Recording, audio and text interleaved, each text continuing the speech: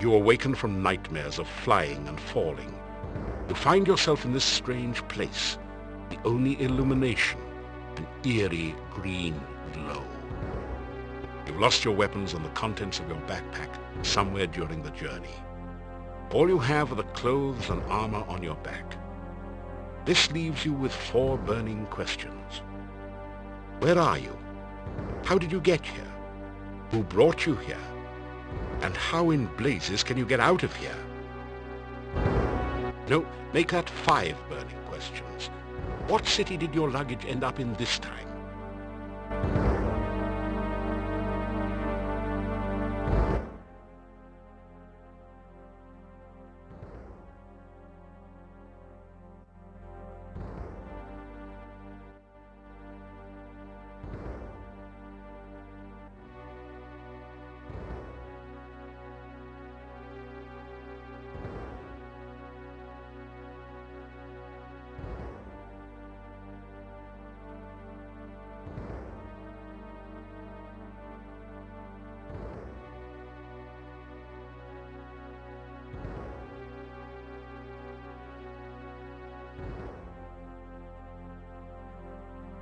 Nothing happens. You check your money pouch to make sure nothing's missing. Everything is still there.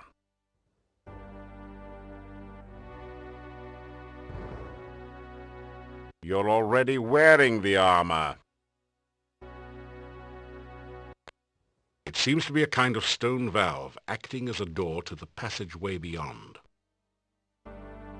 You are in a large cave, dimly lit by glowing lichen on the walls.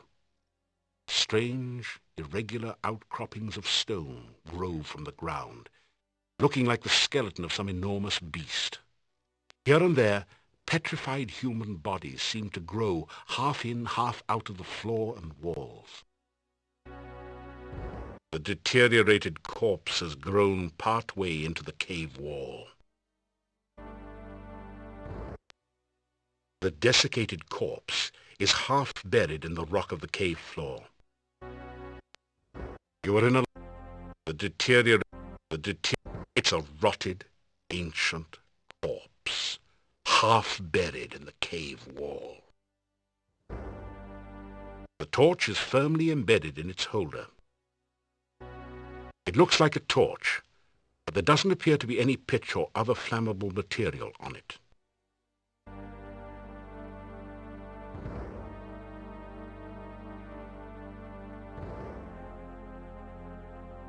This torch is firmly embedded in its holder.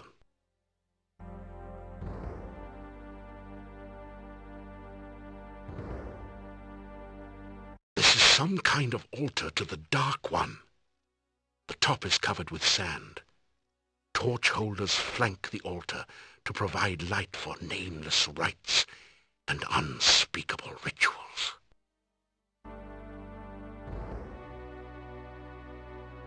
The altar feels strangely warm to your touch, but leaves a deeper chill somewhere within you.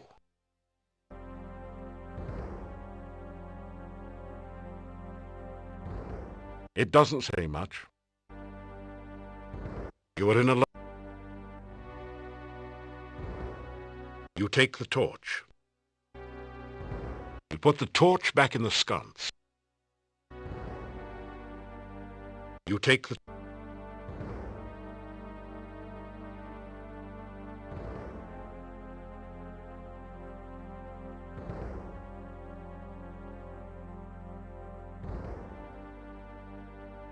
The valve won't budge. If you had a bit more light, maybe you'll be able to see how to open it.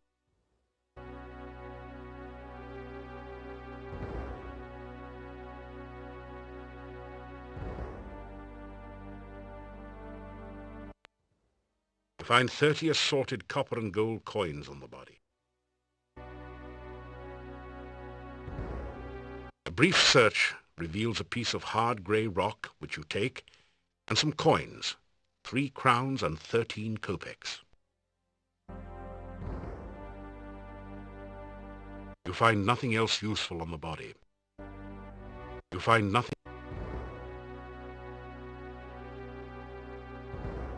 You search the desiccated body. The only still usable item is a dagger which you pick up. However, lying around the bones are some coins, 5 golden coins. Each have a crown stamped onto them, and 13 small copper coins, each stamped 1 kopeck. You find nothing else useful. That did. You straighten out your jacket and retie your boots. Appearances count.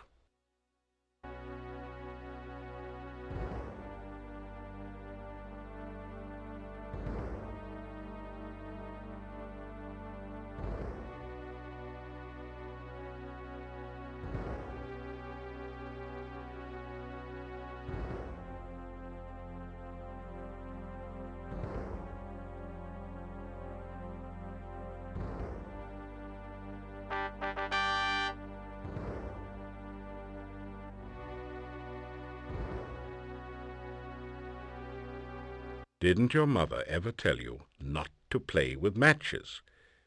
Well, the same rule applies to torches as well.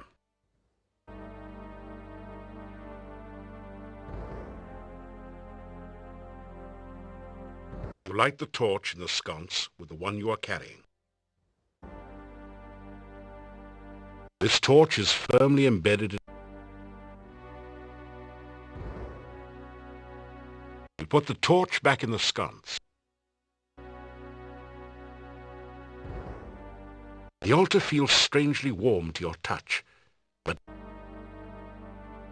this is some kind of altar to the dead. The torch glows with a flickering light. The torch... You take the torch. That didn't do anything.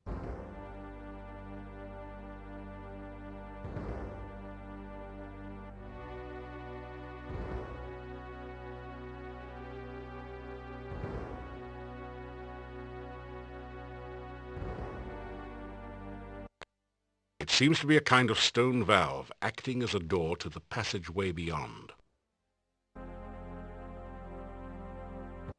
You force the sphincter open with your dagger and pass through.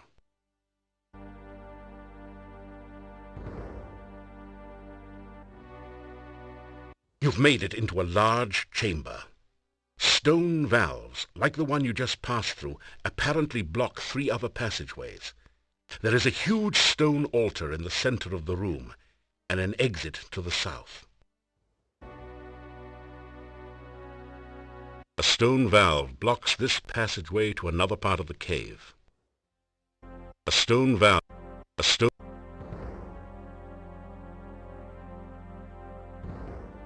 Try as you might, the stone valve will not open. Perhaps this isn't the right time.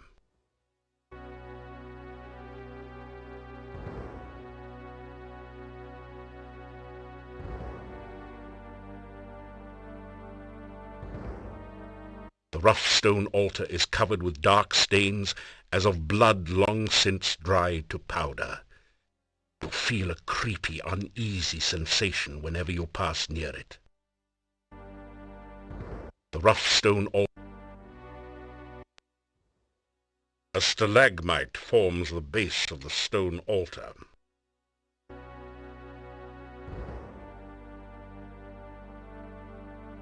The altar feels strangely warm to your touch, but leaves a deeper chill somewhere within you. The altar feels... You're in the heart of the cave. Stone valves close off passageways leading in all directions. In the center of the chamber is a bleak stone altar covered with dark stains. That didn't do... That did...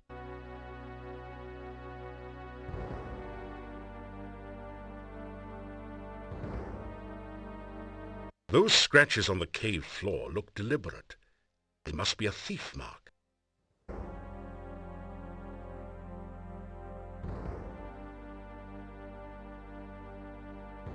You're in the heart of...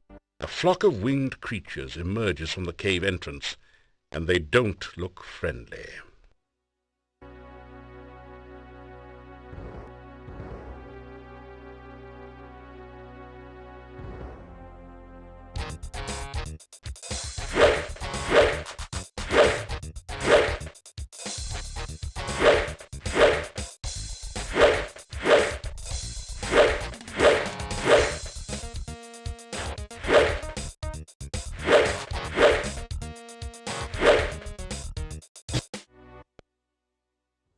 In a bitter battle you were better than the badders. You kicked some butt, too. The dead bodies of the badders are flea-bitten and very smelly. That didn't do it. That didn't do That didn't do any. It doesn't but. That didn't. The badder wasn't carrying any valuables. Besides, its body is really gross.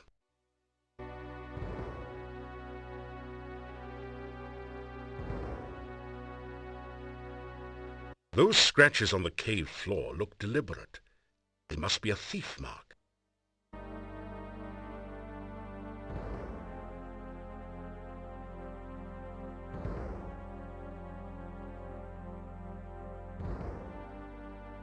A deep pit fills most of this hallway. A rope bridge spans the narrowest stretch of the chasm. There is a broad stone ledge on this side of the rope bridge. The strong wind in this cave is blowing the plants towards a passage on the left side of the chasm. Such cave drafts commonly indicate an exit of some sort. This is the entrance to a smaller cave, or perhaps a second outlet from the large one. You can see the entrance to a large cave at the bottom of the pit. You catch an occasional glimpse of a horrid, multi-tentacled monster just inside the cave.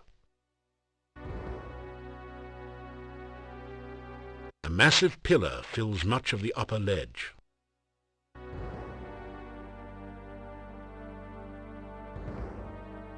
A heavy rope bridge spans the deep chasm.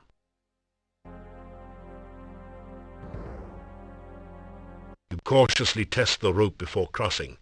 It feels as though it's firmly anchored on both ends of the chasm. A rope might be useful, but it's firmly attached on both ends. You think about cutting it loose, but then decide that you may have to come back this way again.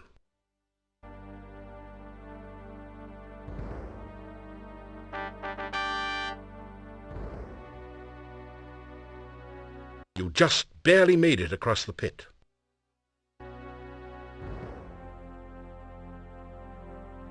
You don't really need the cave vegetation now. Maybe later. Actually, you won't need it later either. You can see a glint of light somewhere beyond this exit.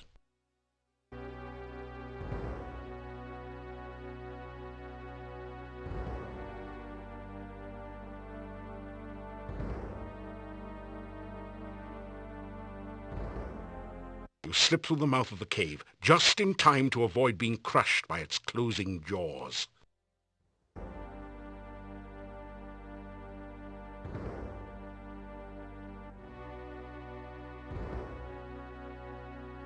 You are alive! Only one person has ever walked away from there before. Who are you? How did you get here? Oh, there are so many questions I want to ask you, but I have to get home quickly. It is so dangerous out at night in Mordavia. The town is due north of here. Be careful, there are many bad things wandering around. Good luck! Oh, by the way, my name is Katrina. I hope we meet again sometime. Farewell.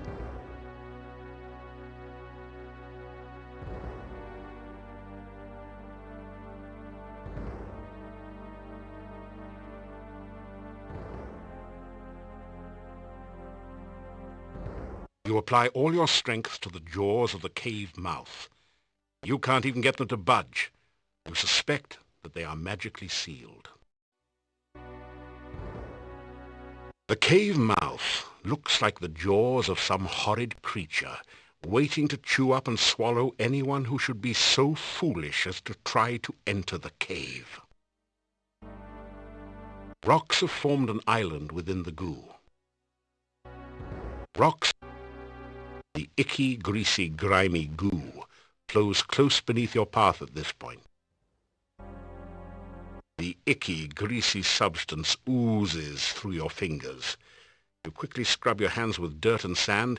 Even the dirt seems clean compared to this stuff.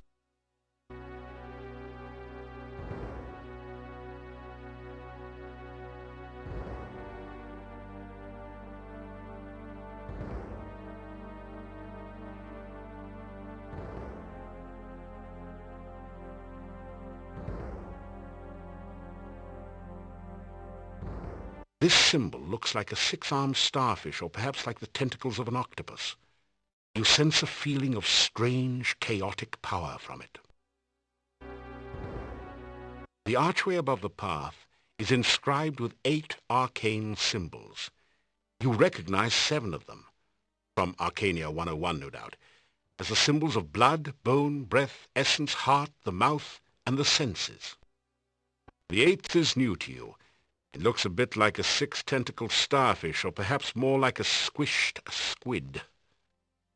Something about the symbol fascinates and scares you at the same time. This symbol looks like a mouth with pursed lips. This symbol is a stylized representation of a crossed pair of bones. This is the symbol of blood in the form of a huge carved droplet. The cloud symbol is a traditional representation of breath. And of course, a dark cloud symbol is a representation of bad breath. This strange symbol is the traditional magic representation of the senses. This looks like a throbbing heart. This symbol is really abstract. You may have seen it once before, described in an ancient book as the sign of essence, or one's inner nature. A long crack has developed near the base of the archway, although it still looks stable.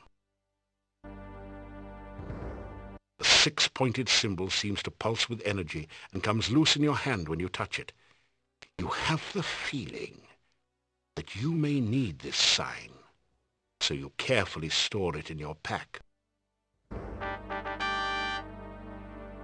As you touch the Dark One sign to your skin, you feel a cold sensation as though the warmth and life energy were being sucked from your body.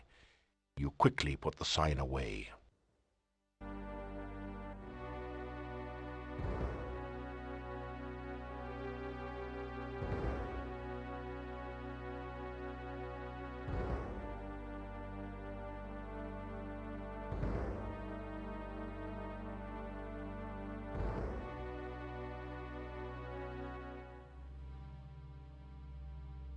Twisted, sick-looking tree holds tenuously to the central island.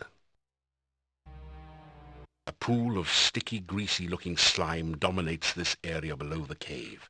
A stream of slimy goo oozes down the right side, and goo dripping on the path makes it slimy and treacherous as well. The huge tree looks to be half wood, half stone. A pool of stick. This tall standing stone has been carved so that the top looks like a squid is perched upon it.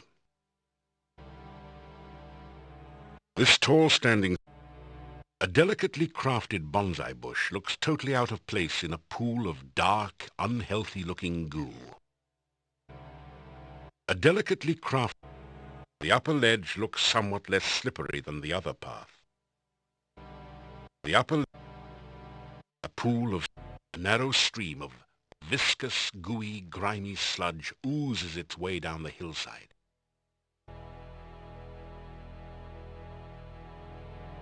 The path is dripping with slimy goo. You're having a hard time maintaining your footing on it.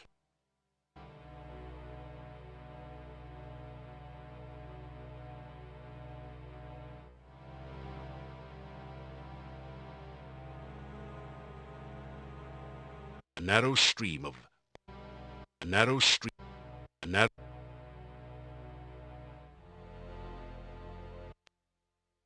Yuck! Don't touch the greasy, grimy, gooey gunk.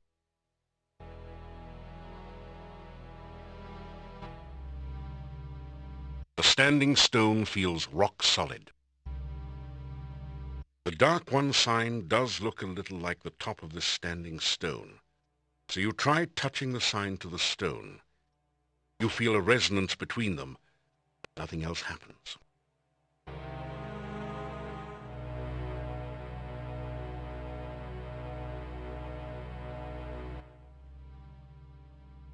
The heavy odor of decay overwhelms your senses and makes you feel slightly nauseated as you survey this gloomy swamp.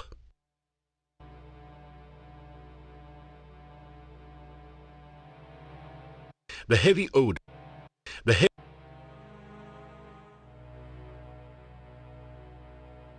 You can see the desolate, distorted landscape and sodden, sullen swamp swallowed by the engulfing murkiness.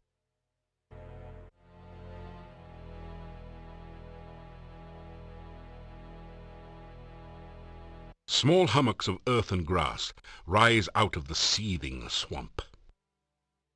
The decayed remains of a human arm claw at you as if to drag you down to share its doom.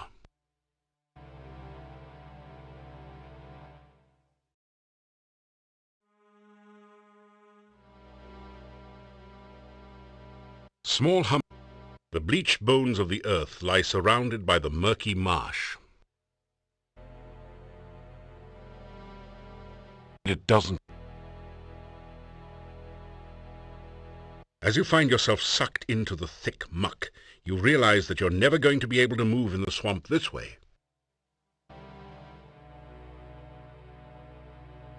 You are so exhausted that everything you do hurts. Better get some rest.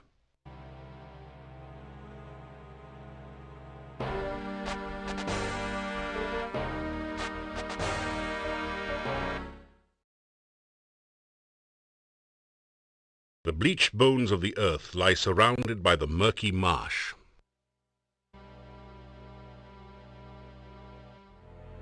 That didn't do it.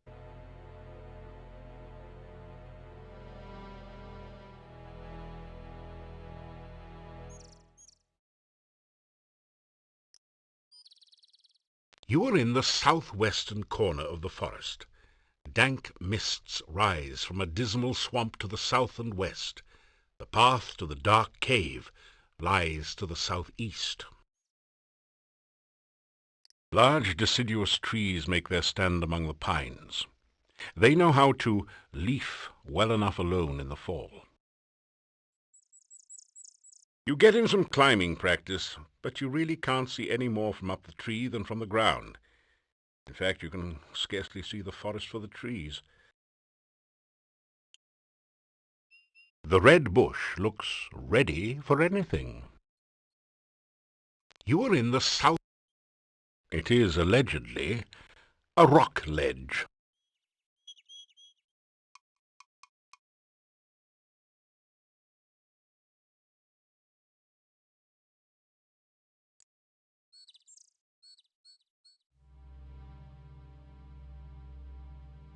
Here lie the decayed remains of someone who didn't make it across the swamp.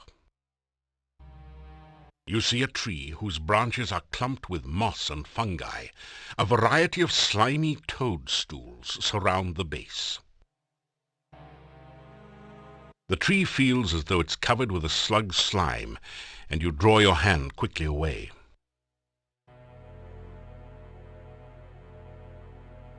You see a tree whose branches...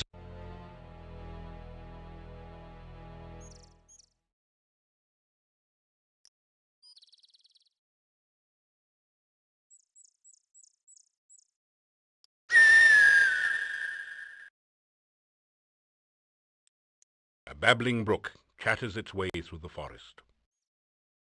The hungry hunting hawk alertly searches for signs of game not already claimed by the forest monsters. Wildflowers bloom with the autumn weather. A babbling brook.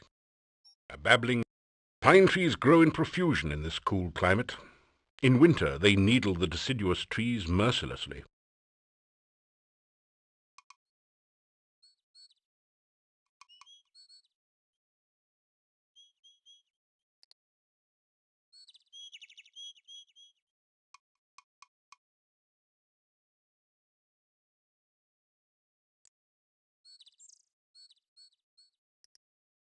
The bush is sitting there quietly, fondly remembering times gone by as it turns over another leaf in its memory book. You are in the western part of the forest. Grey rocks litter the ground everywhere, reminders of glaciers long since passed.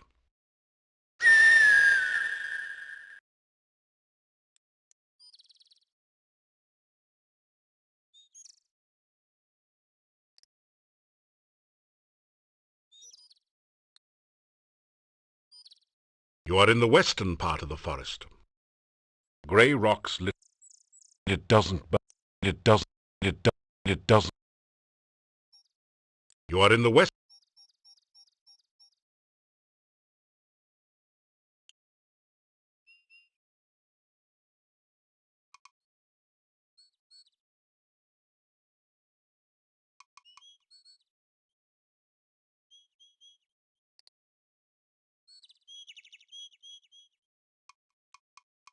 Wildflowers bloom with the autumn weather.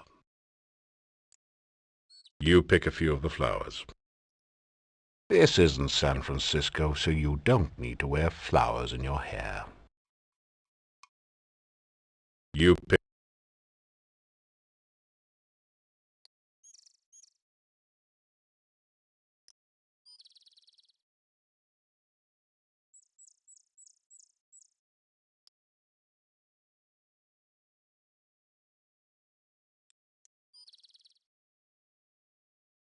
The stream water is cold, crisp, and clear. It tastes refreshing.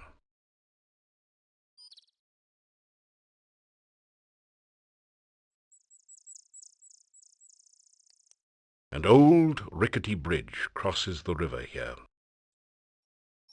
Just past the hill you can see cultivated fields and a walled town.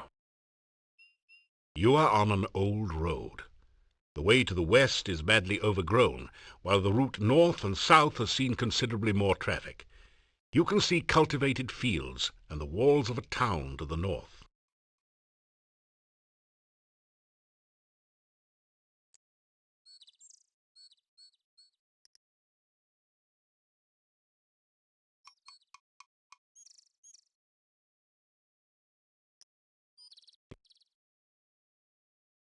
Some beautiful giant pumpkins are growing in the field.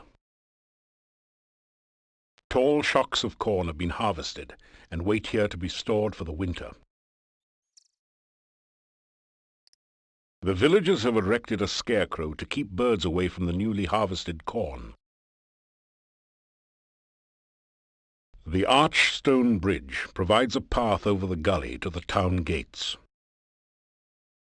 Massive boulders help shore up the town wall.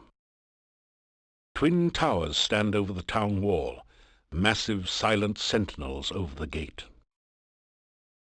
The town gates, made of massive oak logs, are currently wide open. There is a heavy oaken bar to secure them at night. One of the tall trees of the forest frames the town gate like a natural archway. Massive boulders.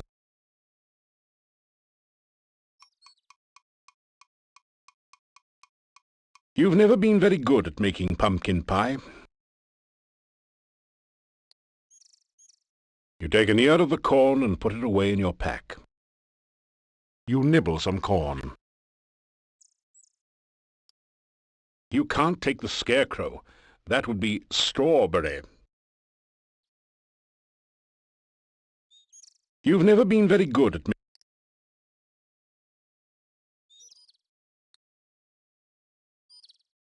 The bottom of the gully is filled with water from the autumn storms.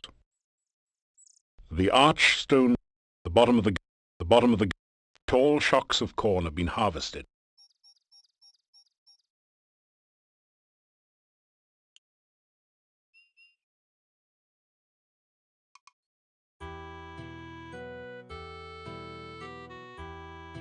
Beautiful, out-of-season flowers grow all around the stone monument. The curved staff has a very organic look to it. Its curves seem somehow feminine. You can feel a sense of magical power radiating all around it. A familiar sense of peace and harmony fills you as you look around here. The smell of sweet flowers reminds you of Irana's piece in Spielberg. Your eyes are drawn to the staff in the middle of this lovely area. It is obviously a wizard's magical staff. Green grass surrounds the monument, heedless of the many feet which trample it daily. You graciously but gratuitously grasp some grass. A familiar sense of peace. To the north you can see the buildings of the town. It looks a little like Spielberg, yet also very different in some undefinable way. To the north you can see to the north, a familiar sense. The trees reach their limbs above the surrounding wall in search of sunlight. The upper branches dance in the breeze. A familiar sense. To the north, the curved staff has a very... To the north, the staff feels warm and almost alive in your hand. You hear an eerie voice in your head. This I must first do.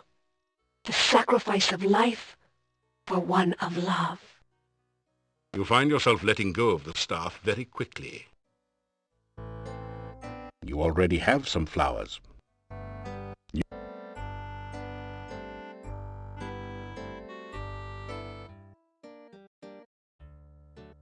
You! How did you get here? Why are you here? Few strangers come to Mordavia. I am the Burgomeister. It is my job to know everyone and everything that goes on here.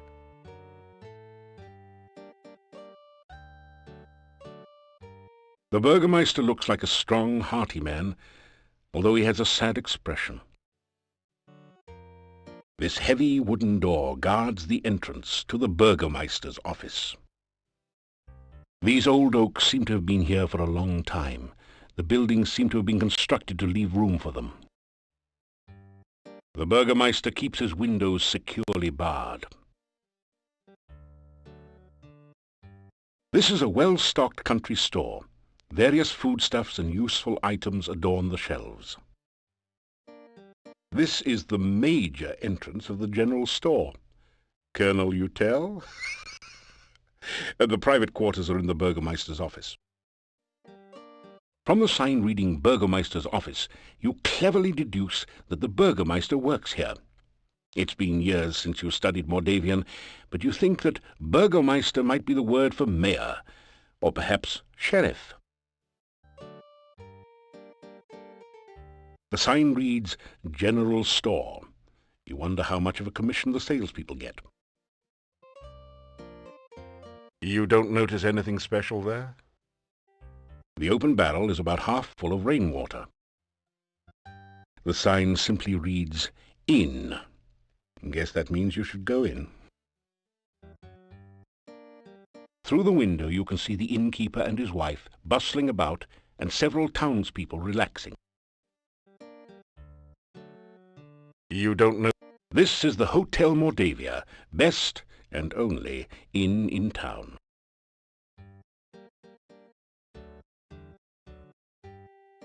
The Burgomeister stares at you suspiciously. You put your thumb on your nose and wiggle your fingers while rubbing the other hand on your belly. Idiot! We need no more fools around here. Go away! You tell the Burgomeister about how you came here. Do you expect me to believe such a story? That you could walk out of that cave alive? That the cave would be open? Tell me no more lies.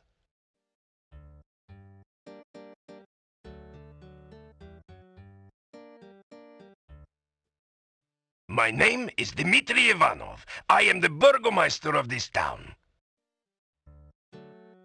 Mordavia is a valley surrounded by mountains. There used to be a road which led from here, but heavy rains have created a swamp at the base of the mountain south of here.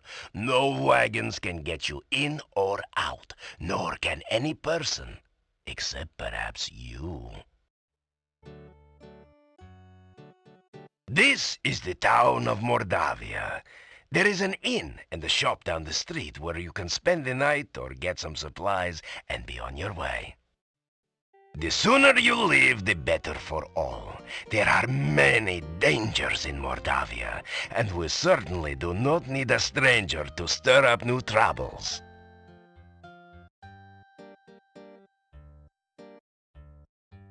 The Hotel Mordavia has rooms and food. It is a safe place to spend the night. The shop does not carry much. We have been cut off from supplies for a while now. Still, you may at least restock your food rations before you continue with your travels. There are many strange and dangerous creatures that live in Mordavia. Trust nothing. The gates of this town are closed at sunset.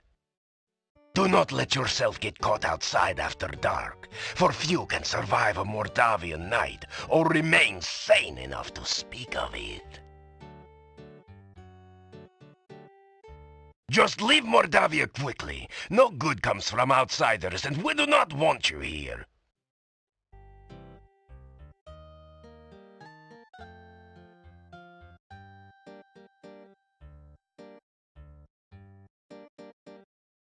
Leave here quickly. Go, and soon.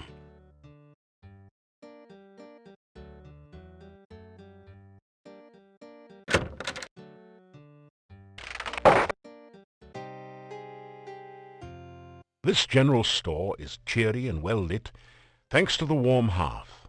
The first things that you notice are the cats. They seem to be everywhere. Then you see the shopkeeper, sitting on her rocking chair as she knits. She's a very, sturdy-looking woman. So, you're the stranger in town. I've heard all about you already.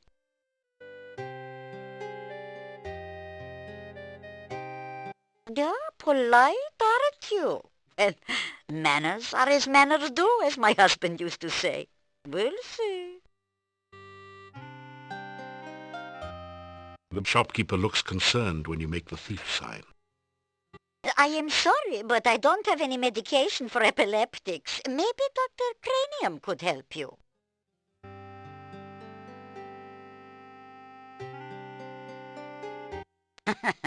You can call me Olga. Mrs. Stovich is too formal after all. We don't welcome strangers here. They bring nothing but trouble. All the same, it's good to see a new face again.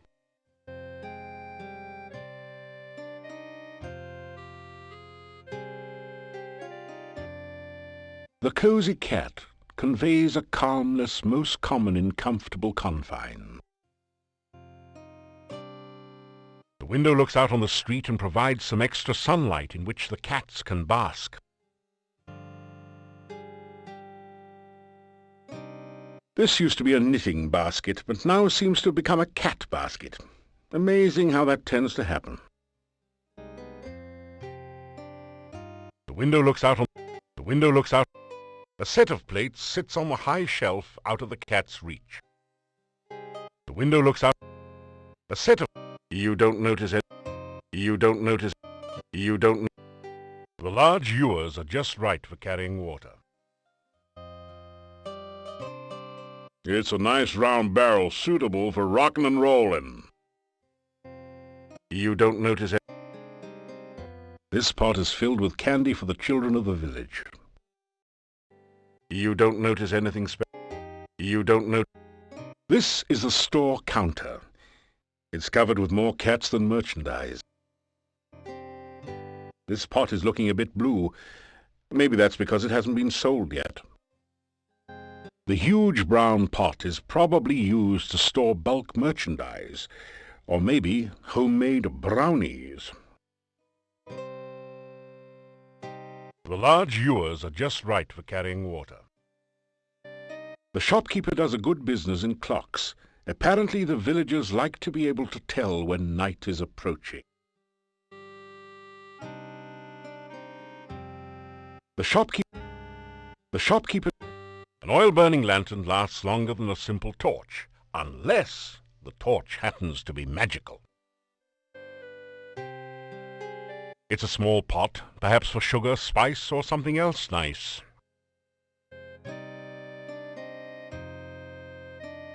Either garlic is one of the most popular products here, or the shopkeeper ordered way too much and hasn't been able to get rid of it. The cozy cat conveys a calmness most common. It's an ornamental dinner plate. It looks like an ancient temple that the shopkeeper has put up on the mantel as a good luck symbol. You don't notice anything. It's an ornamental dinner plate. Doesn't every mantel have a candelabra? The fire helps keep the shop and the cats warm on these cold autumn evenings. The shopkeeper is a short, plump, plain-faced woman with coarse features.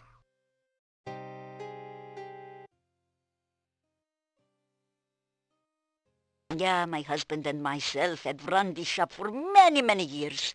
My husband passed on now, but I keep it just the way he liked it. A well-run shop is a busy shop, he always used to say.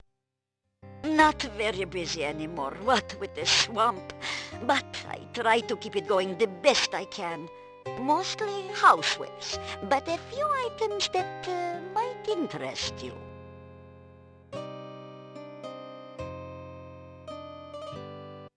What would you like to know about?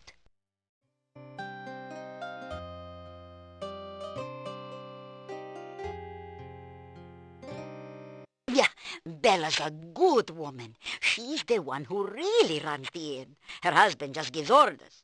Someday she'll give Yuri a piece of her mind, and good for her. The things she puts up with. Bella, she was a pretty woman not long ago. Was not called Bella for nothing. Losing her only child really aged her.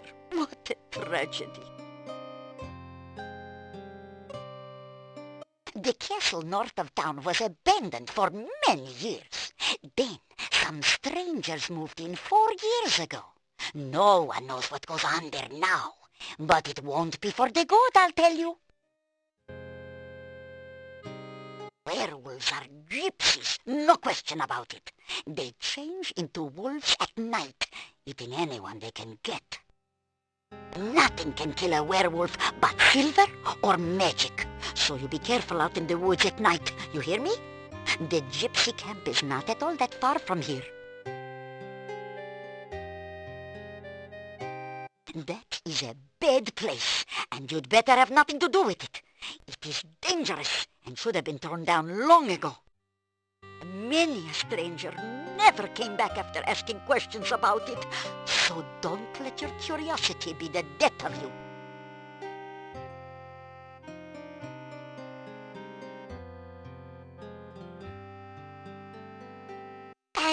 Let me see, what could you use? Well, besides my regular items like brooms and pens, I really don't have anything else for adventurers like yourself. Now, I do have some lovely sandwiches you can use for rations. And garlic, of course you'll need garlic. I've also got some oil you can use to keep the weapons and armor from rusting. And if you like sweets, I've got some yummy homemade candy. Although the garlic-flavored ones have all been purchased by now. I'll have to make some more. Oh, and a shopping bag to carry things in. I have a couple of those left.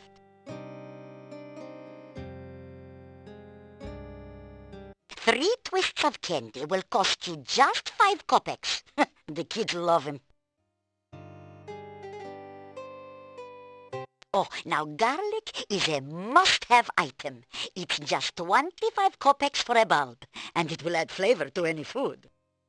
Storekeeper looks around nervously for a moment, then continues. You know, some say garlic also has medicinal and protective properties. My husband always said I make the most interesting sandwiches. They're very good for you, and I only charge 50 kopecks each for them. The shopping bag costs 50 kopecks. It is very useful for carrying your purchases or other large things. A flask of household oil will cost you 100 kopecks. It's good for door streaks and can also be used to loosen up rusty wagon wheels.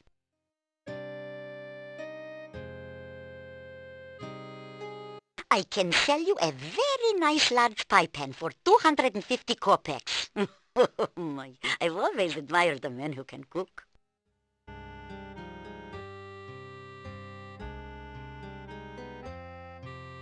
You can purchase the hen broom for 350 kopecks. I'm sure you'll really clean up with it.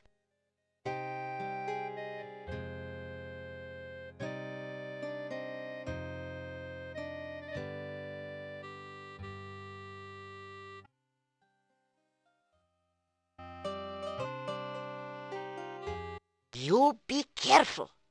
We don't need you going around stirring up trouble after all. Got enough as it is. If you do find something interesting, you let me know, of course, won't you?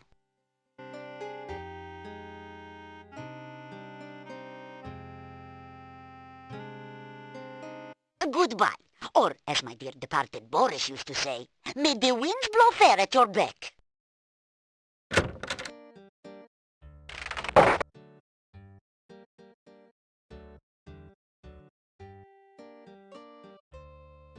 You don't notice. You don't know. You can't see much through the window from here, but it probably leads to one of the guest rooms.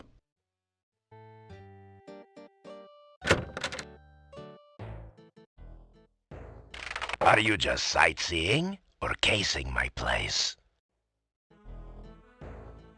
The Burgomeister was very fond of wild boar hunting in his youth. He still keeps a rack of spears in case any wild boars should wander into his office. In such a small village, only one jail cell is needed. The window looks out on the west side of town. This door leads out to the street. A magnificent shield, flanked by two great axes, is the office's sole decoration. The desk is a massive oak affair.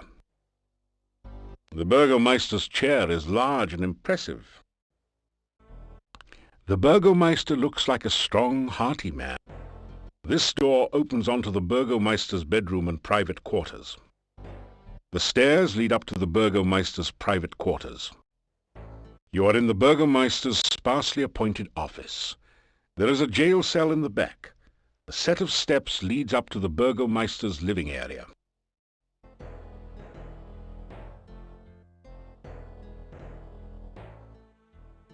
So, what are you up to today? Never have I heard such wild stories before. I am supposed to believe that a Prince of Shapir stands before me?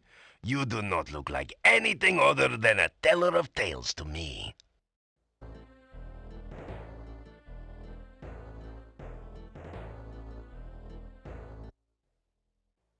Everyone in Mordavia minds his own business and does not go looking for trouble. You obviously do not fit in well here. To the northwest of town is Castle Borgov. It used to be owned by the Borgov boyars of Mordavia, but the last Borgov died years back, and no one came to take his place. Some strangers moved in some years back, but they have had nothing to do with the town, and we have had nothing to do with them. The old road from town used to meet with the road from the castle and head south to the pass. The heavy rains not only created the swamp, but caused so much plant growth you can't see the road anymore. The swamp is a dangerous and foul place. They say that all who ever were buried beneath the earth there now reach up to drag the living to their deaths. I have seen for myself that this is true. Stay far from the swamp if you value your safety. There are other things in Mordavia to see and do, but I am not a tour guide here. Go off and see for yourself, but be careful. The gates of the town are locked at night, so be sure to return before it gets dark. It's dangerous to be out after sunset.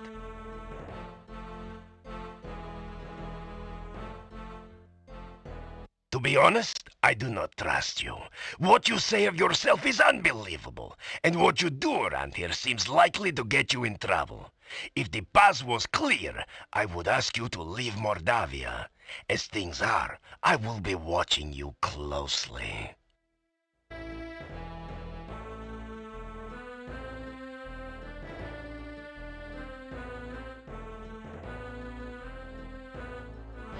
Stay out of trouble if you have any brains. Stay out of trouble and other people's business, and you and I will get along with one another. Otherwise, you will get me angry. I'm sure you don't want to make me angry, do you?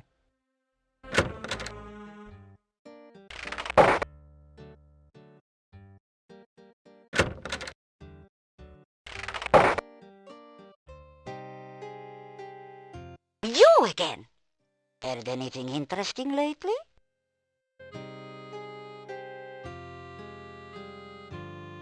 For me? Why, no one has brought me flowers since Boris and I were courting. Thanks. Say, you aren't sweet on me, are you?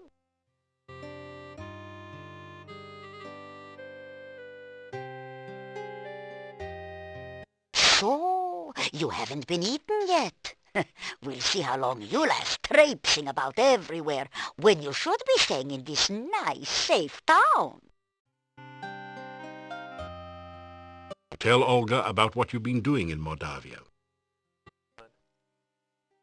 And be sure and keep me informed.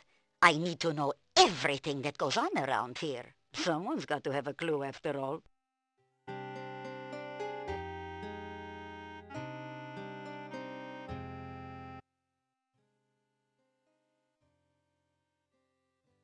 Yeah, my sad departed husband. His name was Boris. Gone 3 years now. He was such a good man. This isn't such a bad place to settle down, you know. You could easily earn a living farming here.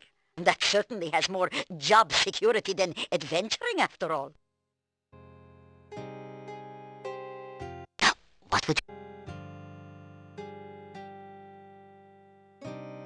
Dr. Cranium is a very strange man. No one knows what goes on in the back room of his house, except maybe Igor, and he won't talk about it. Someday, the mad doctor will blow us all up with one of those experiments of his. You mark my words. You see, there used to be a very active adventurers guild here in town, but it's been empty and locked up since I can remember. Our burgomaster is named Dimitri. He is responsible for keeping order in the town, and he is very serious. But there was some scandal about his grandmother, but it was hushed up. He's a strange one, isn't he? Digging graves and carving tombstones during the day, helping that crazy Dr. Cranium at night. You know he's not up to any good. Decent folk have nothing to do with him.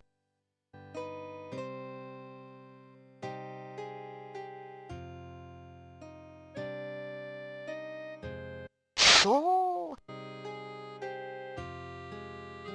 you take care. Don't want to see your funeral. Do hate that walk to the cemetery.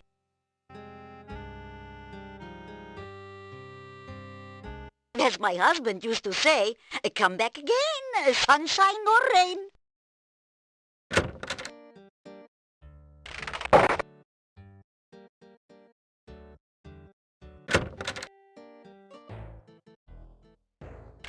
Do you need something? Or are you bothering me on general principles?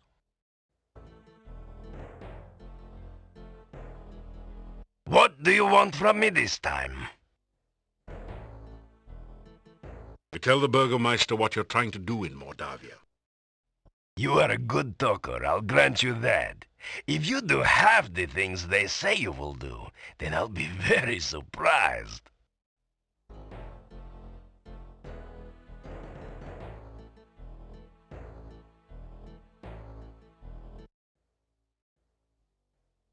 Why are you always so curious about things? Don't you understand? Most things are none of your business. Never have I met someone who asks as many questions as you do. I have been hearing all sorts of stories about you lately. No one is certain what to make of you. Yet. The old Adventurers Guild is at the north end of town. It has been abandoned for many years, since we have not had many adventurers who could cross the swamp. Seeing as you are supposed to be an adventurer, here, have a key to the guild door. Perhaps you can find something of use there.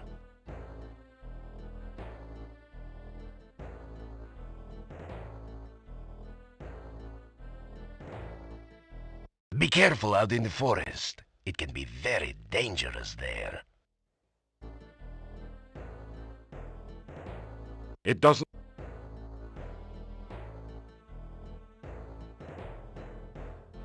Try to avoid getting into trouble.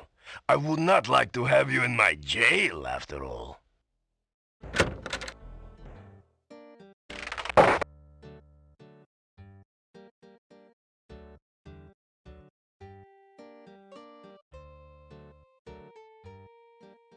As you enter the northern part of the town, you hear the sound of a chisel chipping away at a stone block. A man is carving gravestones at one end of the street. Your attention quickly moves from the stone carver to the ominous Gothic building in the center of the street. There is definitely something not right about this structure. From the hump on his back to his twisted body, this is either the Hunchback of Notre Dame, a mad scientist lab assistant, a gravedigger, or an Elvis impersonator. That's Igor's current tombstone masterpiece. He's been having trouble keeping ahead of business lately. You can't see much through the filthy window. This weather-beaten boarded-up door once sported a painted sign, but you can no longer read it. There is a small, grimy window set high in the wall. You can't see through the high window. It is a thoroughly uninteresting wall, sort of a wallflower. It is a This is a bas-relief of a strange creature. It looks like an octopus with only 6 tentacles. You have a creepy feeling as if it is looking right back at you. There is an indentation near the middle of the shadowed door. It looks like a set of 6 curved spokes radiating out from a central point. How did they get those huge stones to stay in place?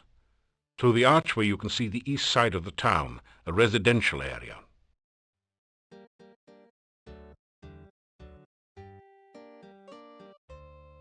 You don't notice. It looks pretty much as you'd expect. It's an advertisement for Igor's headstone business.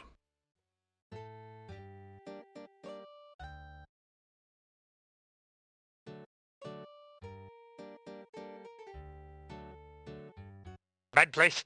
Very bad place. Go away. You'll be very sorry. That didn't do it.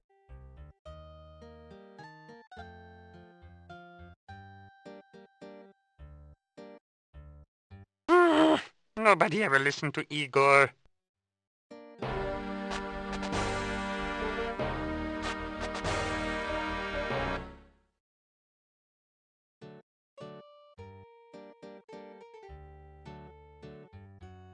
Bad place. Very bad place. Go away. You'll be very sorry.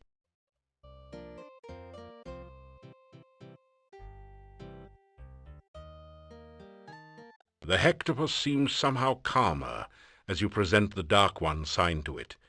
You get the feeling that there's something it wants you to do with the sign.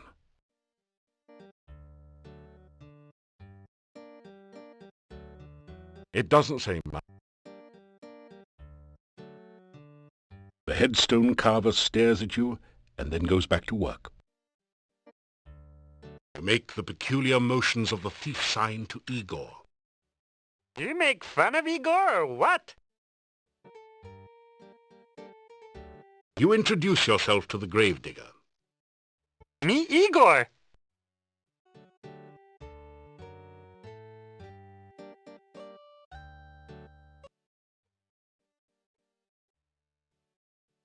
Building was Adventurers Guild. No adventurers, no guild. Town Mordavia, this north part of town.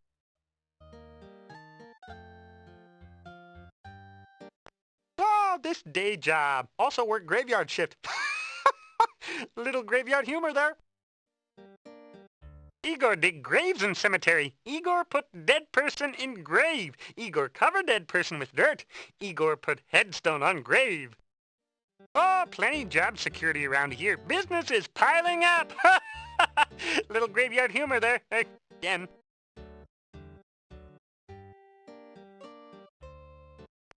Oh, Igor not hear rumors. Igor not no stranger in town. Igor not no doctor make strange things in lab. Igor not no funny man in inn not funny. Igor not know many things. Igor not hear many things. Bad building. No go there. Bad, bad, bad.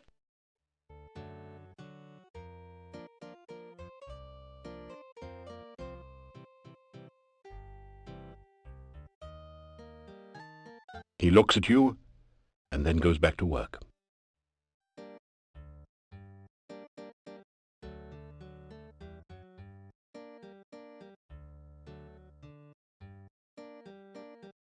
Nothing.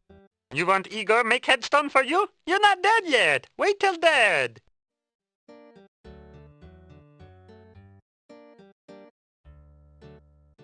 Pretty flowers. Look nice on grave.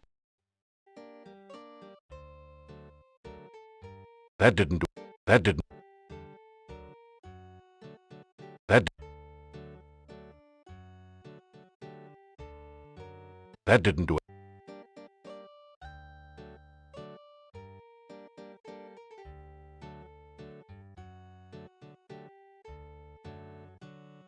The window is stuck tight.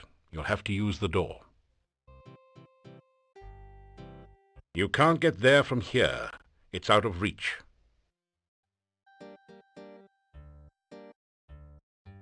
It's completely silent beyond the door.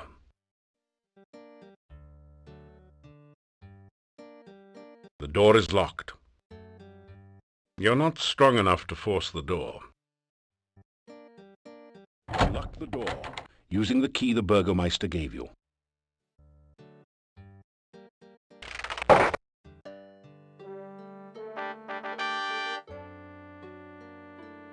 This place appears to have been an adventurers' guild hall at one time. Evidently there are no more adventurers left in Mordavia. The hall is badly in need of maintenance. There is a set of coat hooks in one corner. You never knew adventurers were expected to be that neat. A large ewer, or maybe it's mere, lies on the table. It was probably used to splash water on overheated athletes. It has a crack in the bottom and isn't useful for much of anything anymore. This is a slightly smaller ewer, what you might call a min-ewer. This place appears to have been an adventurers' guild hall at one time. Evidently there are no more adventurers left in Mordavia. The hall is badly in need of maintenance.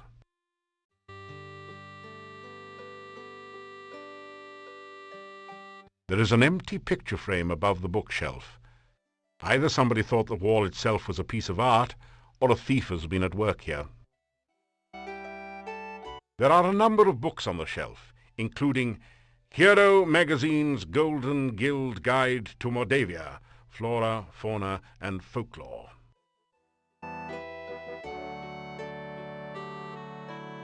Then there's Talk Fu, a martial arts pronunciation guide. You see an exercise book, Essential Exercise, Build Strong Legs with the Bigfoot Stair-Stepper.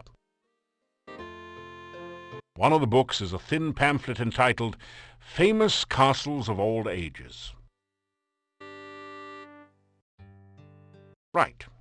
This one talks about climbing skills for upwardly mobile adventurers. It seems to be targeted at fighters and paladins. Oh, there's one for mages. Creative Casting Concepts. There are a number of books on the shelf, including Hero Magazine's Golden Guild Guide. Then there's Talk Fu. You see? Right.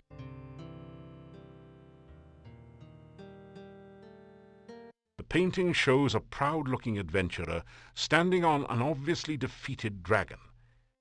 It might have had more impact if the dragon wasn't just as obviously winking. The plaque says, "Wish you were here in Silmeria, Dunstan." The portrait of an adventurer long gone hangs on the wall here. A small plaque at the base reads, "Piotr, Paladin." The finely crafted sword rests within this case, but there doesn't seem to be a door or any way to open the case. A plaque reads, "Break glass in emergency." This desk holds the adventurer's logbook, a quill pen, and an inkwell. This is a long, sturdy-looking rope with a grapnel hook attached to one end. You've always heard that Adventurers Guild members are the pillars of society. Well, this is one of the pillars of the Adventurers Guild. Some round metal weights lie neatly stacked on the floor. I'd better hope Dr. Cranium doesn't see them. He'd probably invent the cannon and upset the balance of power.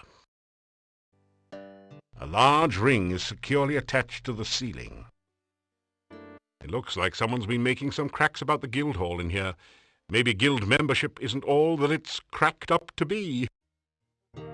This is either some sort of diabolical device or an exercise machine. Come to think of it, exercise machines are diabolical devices. It's a rare example of the deadly Mordavian moose, distinguishable by its long, fang-like canines. Someone has strung garlic around its neck, probably in hopes that it will stay on the wall.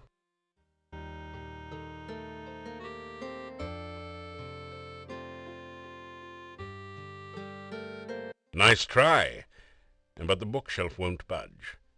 If there's a secret passage around here, it's hidden a different way.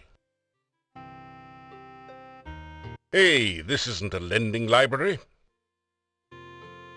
Which book do you want to read? As you scan through Hero, the Journal of General Job Adjusting, you find quite a bit of information that might be useful here. There are a series of articles about the land of Moldavia. The town originally grew up around Castle Borgov. The Borgovs were the boyars, or local noblemen, assigned the role of guarding the area from invaders. The chapter on fauna describes a number of interesting creatures. The Necritor is a vicious carnivore with big, sharp teeth. Some of the other monsters sound even more horrific.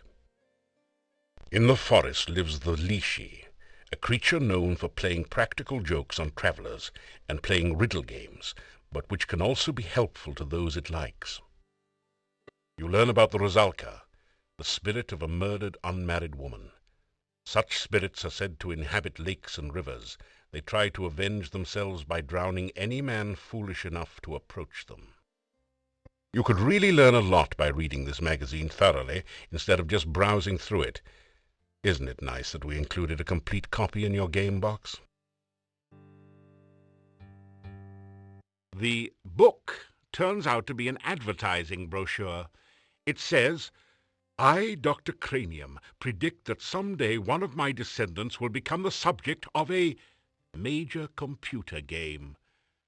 The Castle of Dr. Brain from Sierra Online." Jeez, how cheesy can you get? This book teaches the ancient Oriental art of Talk Fu. How to overcome opponents by attacking them with the unpronounceable names of martial arts forms and confusing them with fortune cookie wisdom. You get lost somewhere between karate and kuksul.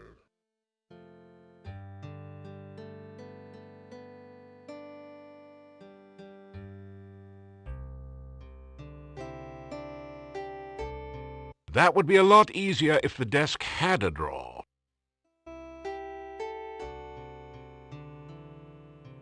You read in the adventurer's log about some of the exploits of past adventurers in Mordavia. Prominent among them is the story of Pyotr and the Dark One's cult. Near the end of the book, Pyotr tells how he led the armies against the Chernovi cult outside the Dark One's cave. The fighters were trained soldiers, but the cult members fought like madmen. Suddenly the cult members changed their forms and became grotesque monsters. Many of the soldiers panicked and ran. The battle was nearly lost. Then Pyotr heard the voice of Erana. "By all my will, I banish you too." The voice was cut off. The cult members screamed and ran. Pyotr entered the cave and searched for some sign of life. All he could find were the grotesque remains of cult members. The only sign of Erana was her magical staff lying on the ground. Pyotr picked it up and left the cave, knowing that Erana was beyond his help.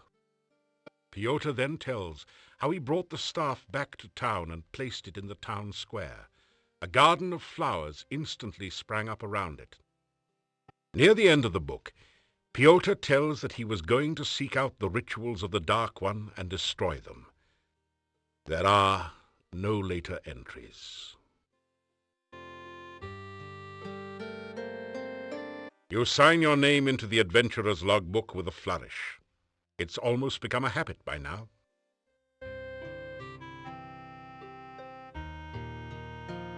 Trying to be a social climber? You straighten out your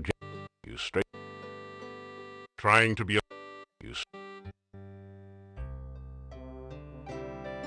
Any more weight might strain your muscles. Try working with the weights you already have in the baskets.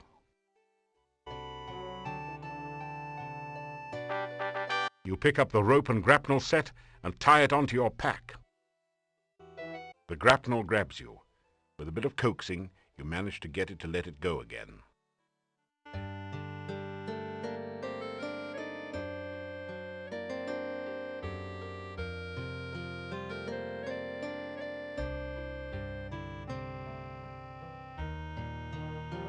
The grapnel is caught in the big ring with the rope dangling down from it.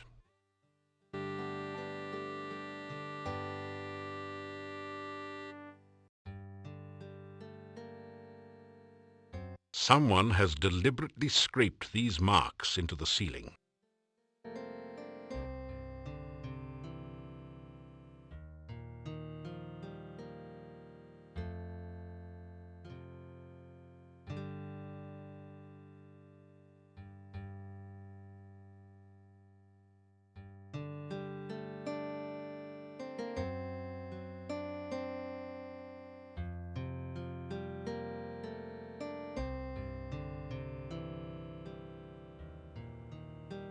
This desk holds the adventure.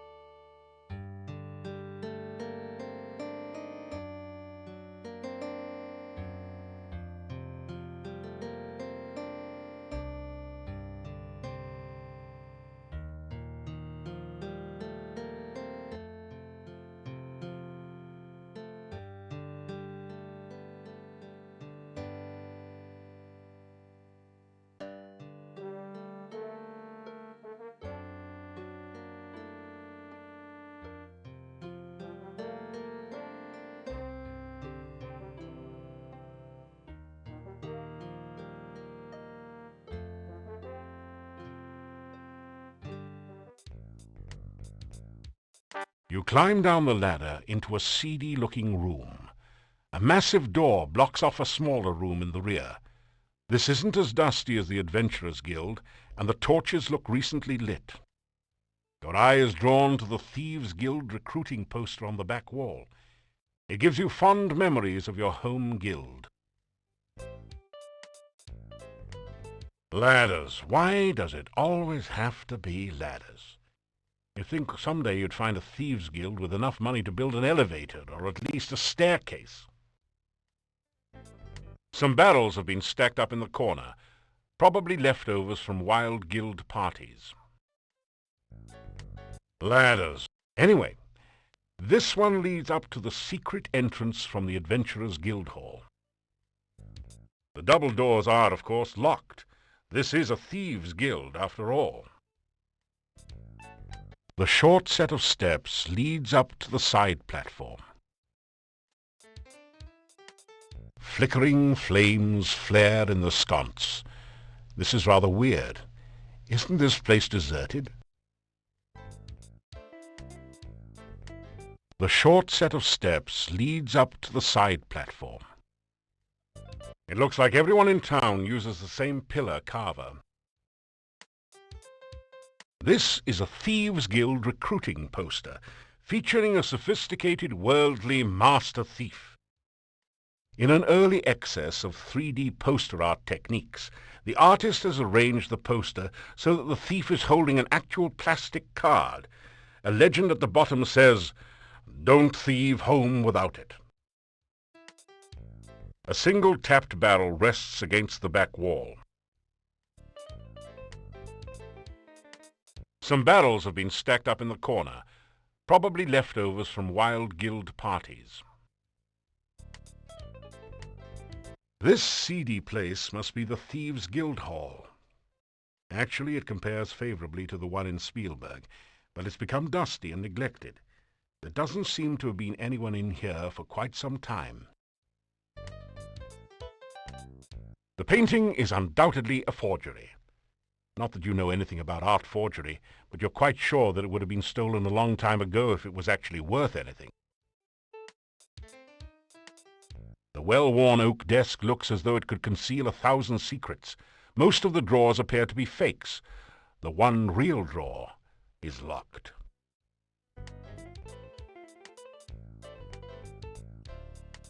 It's one of those basic, uncomfortable wooden office chairs. You examine the metal grate on the floor. It might be a drainage grate, but it's strange that there should be two of them right next to each other. This is a drainage grate. Strange that there should be two of them almost next to each other.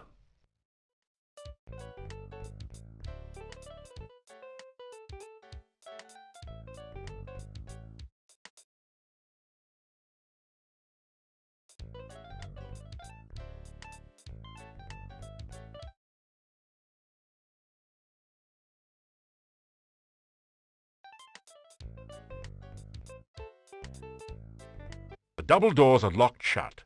The lock itself looks sophisticated, but the door has a simple sliding latch.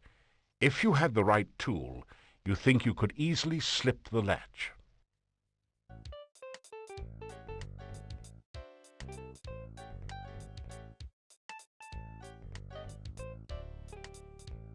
You're kidding, right? The desk is, of course, locked. You'd better not. It might be trapped. Rummaging around under the floor drain, you find a round knob with a point on one side, which you pick up. Thieves have had to clean up after themselves since a few unfortunate accidents with maintenance personnel.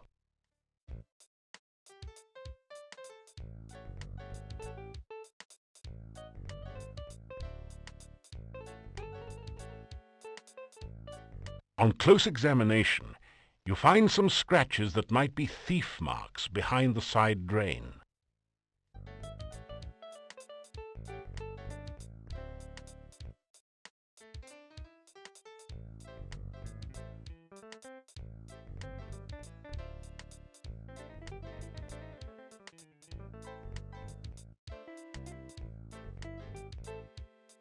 Oh, that's a really unthief-like thing to do. Causing wanton damage tends to discourage people from leaving their valuables out for you. The poster is firmly attached to the wall. There's nothing behind this one. The poster is firmly attached to the wall. There's nothing behind...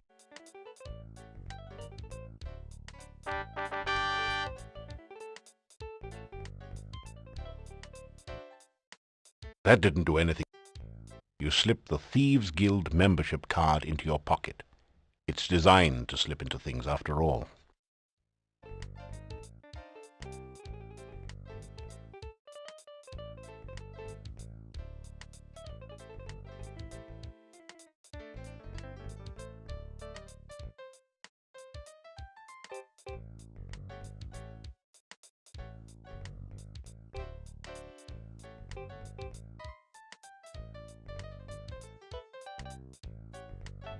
You slip the guild membership card between the doors and unlatch the lock. Your guild card. Don't leave home without it. This seedy place must be the Thieves' Guild Hall.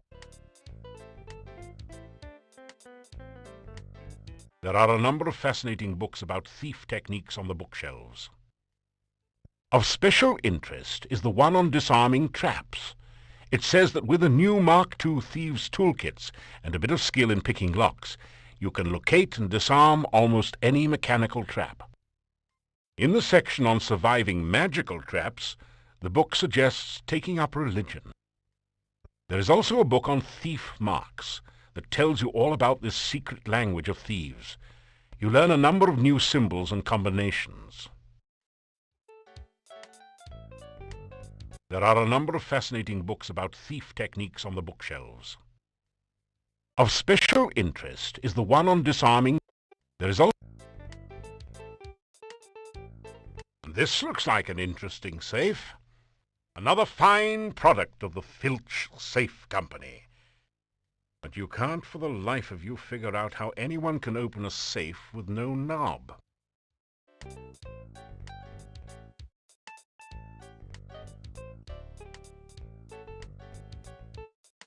You straighten out your... You straighten...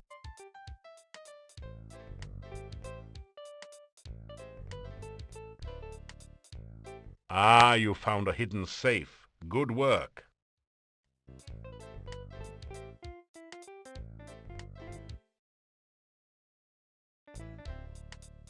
It sounds pretty safe.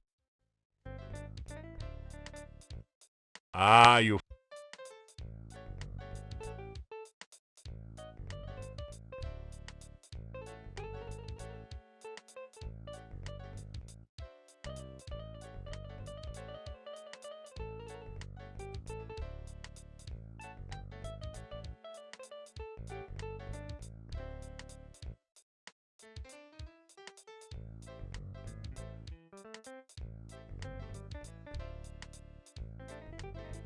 There does seem to be something under this barrel, but you've got no clue of what to do with it.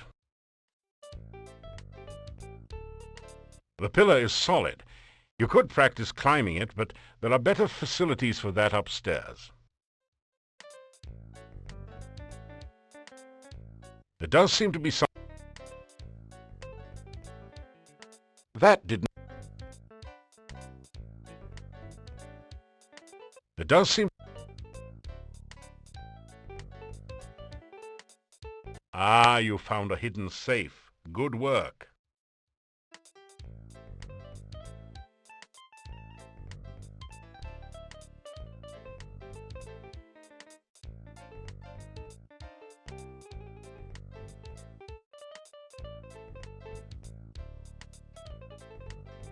You don't see any way to open the safe.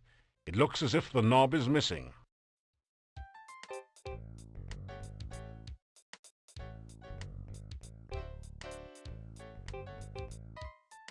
You try to hobnob with the robbed knob, but it only makes you sob, Bob.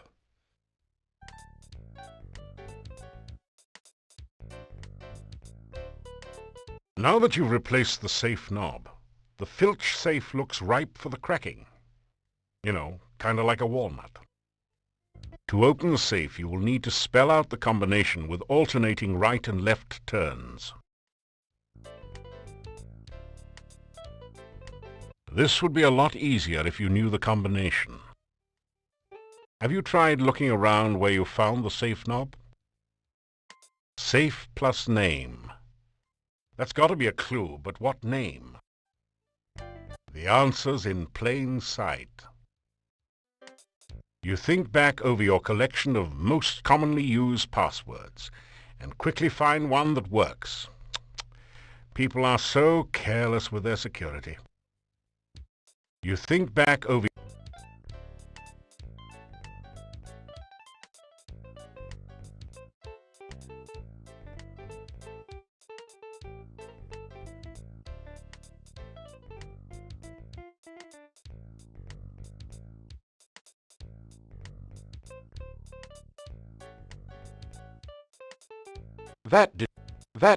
That. To open the safe, you will need to spell out the combination with alternating...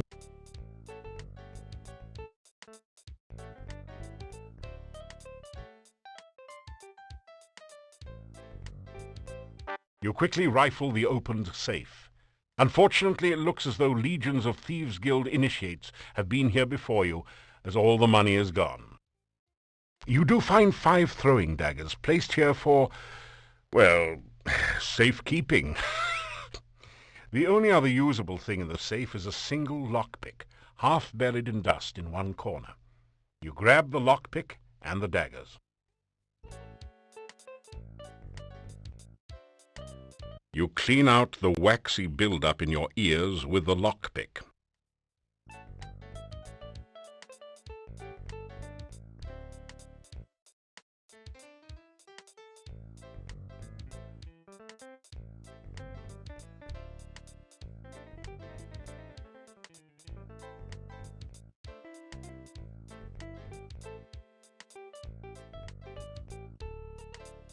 You found a particularly diabolical poison gas trap.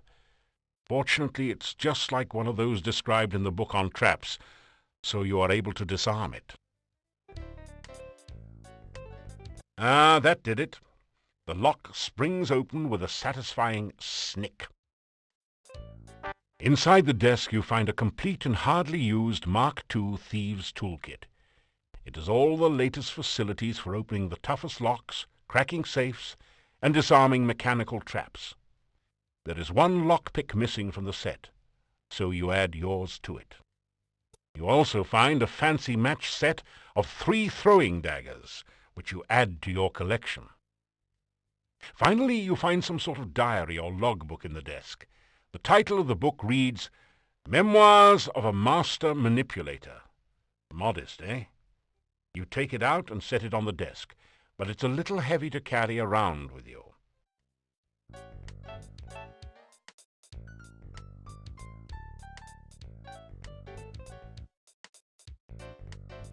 You've stripped the desk of everything useful. You've stripped the desk. You leaf through the chief thief's logbook. An interesting entry speaks of a proposed night raid on the castle. The guild members would use the secret passage to avoid notice. You wonder which secret passage that might be. A later entry in different handwriting indicates how far the guild had declined recently. It seems to be just a bunch of doodling and some nonsense words. It says, Bad boys yell, good girls giggle, rich girls run. Not quite on the same standard as a nighttime castle raid. One of the final entries says, Fred and Frank caught out at night without hooks. Fred is dead and Frank sank. I'm the last. An ambitious thief will try to prosper by hook and by crook.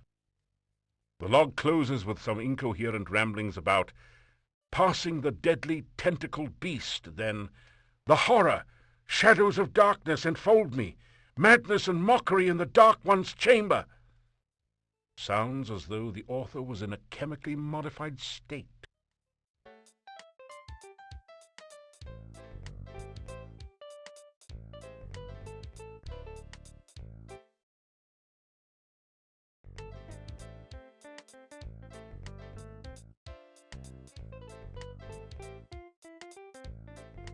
You set up the thieves' toolkit and try to disarm any traps that may be on the safe.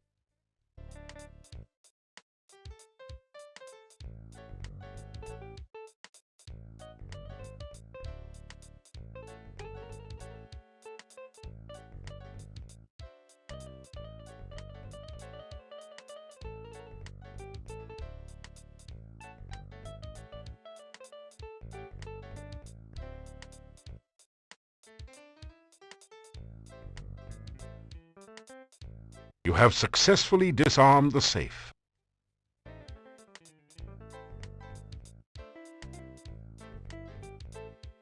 You crack the safe using the Mark II toolkit. You take the healing potion, throwing dagger, and 5 crowns someone was foolish enough to leave inside.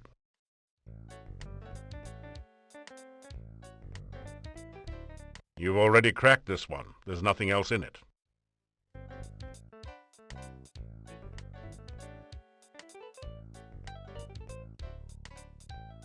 You set up the thieves' toolkit and try to disarm any trap.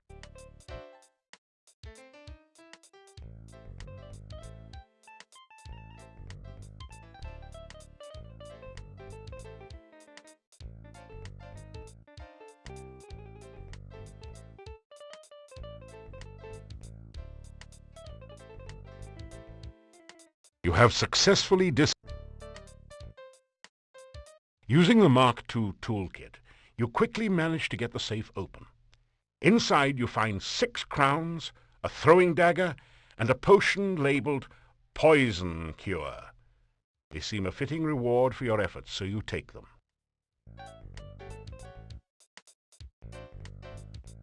You've already cracked this one. There's nothing else in it.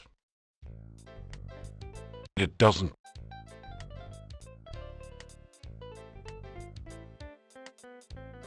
You depress the barrel tap, but nothing comes out. Instead, the barrel slides across the wall to reveal some sort of mechanism. This is a door unlocking mechanism. To operate it, push each of the tiles until all 9 tiles have been set to the correct pattern to open the door.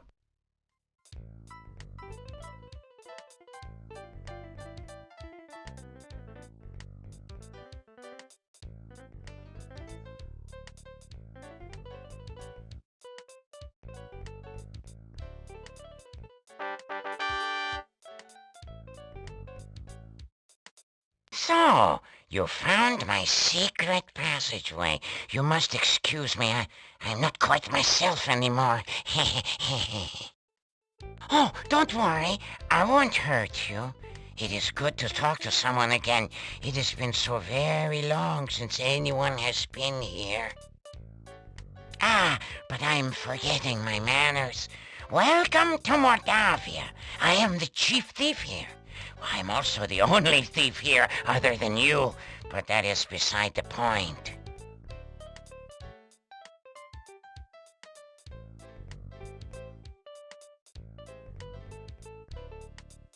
Feeling like an idiot, as you generally do when making the sign, you go through the motions of performing the thief sign to the monster. Well, of course you're a thief, or you wouldn't be here, idiot! Tuck that elbow in tighter on the belly rub next time.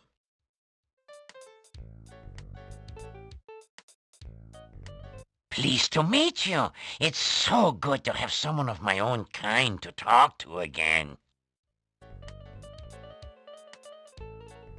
Interesting. You have had a good deal of experience. If you study up on trap disarming and thief signs, you will have almost every skill you need to become a master thief. Perhaps even a chief thief like myself.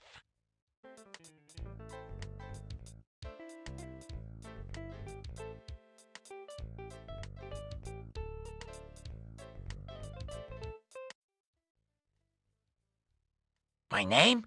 Oh, you can call me Chief. No point in being informal here just because no one else is around. This was once a very prosperous town before the swamp cut off the only passages in or out of here.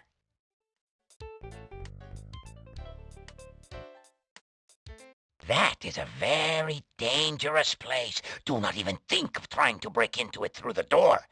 The last thief who tried that did not even get the door open.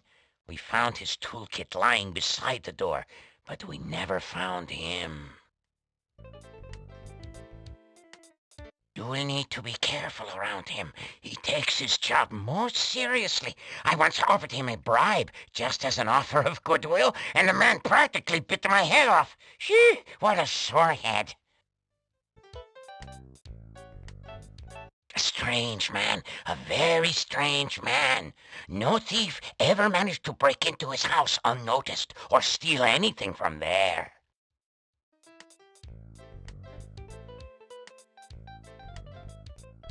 If you ever plan to stay at the inn or even just eat there, I would not recommend stealing from that place. The people there are suspicious of strangers anyway and would know who to blame. Do you mean Nikolai?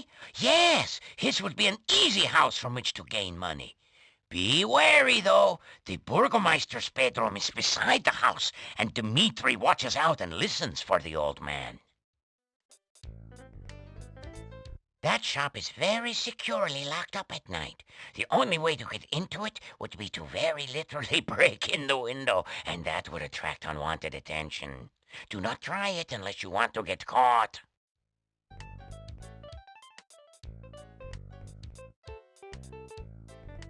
Do you like it?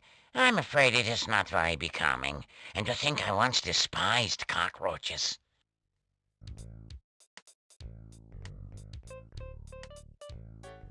It would be too dangerous for you to help me. If I, a master thief and chief of a major guild, dare not go back to the monastery, you would be wise not to even think of such a thing. I made a terrible mistake and broke into the monastery one night. It had been abandoned for years, and I thought maybe something had been left behind there. I discovered a secret passage to the basement. That place gave me the creeps. I felt like something was watching me all the time. When I got to the basement, I discovered a small statue I could easily take. When I tried to pick it up, I felt very, very dizzy. When I awoke from my faint, I looked like this. You can imagine my horror.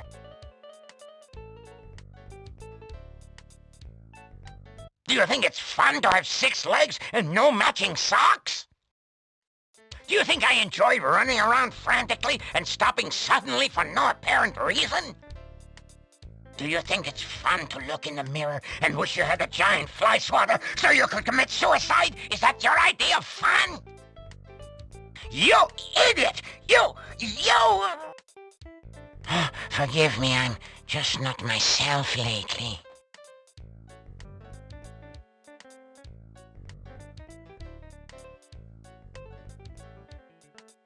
This was once a thriving training ground for new thieves. They would come from miles around to learn the trade here.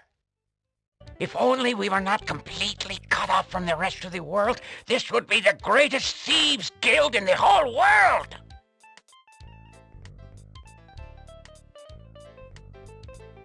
After I became such as I am, many of the members left.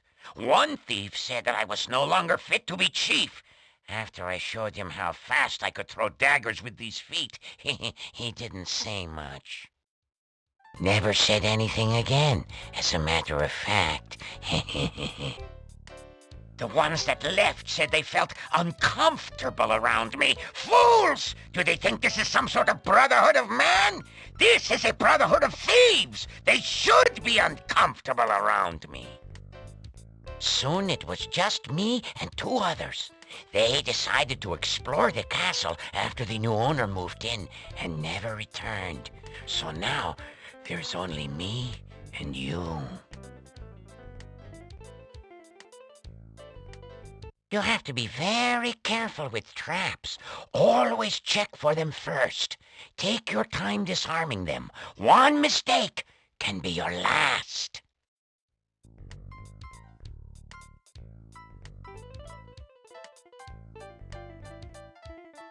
There is a little-known secret way into the castle that I will someday reveal to you when I think you are ready. We are not exactly set up right now to fence stolen items. There are several places around the town where you might be able to find a bit of loose cash, though. I will tell you what. You go out and steal something from someone in town and come back and tell me about it. If it sounds like you know your basic thief skills, I will let you know where the really good places are.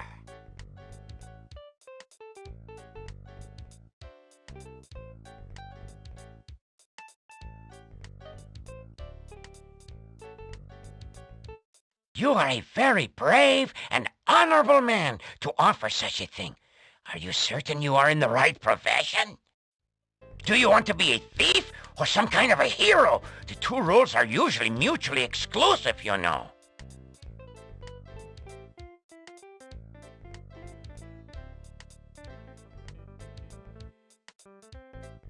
Must you go so soon? We were just getting to know one another.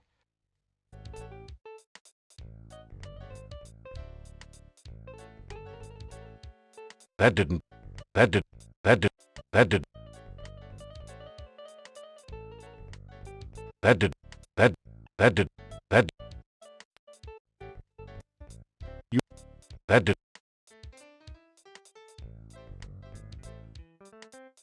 I'm in no position to collect dues right now.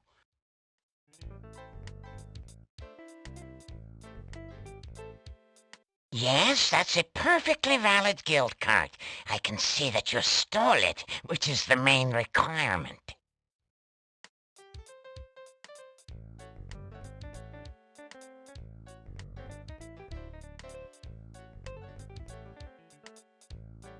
So you've stolen my toolkit, and then you're stupid enough to show it to me. I should kick you out of the guild, but then I wouldn't have any members at all. Just keep it.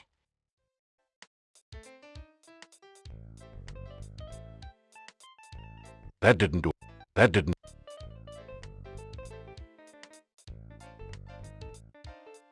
That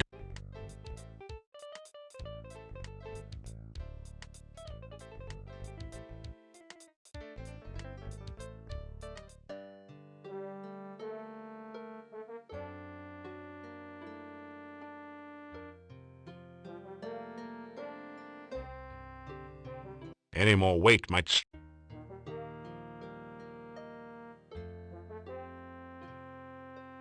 This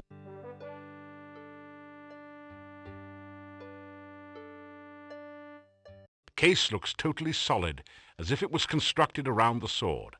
A plaque reads, "Break glass in emergency only." The case is totally sealed. You can't find any way to open it. Are you kidding? You have trouble forcing a mayonnaise jar open, let alone a heavy case. You'll need to build up your strength before you can get through this one. There's no sign at all of a crack or seam in this case. You can't find any way to open it, or even a place to slip in your dagger.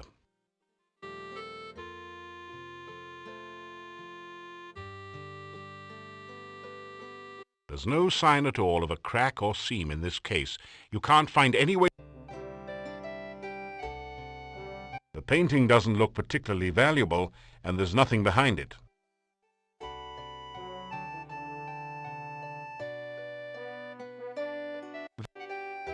The painting doesn't look particularly valuable.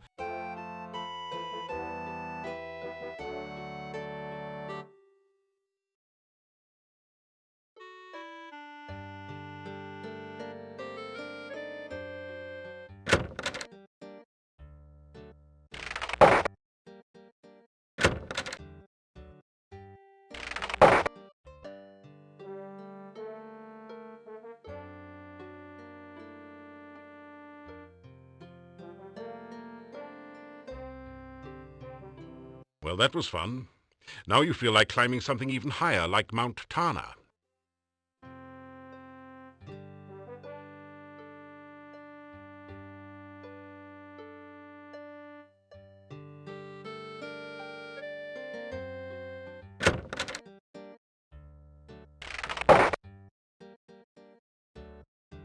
The headstone carver stares at you and then goes back to work.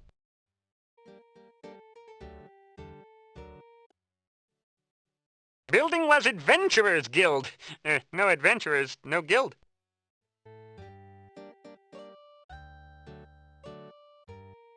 Town Mordavia. Oh, this day job. Also work graveyard shift.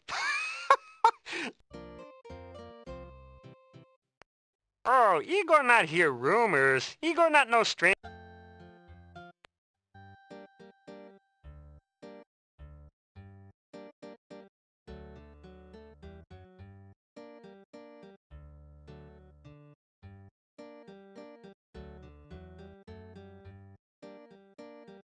You don't notice it. The ancient oak has donned its fall cloak, anticipating the winter chill soon to come. This doorway leads to a private residence. You can't make out what's behind the window from here. You don't know. The windows stare back at you like eyes in the living wall. Well, they don't really. It's just a simile, you know. The sign reads, Dr. Cranium.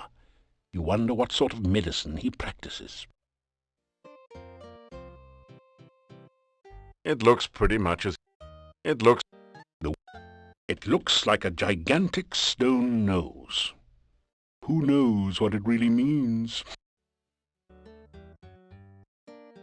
The door lintel looks almost like a moustache. You don't know. The rope is attached to a series of bells hanging under the overhang. Or was that over the underhang? Or maybe around the... No, never mind. It looks pretty much... You don't notice... The old man walks with a slumped back and a sad, dejected look in his eyes. He seems to be searching for something that he hasn't been able to find. This low wall appears to be more decorative than functional. Okay, let's get this straight. If the windows are eyes, and there's a nose and a moustache above the door, then the door must be a mouth. Gulp.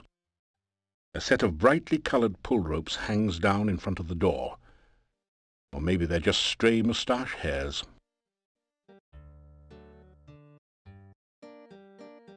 You greet the old man. Good day. Have you seen my Anna? You put your thumb on your nose and wriggle your fingers while rubbing the other hand on your belly. The old man ignores you.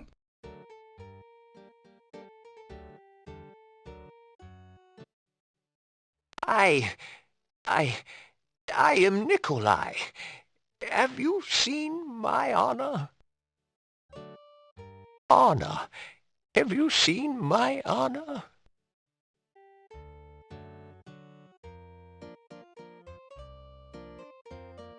I am looking for Anna. Have you seen Anna?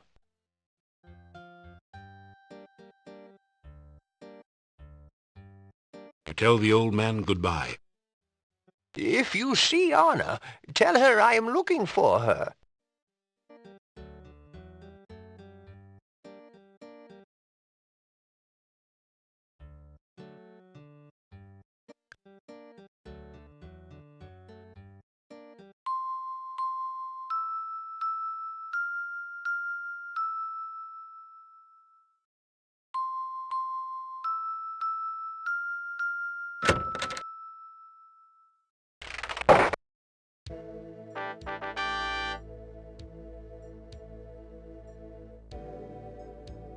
No one.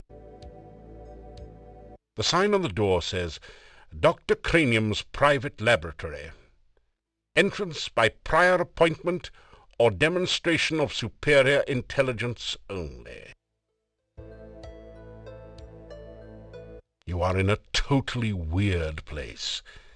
This hallway gives you a strange feeling of Vujadé, the sense that you've never been anywhere like here before, but maybe will someday.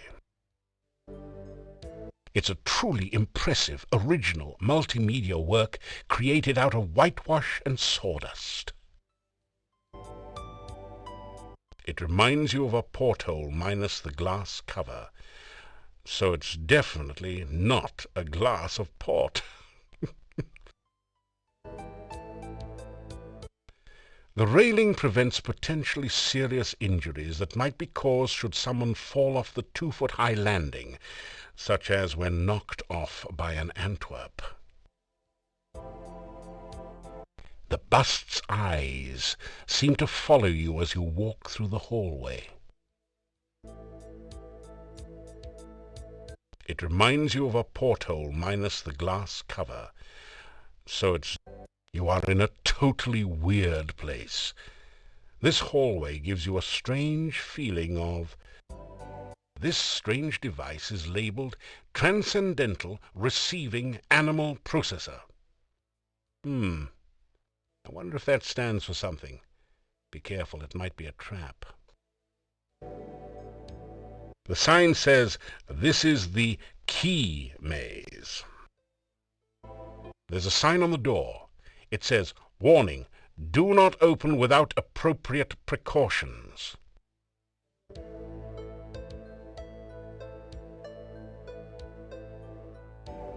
You hear something bouncing around behind the door. A lot of somethings. You're really getting hungry. How interesting. It sounded as though someone knocked on the other side of the door as well, several times.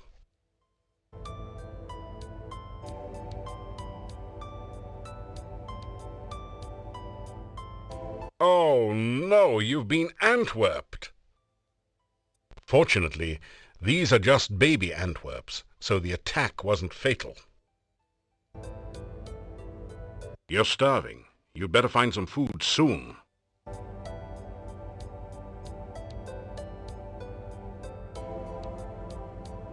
You don't hear anything behind this door. There is no response to your knock. Behind the door is a sort of rat maze, but it's missing the rat, or whatever is supposed to be traversing the maze.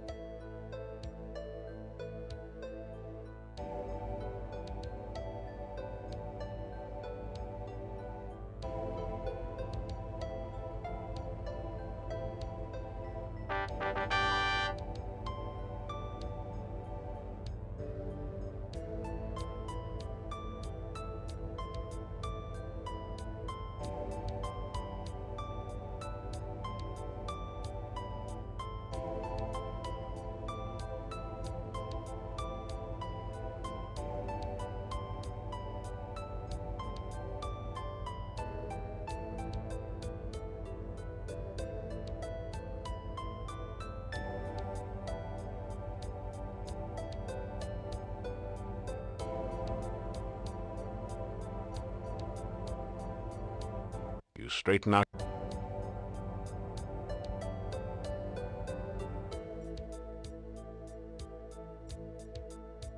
You hear mysterious bubbling and sizzling noises. Every once in a while you think you hear someone muttering to himself. You faintly hear a voice saying, "Don't knock! Come on in!" from beyond the door.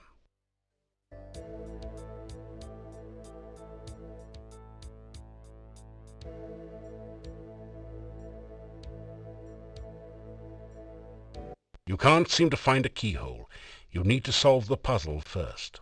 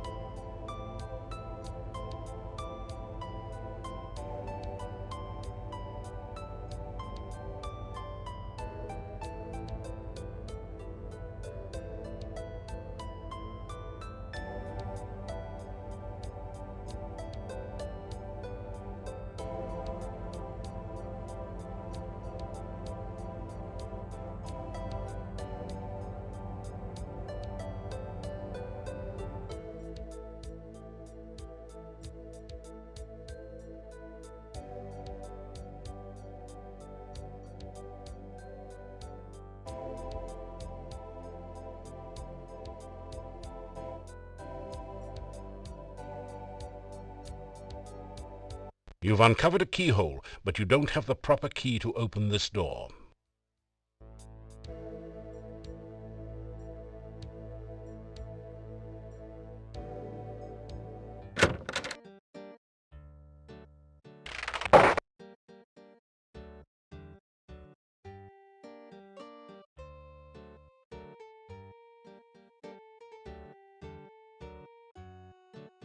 You don't notice any...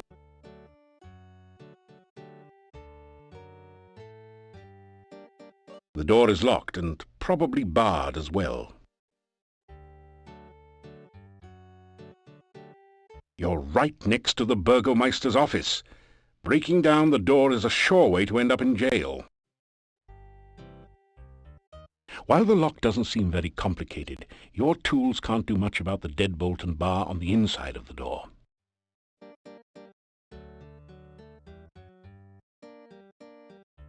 You hear movement on the other side of the door. After a few minutes, you hear someone removing the bar and unlocking the bolts on the other side of the door.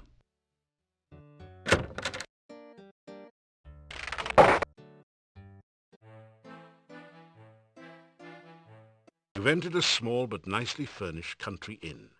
Stairs lead up to the guest bedrooms. The floor is covered with sawdust and peanut shells. The barrel contains the few shells that manage to land in it. The innkeeper stares at you with an expression of fear and astonishment. It is several seconds before he speaks. This is the Hotel Mordavia. Rooms here are 15 kopecks for room and board. Pay for 1 week in advance. Your room will be the first room at the top of the stairs. When you want food in the morning or evening, just sit down over there by the door. Pay the innkeeper for your room and board. Thank you for your payment.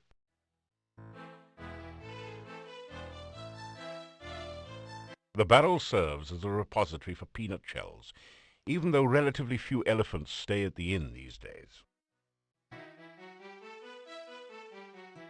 This giant wild boar's head is a trophy of the Burgomeister's last boar hunt. That must have been one impressive boar. The chandeliers lent an aura of faded decadence, not to mention some light, on the Hotel Mordavia. Ornamental plates seem to be the fashionable decoration in country inns from here to Spielberg. Braids of garlic festoon the walls, lending their pungent aroma to the room. Judging from the menu here, the innkeepers are trying to use it all up as quickly as possible. You're starving.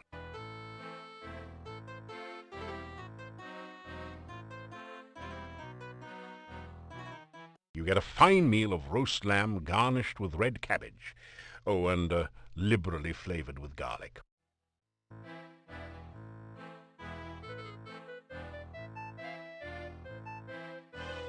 You're in the Hotel Mordavia. It's your basic, run-of-the-mill inn. But they forgot the mill and nobody's running too far. This short stool is just right for an elephant to be able to reach the table. The ornamental pillars must have been carved by an expert craftsman. You're in the Hotel Mordavia. It's an anti-gravity machine. Well, maybe not exactly, but it does keep food and drinks from falling to the floor. You're in the hotel. It's an anti-gravity. It's the tray that the innkeeper... You pick at your plate in search of any leftover garlic. It's the tray that the innkeeper's wife served your food on. The innkeeper looks rather grim. Life in Mordavia has obviously not been kind to him. The innkeeper looks rather grim. Life in Mordavia... 3 of the townsmen huddle together. They keep looking in your direction as they talk. You suspect that they are saying something not particularly complimentary about you.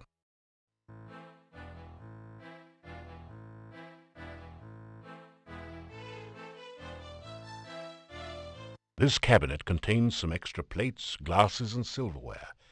There is also a beautiful and ornate doll on one of the shelves. The large pot near the fire is used to hold ashes until they can be taken out to the garden compost pile. Don't make an ash of yourself. A warm fire blazes in the hearth.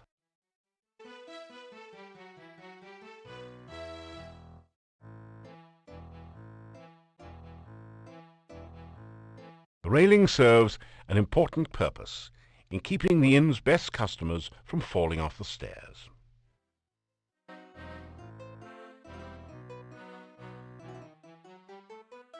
They stare at you in astonishment. You adopt the traditional thief sign position, wiggling the fingers of your right hand and rubbing your belly with your left hand. No one seems particularly impressed.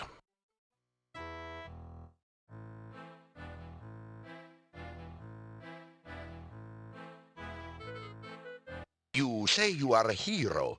Well, we will judge you here by your actions rather than your words. Magic is a very dangerous thing. We do not trust those who use or are used by magic. Make certain you do not give us any more cause for alarm.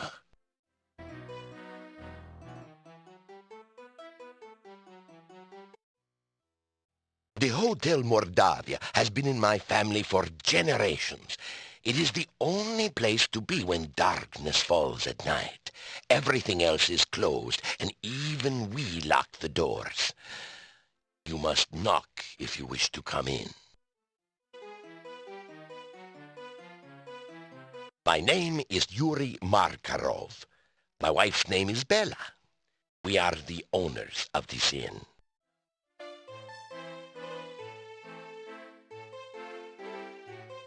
If you climb the stairs, your room is the first door on the right. The doors of the inn close before nightfall, so make sure you are always back before sunset. Make certain you are back in town before dusk. The gates of the town will close solidly to keep out any dangers. The Burgomeister is the mayor of the town. You will be wise to listen to what he says and stay out of trouble.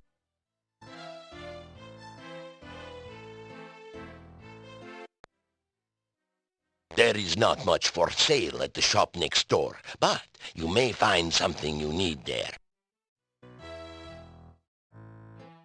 The monastery is to the north of here.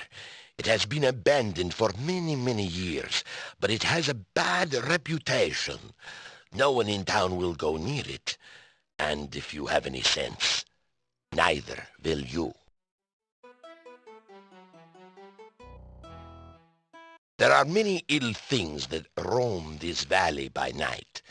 Make certain that you never have to meet them. Never venture into the forest by night.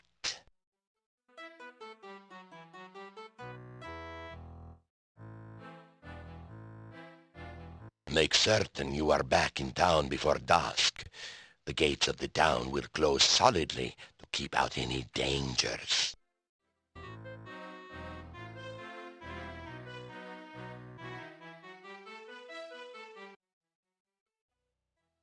I am Hans. Pleasure's all yours. I'm a farmer of pumpkins and corn and a person of great importance here in lovely Mordavia. Listen, I'm telling you, Igor's death must be avenged. Pleased to meet you. I'm Ivan, an elephant herder. Unfortunately, there are no more elephants in Mordavia, so business has kind of fallen off a tad. Guys, is it just me or is Mordavia a wonderful place? Oh, are you kidding? It's the greatest. There's many places to go, things to see. Are you kidding? Right. Let's not forget that scenic cemetery to the east of town. Everyone here's nothing but grins. Real friendly. Yeah, except when we don't know you. We don't like strangers. Or anyone else that's weird and doesn't belong. Rumors? You talking to me? What rumors? Oh, there are no rumors here. Unless you count the rumor that the castle is owned by... Horse patootie. There are no rumors in Mordavia to speak of.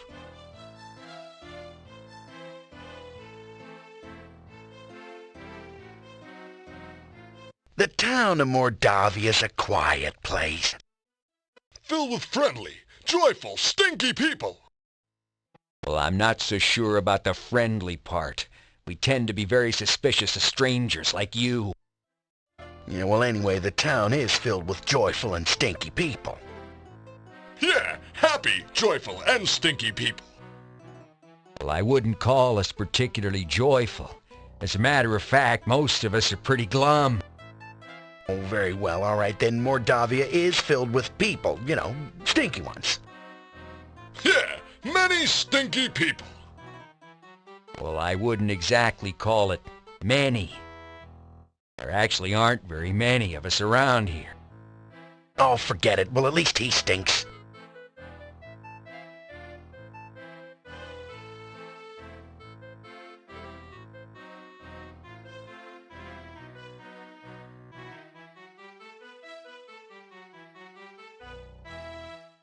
They stare at you in a... The first door at the top of the stairs leads to your room. My wife will serve you supper in the evening.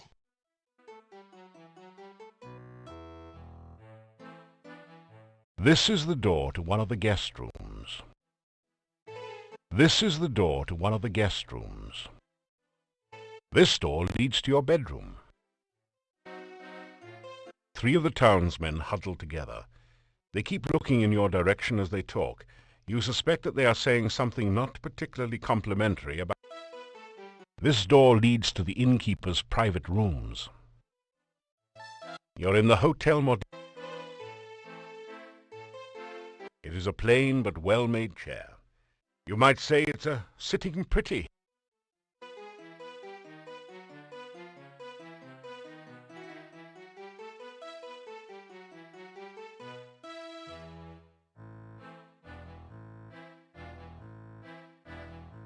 There is no response. Whoever, or whatever, is renting this room must not be there right now.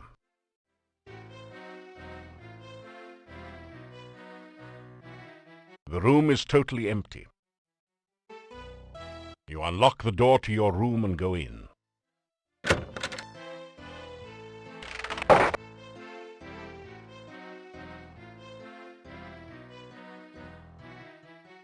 It's a braided circular rug, apparently mass-produced. The furnishings are sparse, but the bed isn't bad and the room seems pretty clean. The window opens out onto the back of the inn. A narrow ledge runs under it on the outside. The lamp dimly illuminates your bedroom. Lamp oil is included in the rent. This large chest is a good place to store equipment you don't need to carry around with you. The furnishings are... The bed is adequate, but nothing to take home with you. After you leave, they'll probably put a plaque on it reading something like, "Hero slept here." Assuming, that is, that you leave in one piece and with your throat intact. Not necessarily a good assumption. The candle provides a supplementary light source to economize on lamp oil. The furnace... You light the lamp. You light the candle. That didn't... The chest...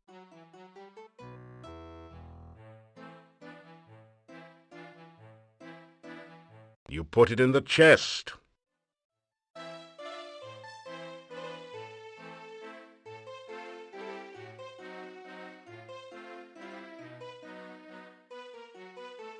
Your magical torch might set the room on fire. It's really only safe when you're carrying it.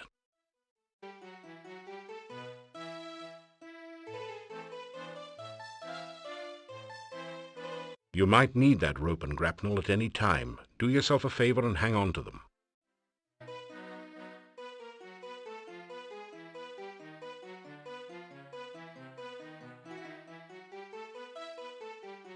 Don't tempt the maid service.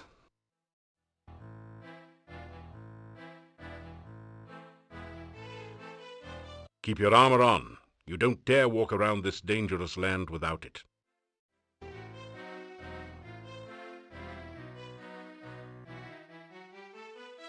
You put it in the chest.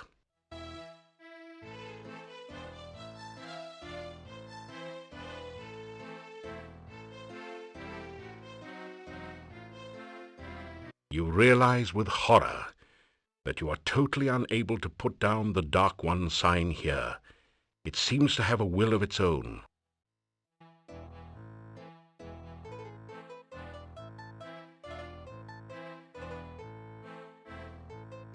One of those keys unlocks this chest, and you always have trouble remembering which.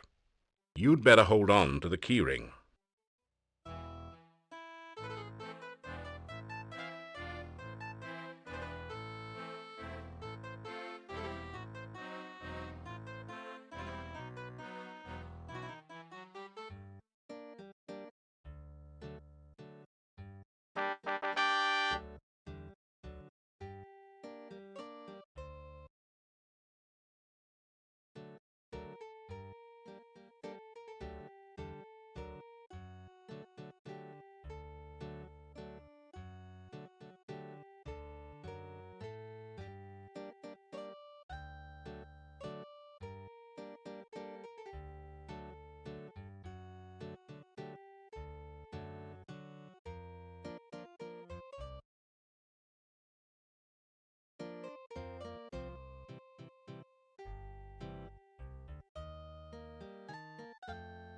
You attempt to pick the lock on the Burgomeister's window.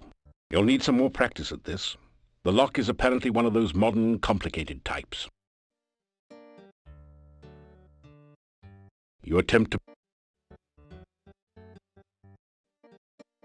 You'll need some more practice.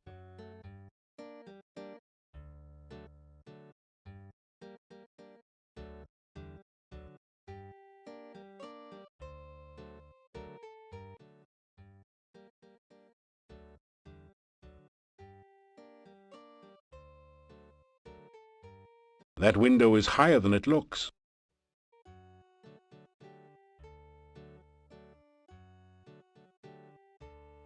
Maggots and weevils scurry about trying to find a new hiding place. You decide that they're not exactly your taste in titbits, so you replace the loose brick. That window is...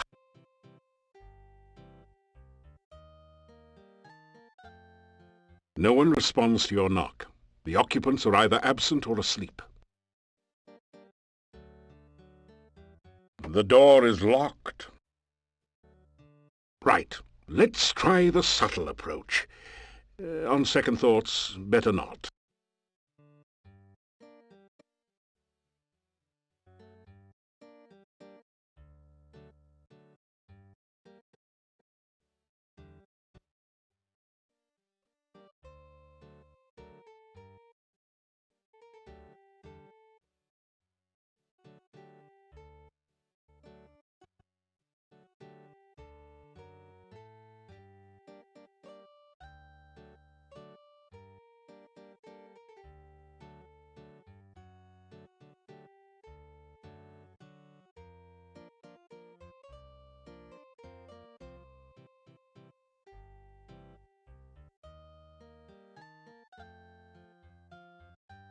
You're getting some good climbing practice. You need more. You're getting some good climbing practice. You need more. You're getting some...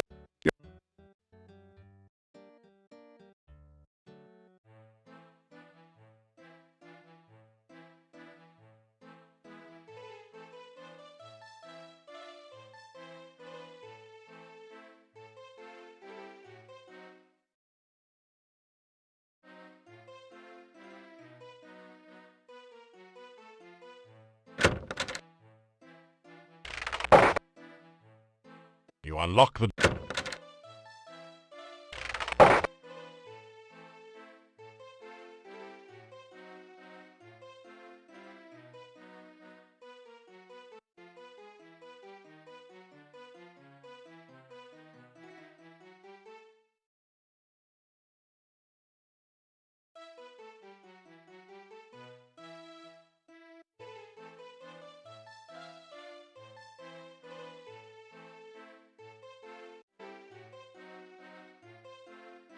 You're getting...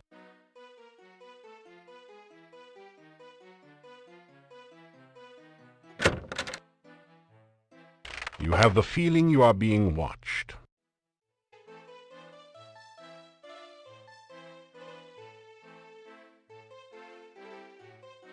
You do not...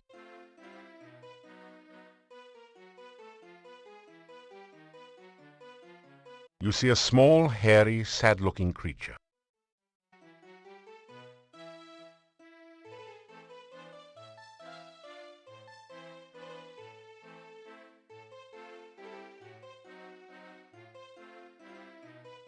Not many big people see Domovoy. Most not look. You something special. Maybe so? You adopt the traditional thief sign position, wiggling the fingers of your right hand, and no one seems particular. You hero? Mordavia big hero need. Plenty powerful hero. Maybe you be soon. Learn much, practice much. Soon plenty big hero.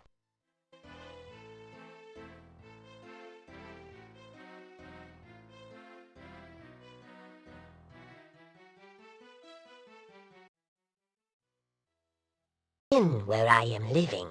In Domovoy am I. Luck I bring. Way things go now, think most luck bad. Things at inn not good. No people come. Innkeeper and wife very, very unhappy. Mordavia very, very sad place. Even Domovoy cannot help here. Oh, too much dark magic. Too much we speak, too much I talk. Sometime else we speak, sometime else I talk.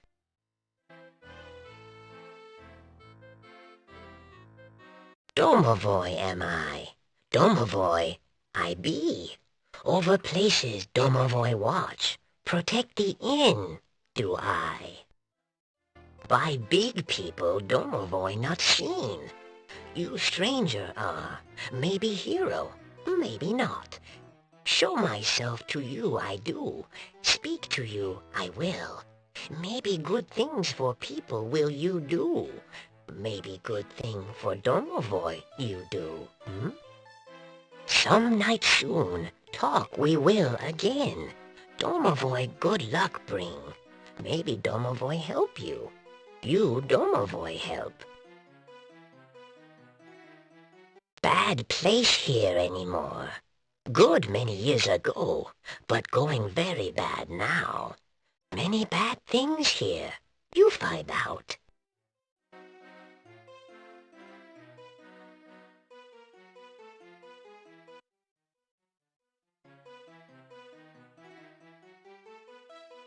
Maybe talk again. You come down other night. Maybe have much to say.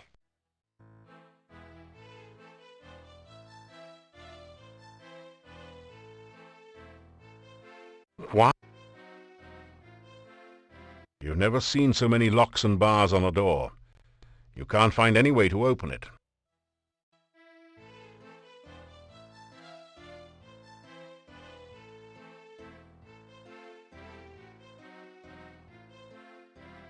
You unlock the...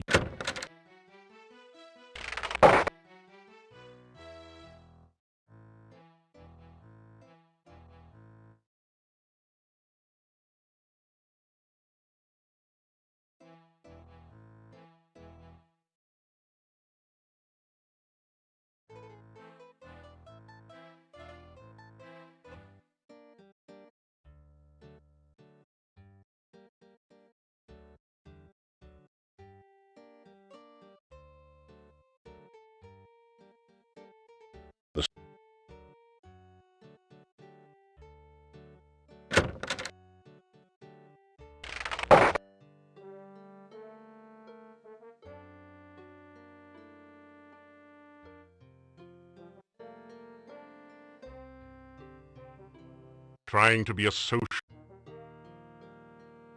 Any more weight might...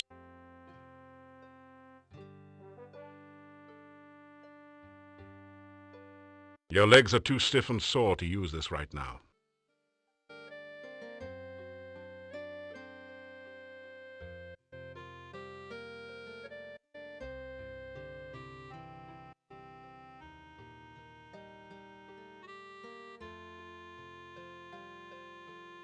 Your legs are too...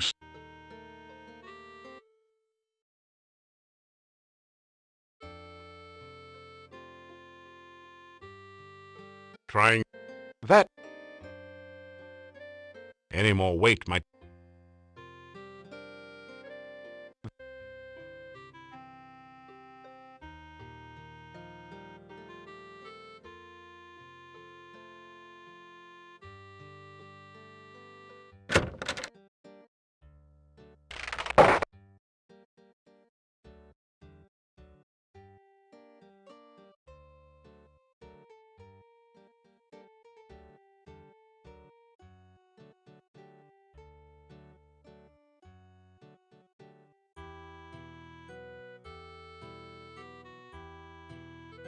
The massive gate to this town is securely barred to protect it from things that go bump in the night.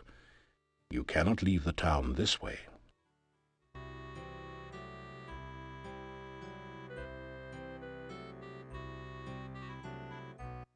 The gate is securely locked and barred. This gate was built to keep out necrotors and worse monsters. You don't have any chance of forcing it.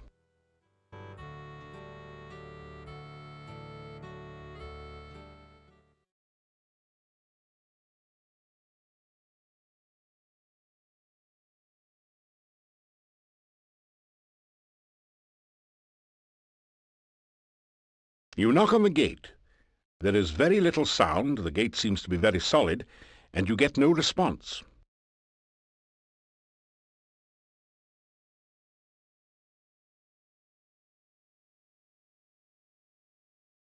You deftly slip over the gate and into town.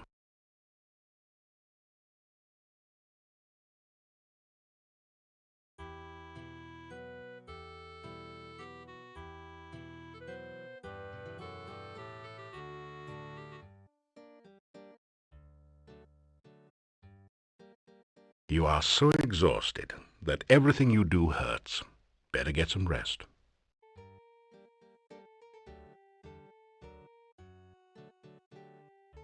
You carefully open the window and enter the darkened upstairs bedroom.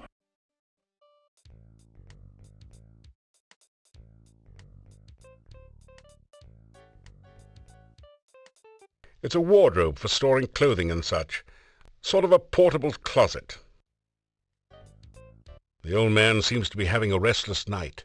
Every few minutes he shifts position in the bed. Occasionally you can hear him mutter, "Anna," in his sleep.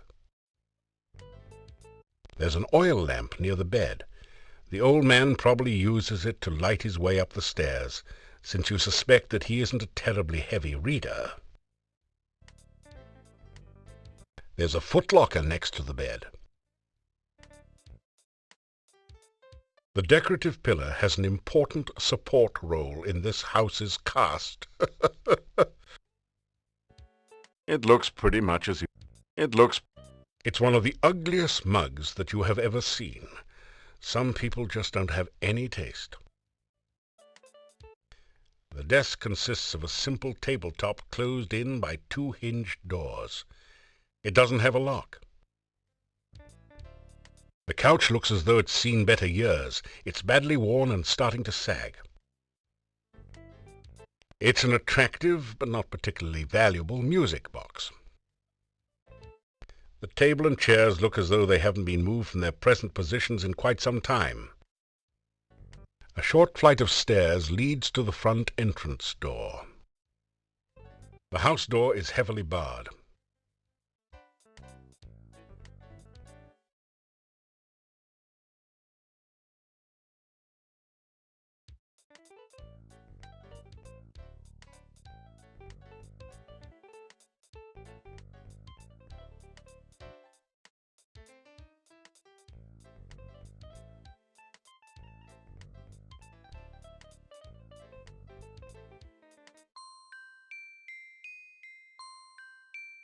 Anna, is that you?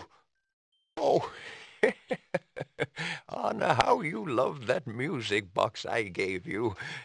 Anna, Anna, how I love you. No, you are gone, and I am alone. An old man dreaming foolish dreams. Anna.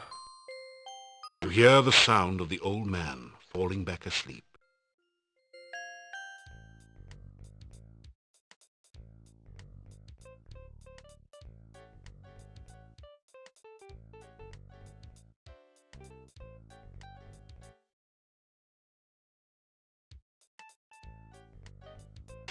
The old man stirs in his sleep and calls out, "Anna!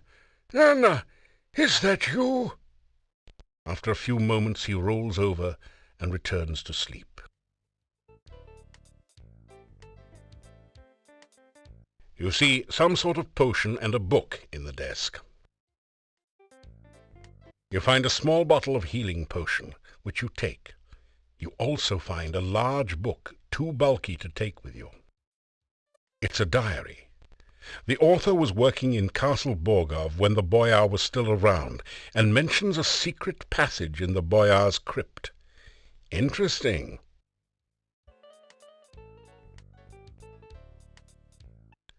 The desk is now empty except for the old book.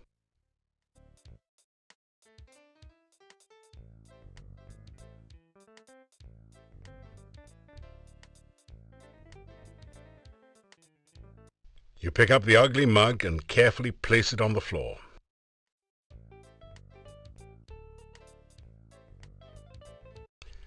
You see that this is filled with junk. Pawing around in the odds and ends, you pick up a dagger, 1 crown, and 11 kopecks as the only things worth taking. Looking inside, you find nothing left worth taking.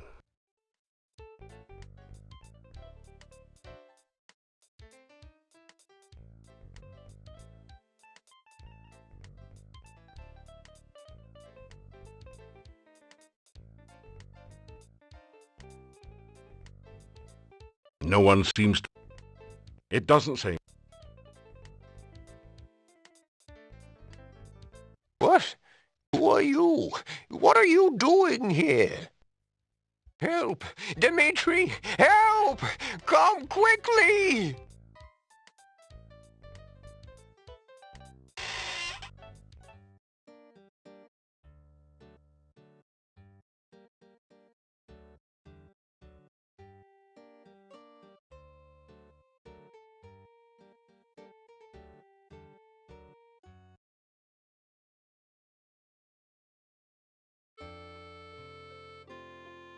Your legs are too stiff.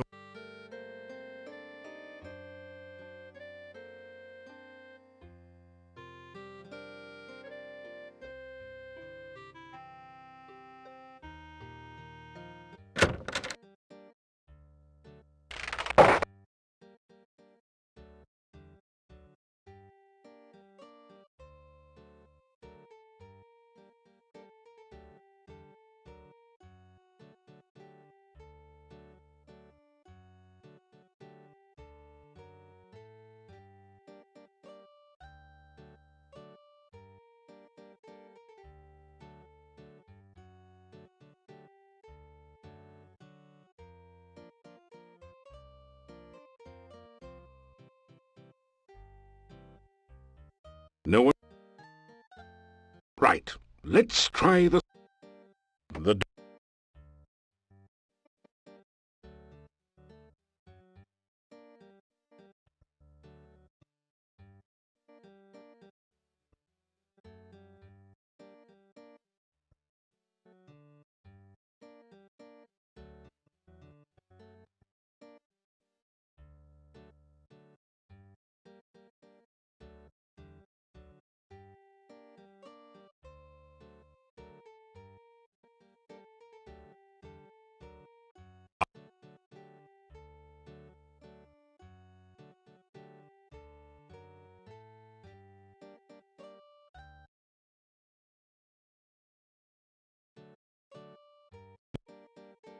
You better not try that right now. You never know when someone might wander by.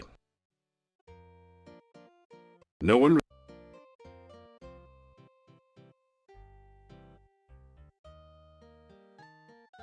Still you remain. It is a wonder you have managed to live so long.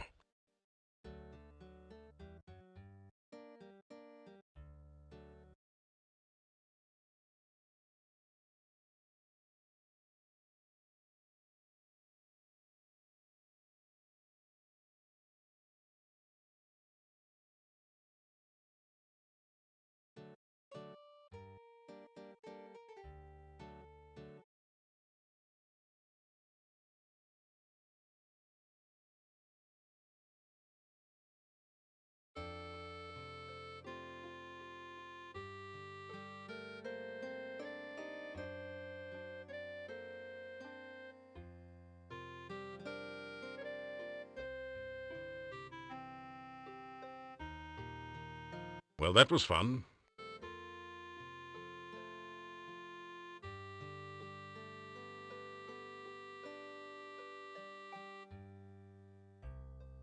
You are so exhausted. Well, that...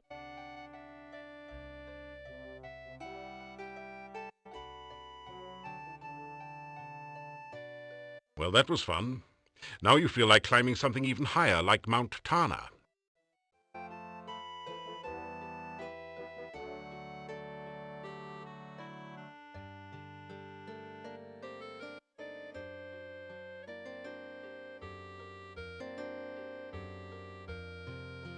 You're really getting hungry.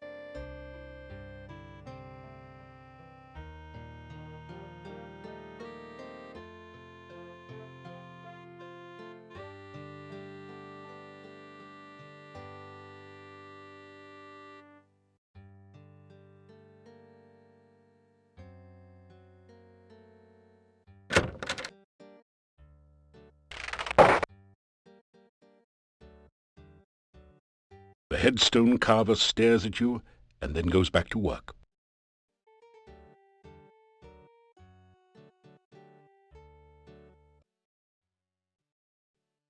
Igor very happy. Little graveyard humor there. Oh, Igor not hear rumors. Igor not know Olga's husband run off years back. Nobody tell rumors to Igor. Guild there. Burgomeister got key. Cemetery east of town. Major tourist attraction. Oh, bad place. No go near. You be very sorry you go near.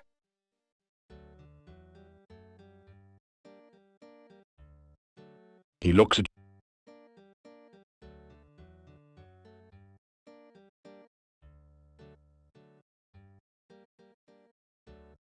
Still you remain. It is a wonder you have managed to live so long.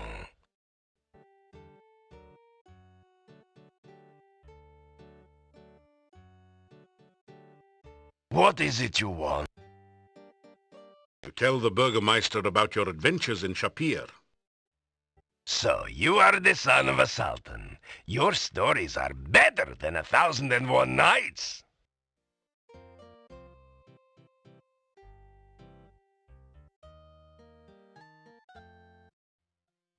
This town was quiet until you arrived. I am keeping my eye on you. Castle Borgov is north of the town. The last of the Borgov family left this valley years ago. Now it is inhabited by some cousin. The people of the castle do not bother this town. I suggest strongly that you do not bother the people of the castle. It used to be that the only monsters around here were the occasional wyverns. Now there are many dangerous things in the valley. It is safe only within the town gates.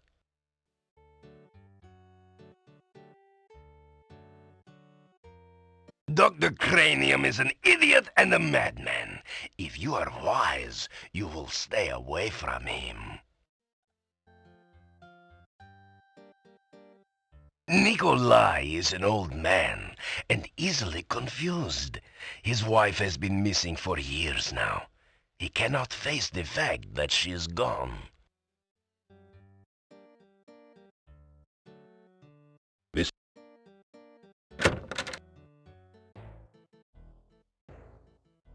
What is it? Your stuff.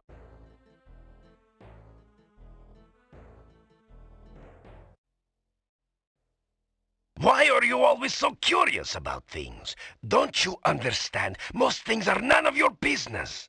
Never have I met someone who asks as many questions as you do.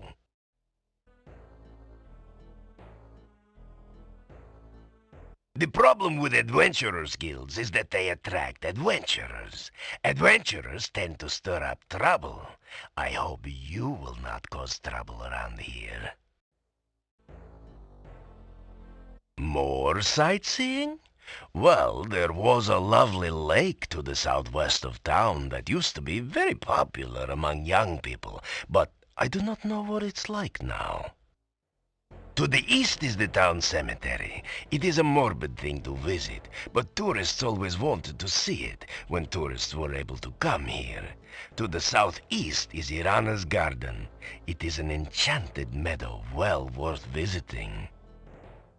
However, Mordavia has become a very dangerous place since the swamps were formed. Do not ever travel at night. If you are far from town when it gets dark, try to make it to Irana's garden. It's the only place where you will be safe. I do not really want anything to happen to you. Be careful.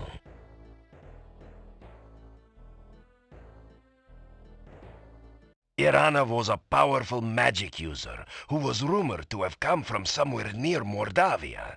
Her garden is supposed to be magical and keep anyone who stays there safe from harm. Irana died here many years ago.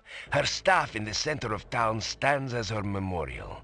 It is supposed to protect the town from evil and to have other magic besides.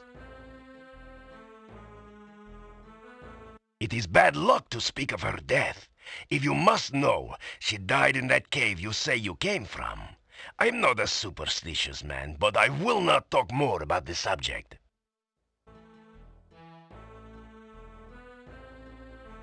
I have been hearing all sorts of stories about you lately. No one is certain what to make of you. Yet.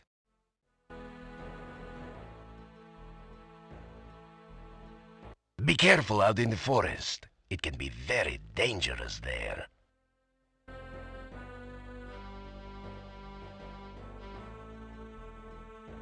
Try to avoid getting into trouble. I would not like to have you in my jail, after all.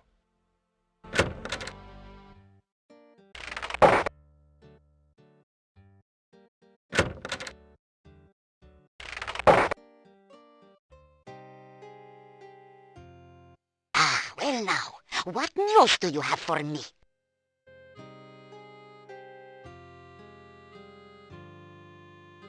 Tell Olga about what you've been doing in Mordavia. And be sure and keep me informed. I need to know everything that goes on around here. Someone's got to have a clue after all. So, you have... What would you like to... Yuri hasn't been the same since his daughter was stolen away 2 years ago. Gypsies took her, I told him so. Never listens to me, though. He's not doing much business at the inn either, except for those lazy excuses for farmers that hang out there, and an occasional visitor. He'd go broke. The Borgovs used to live in the castle north of town. The last Borgov was said to have disappeared under suspicious circumstances. However, no one seems to know just what happened to him.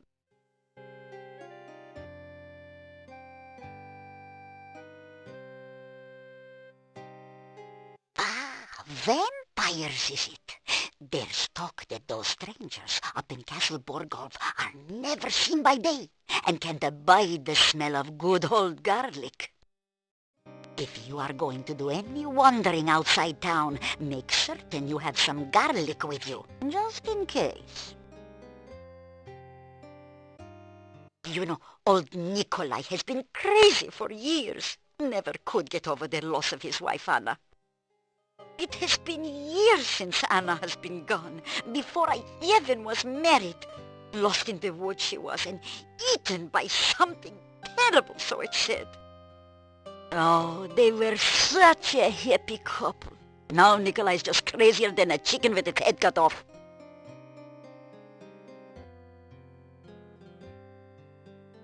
Yeah, my sad departed husband. His name was Boris. Gone 3 years now. He was such a good man. This isn't such a bad place to settle down, you know. You could easily earn a living farming here. That certainly has more job security than adventuring, after all.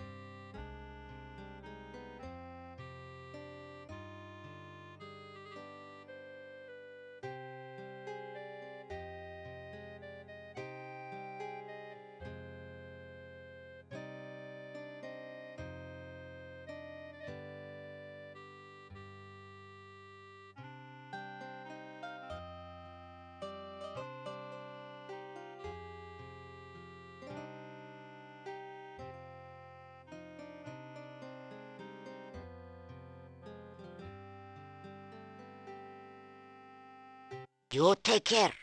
Don't want to see your funeral. You had that walk to the...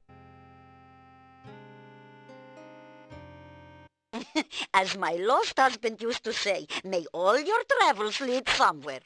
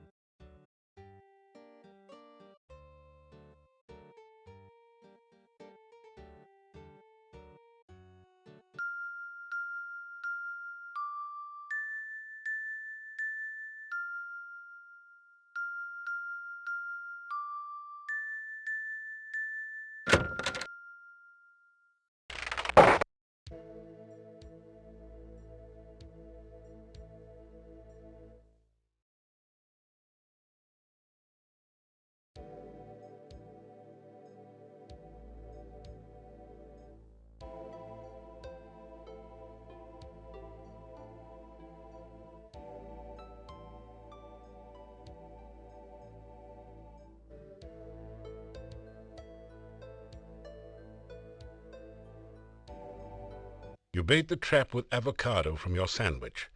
Avocado was never high on your list of favorite foods anyway. The trap starts working.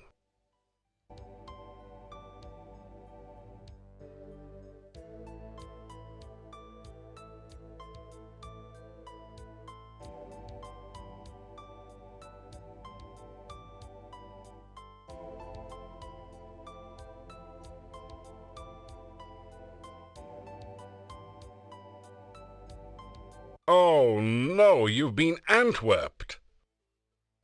Fortunately, these are just baby Antwerps, so the attack wasn't...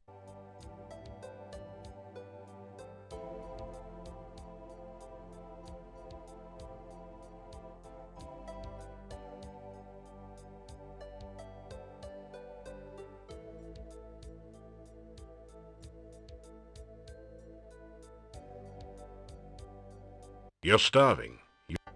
You've caught an Antwerp. It's simply amazing.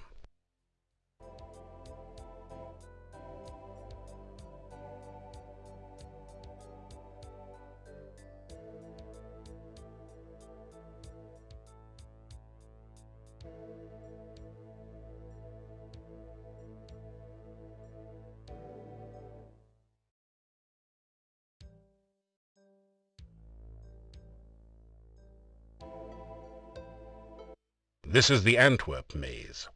Antwerps are naturally bouncy, so all you have to do is continually rotate the maze until the baby Antwerp bounces over to the key, then out through the exit. You're not yet...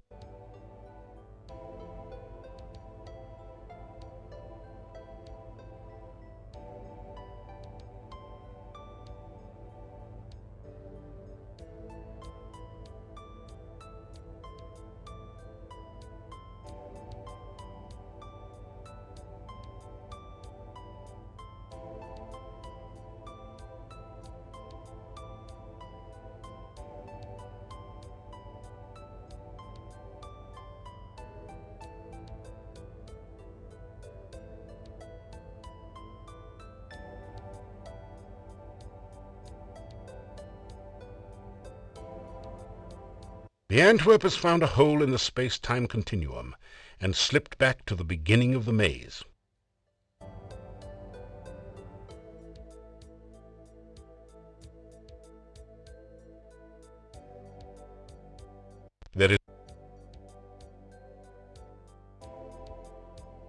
This is the Antwerp maze. Antwerps are naturally bouncy, so all you have to do is continually rotate the maze.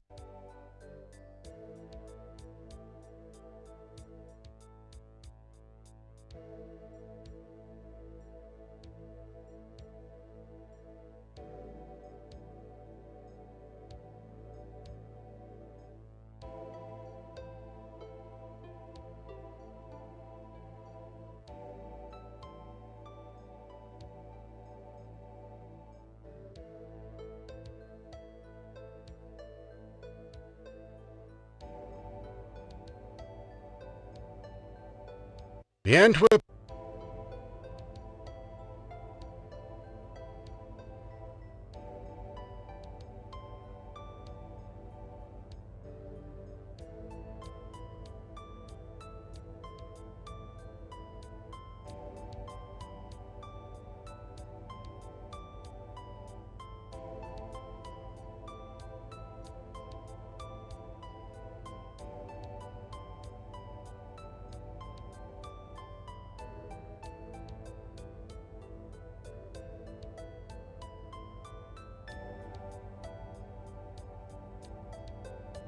The Antwerp is found...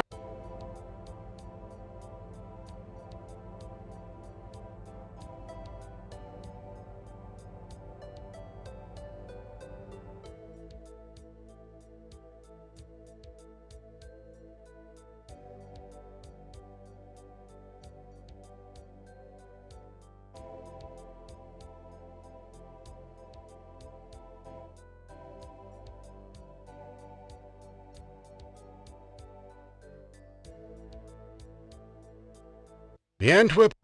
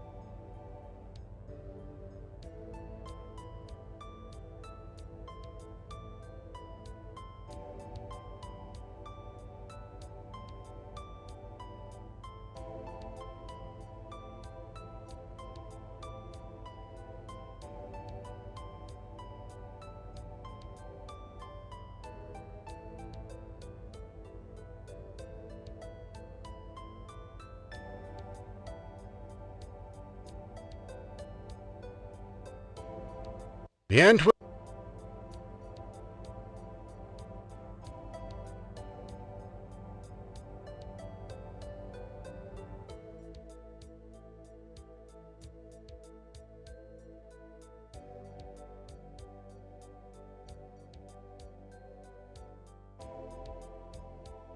The Antwerp...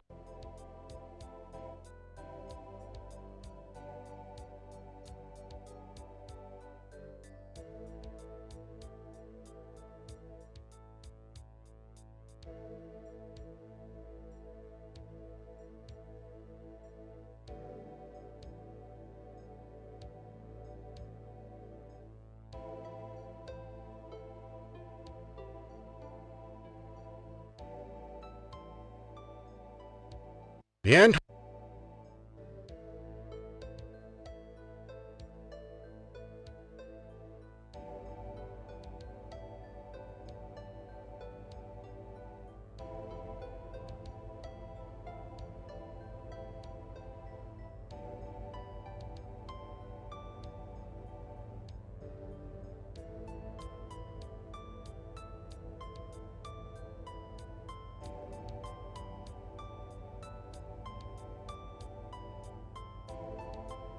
The ant...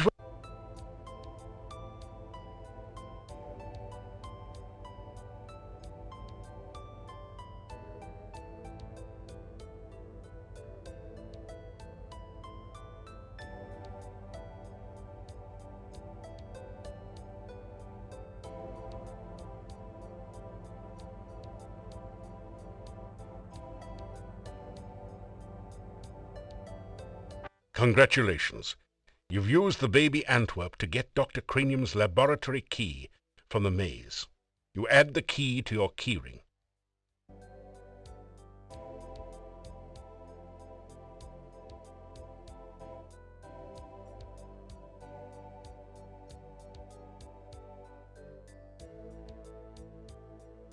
Great!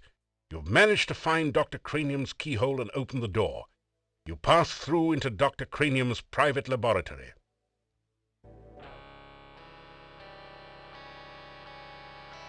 Quickly, Igor, the fluid! I must have the fluid! Oh, excuse me. I thought it was Igor coming in to assist me.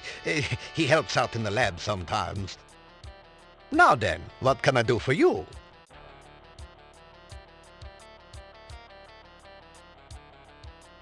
Even mad scientists' labs need fireplaces to keep warm in this climate.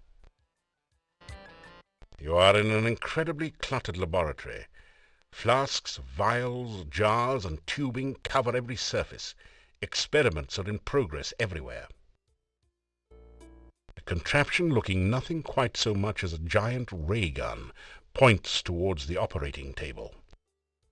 Now wait just a second. There's no such thing as a ray gun in Mordavia, is there? You are in an incredibly cluttered... It looks for all the world like a medieval moonshine still. But Dr. Cranium is far too intelligent to drink alcohol, so he must be developing a new fuel or something.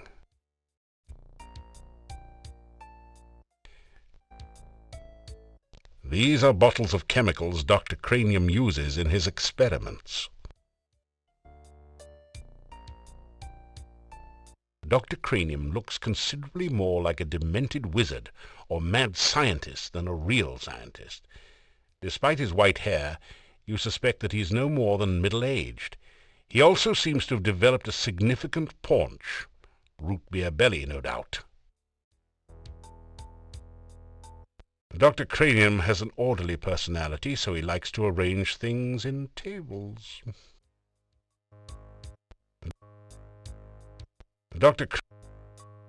The gargoyle-like carving on the pillar doesn't have much to do with science, but hey, the rent on this place was reasonable, okay? It looks like a giant boiler. The chain attached to it looks like it activates some sort of release valve. Some sort of complicated scientific experiment is going on here. Could it be the quest for the perfect cup of tea? Some sort of complicated scientific experiment is going on here. Could it be the quest for the perfect cup of tea? It's a beaker full of eyes, and they all seem to be looking at you. Glass globes of unknown intent hang in nets from the ceiling.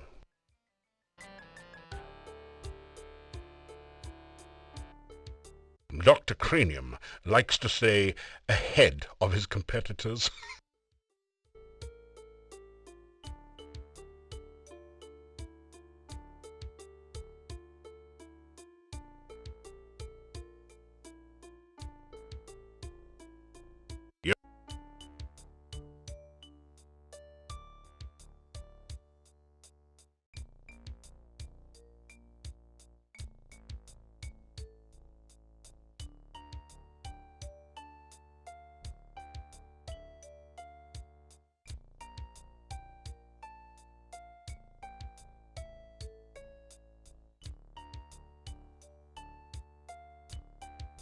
You are in an incredibly...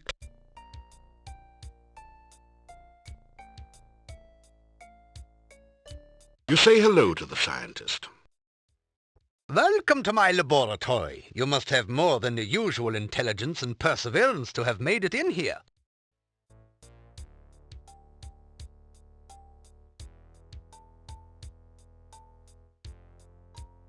You thumb your nose, rub your belly, and so on. I was afraid of that. As an outsider here, you have apparently not yet built up an immunity to the Moldavian dancing sickness. We used to have several people in town who exhibited those symptoms, but I have not seen any cases in quite some time. Let us hope the disease does not prove fatal in your case.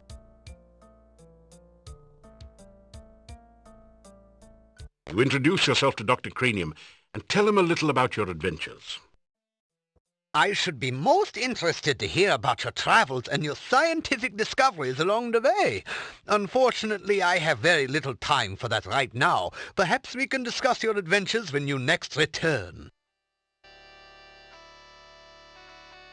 You explain to Dr. Cranium that magic is really a lot like science, and even deals with the same elements. Oh, nonsense! There's no such thing as magic. There is only science. What you call magic is simply scientific phenomena that have not yet been properly investigated and catalogued.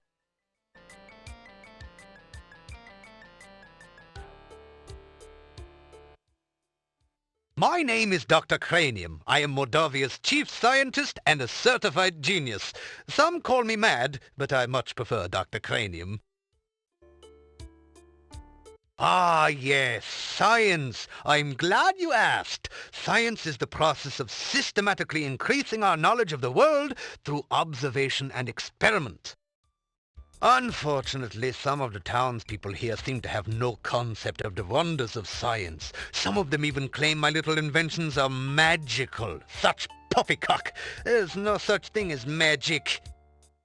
Still, the townspeople insisted that I should be able to use my magic to cure wounds and sickness. I told them that I am a scientist, not a doctor, but they wouldn't listen. I had little choice but to concoct some simple elixirs. They were childishly pleased. Science is really so simple once you understand it.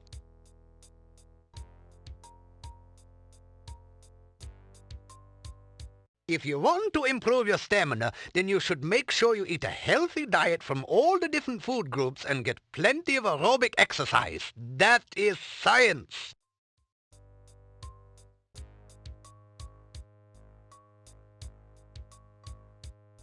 Oh, you must mean my patented healing drink. You may have my last one. Unfortunately, I have forgotten the formula for its main ingredient. If you can help me remember it, I will be able to make some more healing drinks, although the work is very time-consuming.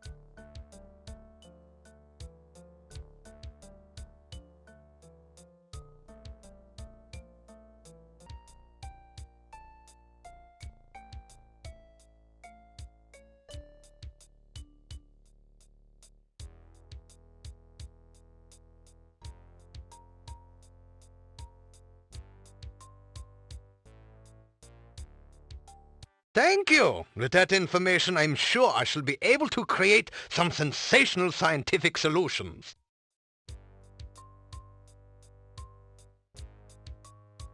Oh, Oh, you must mean my new universal poison antidote. You may have this one, but I will need some help with the formula to make more.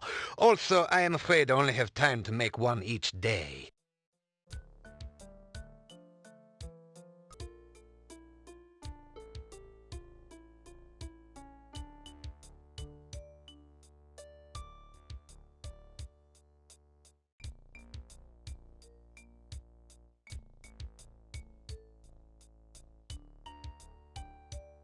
Thank you. With that information, I'm sure I shall be able to create some sensational scientific solutions. You ask Dr. Cranium if he can spare an empty flask for specimen collection. Of course, of course.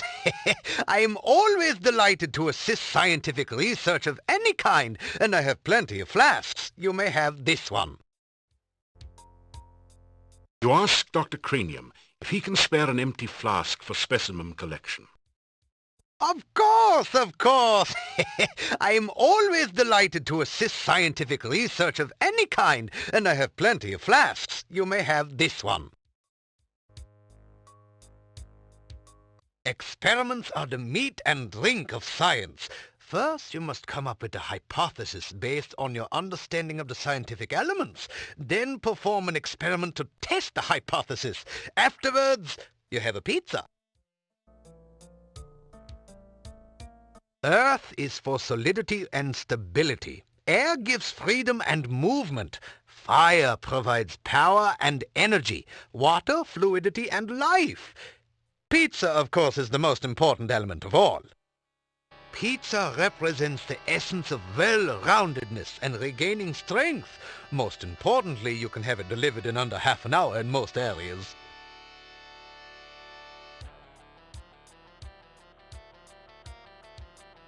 A hypothesis is a scientific guess. One predicts the result of an operation, performs an experiment to test the prediction, then has a pizza to celebrate the result.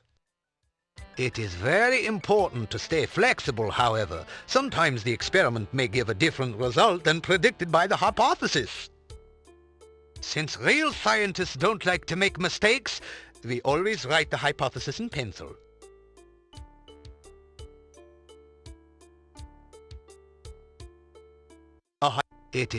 Since pizza is a crucial ingredient in many scientific formulae, there is a nearly infinite variation in its effects, depending on whether one starts with pepperoni, mushrooms, artichokes, or plain cheese. One should always order extra pizza in case the experiment requires additional materials. Besides, science is hungry work.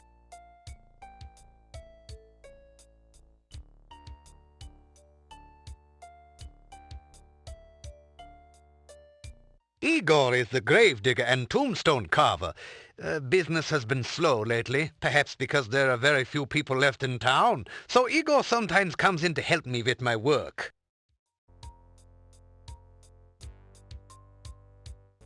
Igor has had less work of late. The forest is just as dangerous, but there aren't very many people left in town who are stupid enough to go out there at night, you know. I like to think of it as a sort of evolution in action. Igor is carving out quite a niche for himself in the gravestone business. You might say he is well on his way to becoming a rock star. Then again, you might not. The cemetery is outside of town to the east. It has proven a fruitful source of materials for my experiments. There are also some interesting and cryptic puzzles to be solved there.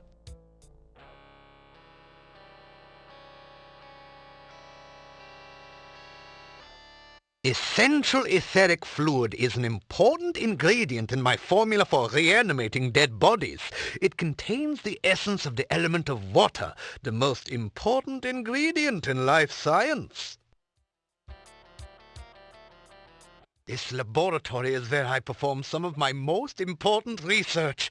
Lately, I have been trying to bring life back to a dead body and to brew the perfect cup of tea.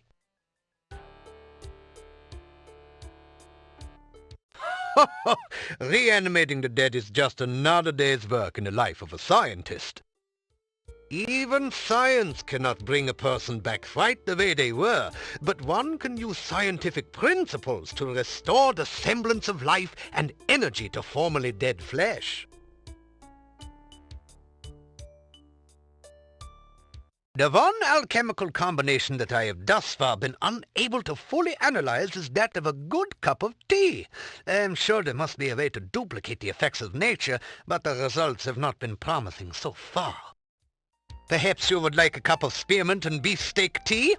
I thought not. This is even harder than rehydration solution and reviving dead tissue.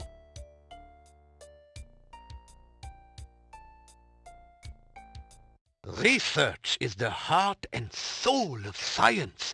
Without constant experimentation to prove or disprove one's hypotheses, the scientist is left trying to solve the world's problems by guesswork.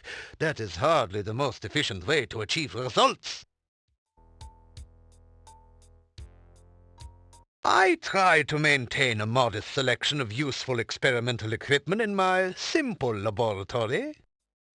Unfortunately, it has become very difficult to obtain the most modern scientific accessories since the road out of the valley became closed by the swamp.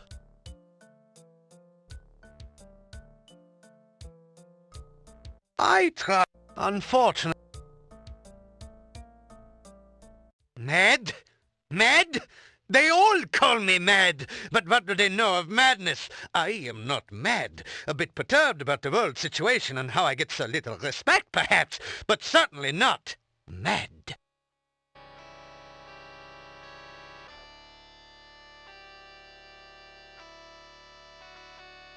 That didn't do anything, you... Bah! Those are just common, ordinary Bellis perennis. I have no interest in those flowers of yours.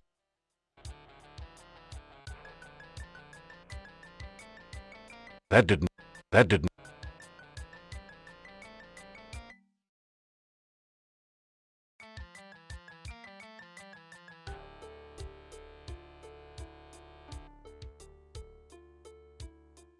That did...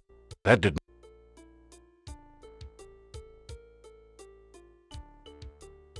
That didn't do... Oh, I cannot accept payment for my scientific services. They are performed solely to increase knowledge and to benefit mankind. Besides, taking money might jeopardize my government grants.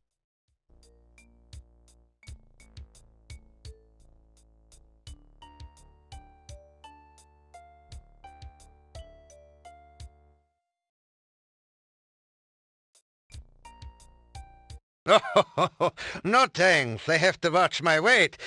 I'm making a study of it.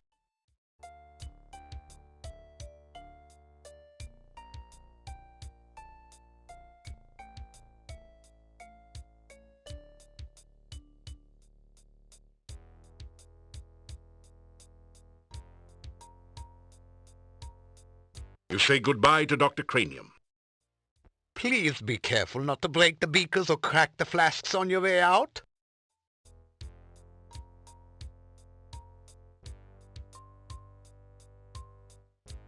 Come back and visit again. Oh, and if you see Igor, please tell him I still need the fluid.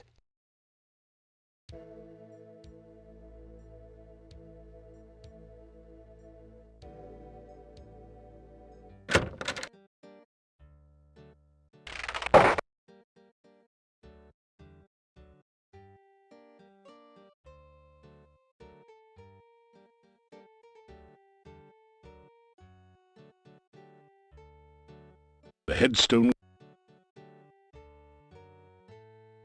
You tell Igor... You're starving.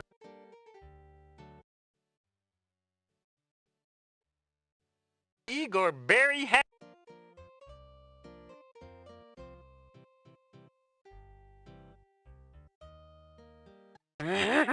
Igor like candy.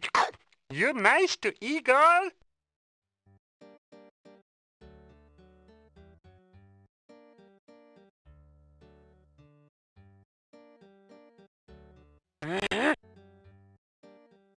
You You pop one of the candies into your mouth, noticeably raising your triglyceride level.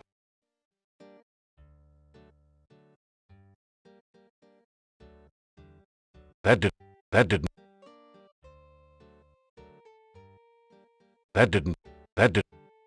That's really flasking for it. It's empty. That did. You slick down your hair with a little of the oil.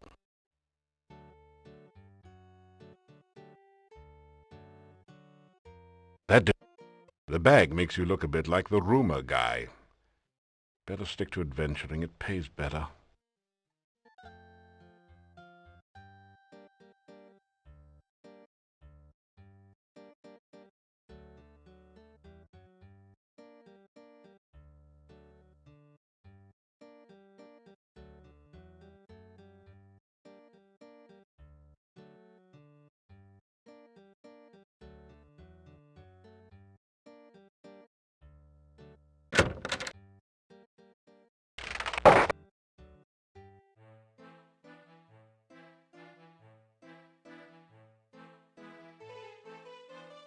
Ah, so you are back.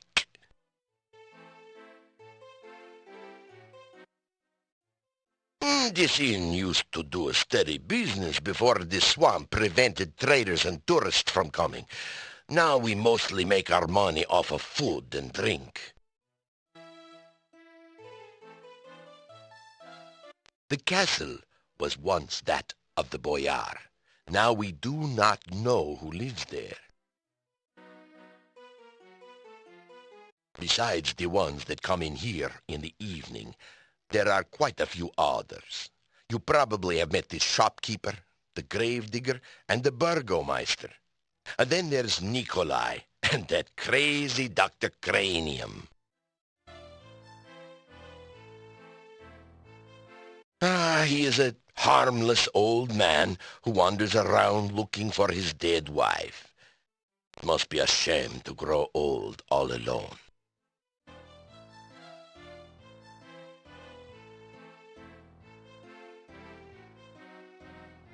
Dr. Cranium came to Mordavia several years before the swamp closed off the pass. No one knows much about him, but no one trusts him. It is rumored that he conducts strange experiments.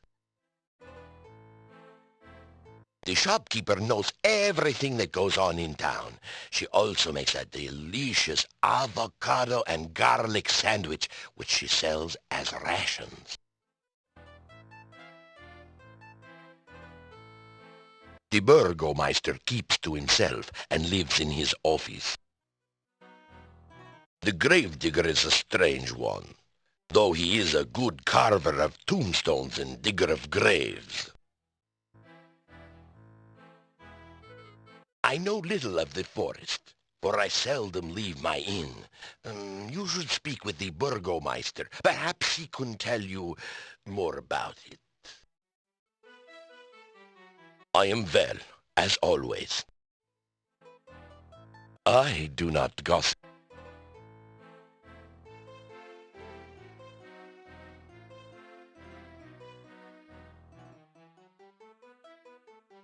It's sausage and peppers fried with garlic.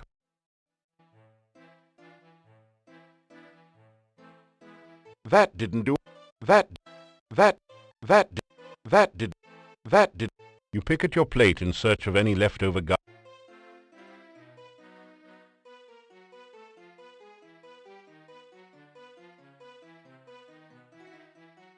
The innkeeper nods at you.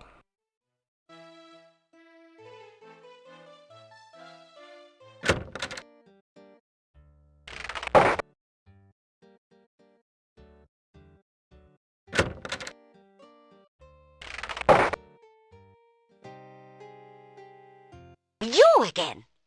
Heard anything interesting lately? Tell Olga about what you've been doing in Mordavia.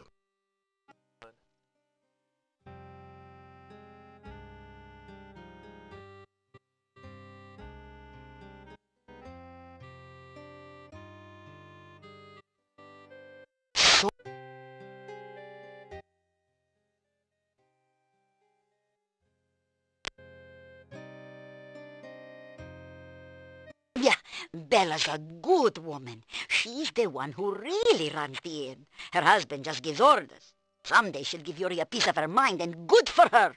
The things she puts up with. Bella, she was a...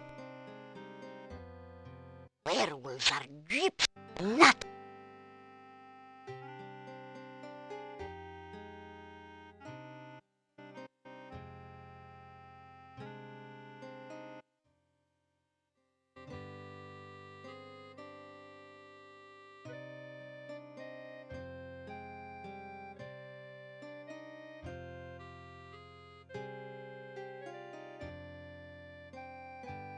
As my husband used to say, come back again, sunshine or rain.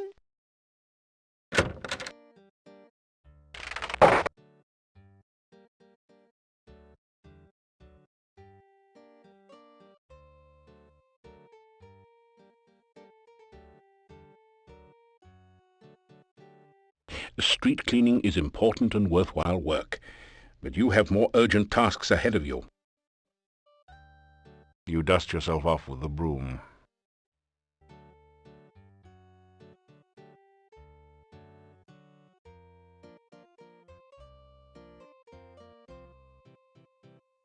It looks tempting, but you really don't want to eat it. You're really more partial to pumpkin pie.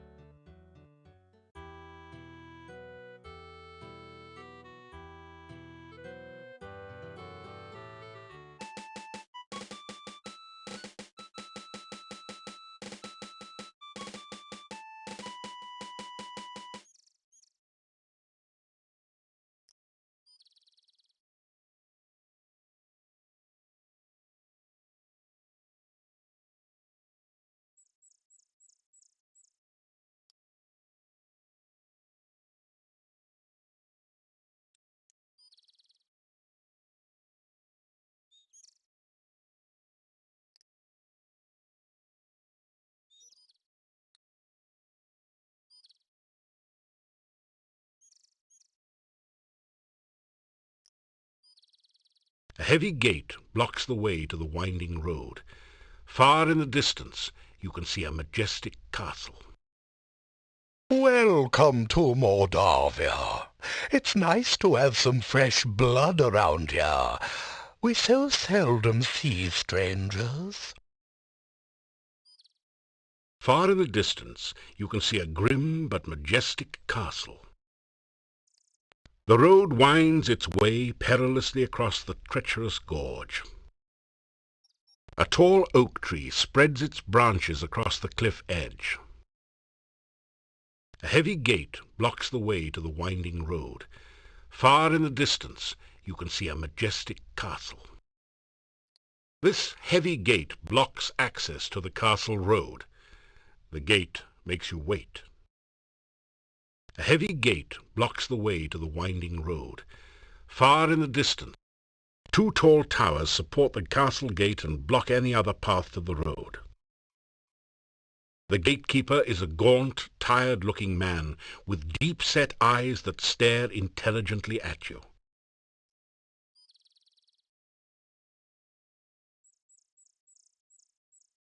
It is so difficult to get past the swamp which blocks the pass to and from the valley. We haven't had a stranger here since the rains created the swamp several years ago.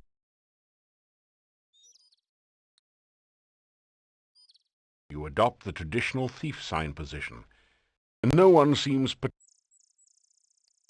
You've obviously done quite a lot for one person. It will be interesting to see what you do around here.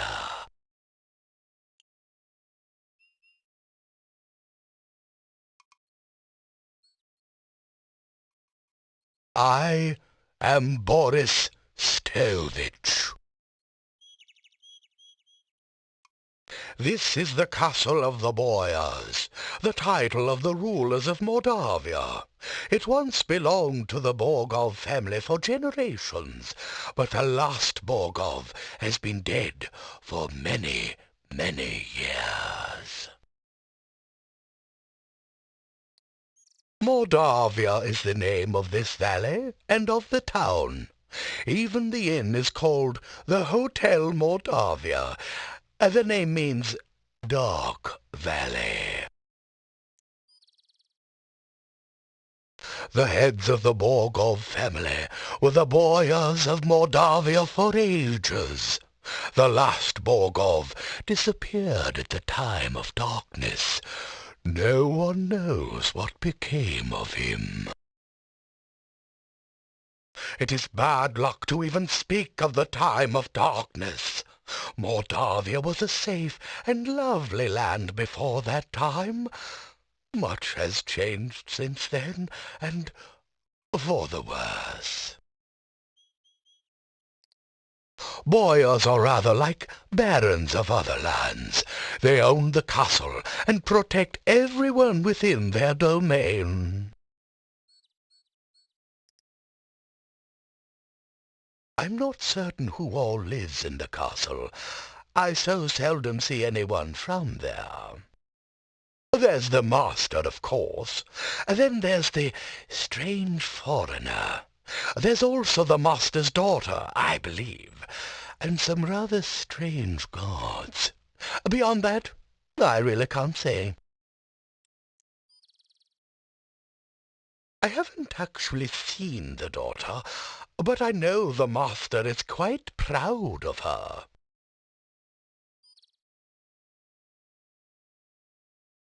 The master desires privacy, and I respect that wish. As I always say, the will of the master is the shall of the servant. I wrote that. He is an unpleasant sort, with a short beard and moustache, and a funny hat. He is rude when giving orders, and he has the habit of staring at a person and licking his lips. Most unsavory. He is an unpleasant sort, with a short beard and moustache, and a funny hat. He is rude when giving orders, and he has the habit of staring at a person and licking his lips. Most unsavory. The master desires I have only caught glimpses of them occasionally, but I don't think they are quite human. No matter. If a man does a good job, then whether he is a man does not matter.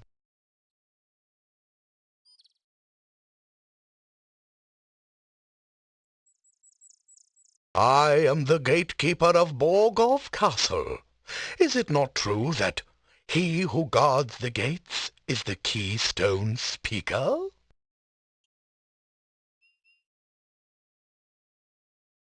This is the gate to Borgov Castle.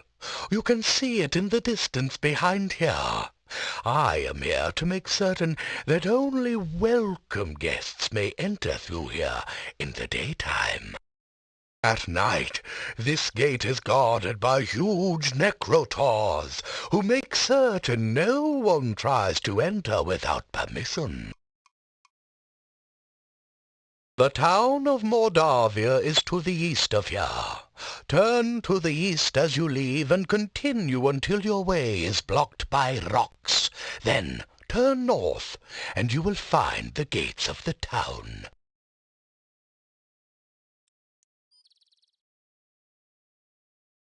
Farewell, and may you find whatever you seek.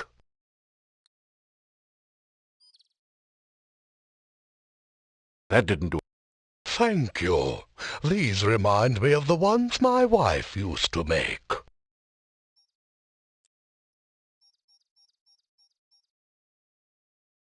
Nothing. That didn't do it. That didn't. That didn't. That didn't do. That did. That did. Thank you. I used to gather flowers for Oh, that was too many years ago to think about.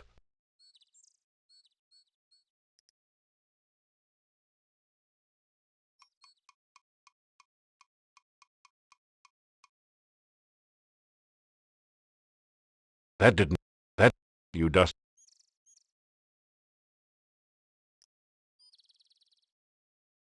That did... That didn't... That, you slipped the thief...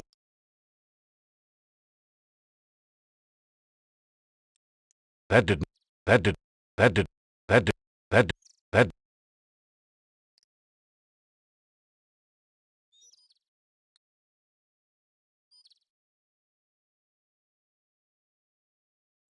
There's no need to knock. I am the gatekeeper after all, though I'm afraid that I cannot let you in. I'm under strict orders not to open the gate for anyone unless the master instructs me to do so. It'll take a lot more than that to get this gate open. I'm afraid I can't allow you to do that. Please, stop. You decide that it might be better to wait until no one is looking.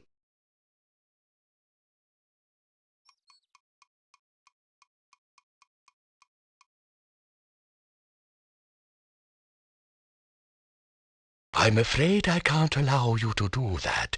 Please, stop. You decide that it might be...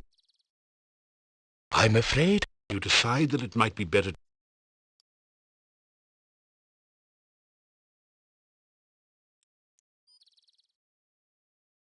Goodbye, young man. May the fireplace be warm and the drink cold at your journey's end.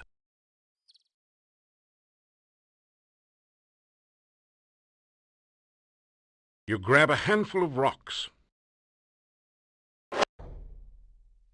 It does... It does... It does... It does... You... You...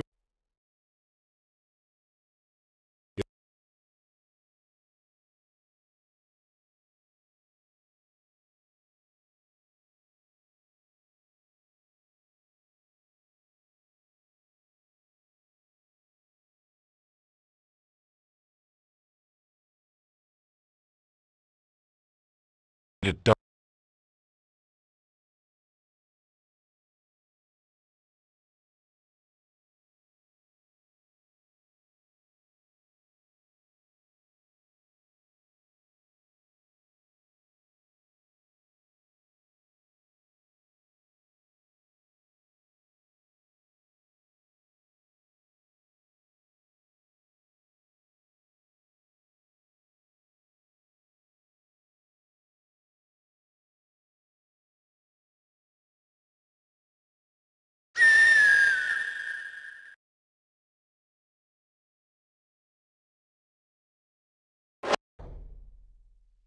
You are so exhausted.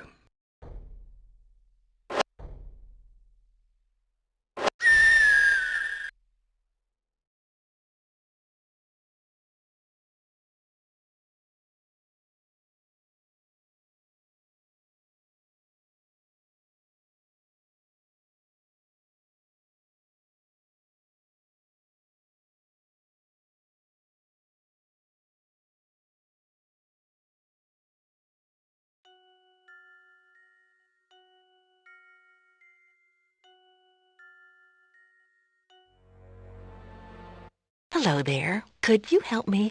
This water is so cold and I need someone to help warm me. You can see a reflection of some of the trees and sky in the crystal clear lake water. The tall trees of the forest line the northern horizon like sentinels loyally guarding their posts. Lily pads float serenely on the surface of the lake. This is one of the most beautiful women you've ever seen. She has lovely, long, golden green hair, although your eyesight tends to focus a bit lower than that. Flowers grow in colorful profusion along the lake shore. It is so cold here in the lake. Please, come and hold me and help me to be warm again. A tall tree intrudes from the nearby forest. The tall trees of the forest line the northern horizon. You stand on the shores of a vast and beautiful mountain lake. To the north and east lies the pine forest. To the south, the lake drains into a dark and dismal swamp.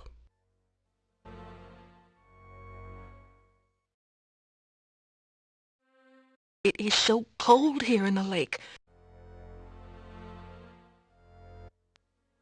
Why don't you come to my arms so that I can give you a real greeting? Gazing intently at the lake woman, you sensuously waggle the fingers of your right hand beside your nose. Then you delicately and suggestively rub your belly with your left hand. The Rusalka says, "Oh, yes, that's what I want too. Come to me, and we'll rub noses and bellies together forever." It is so cold here in the lake. Please, come and hold me. Surely a hero like you will help someone like me. Please, take my hand.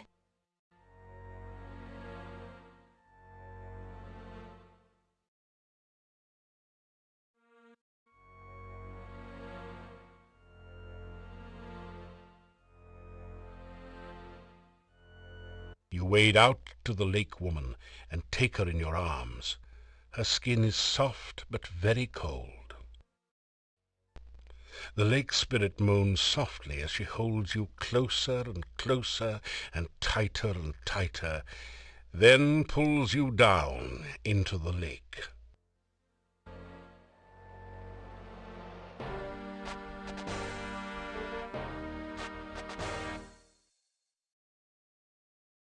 It is so...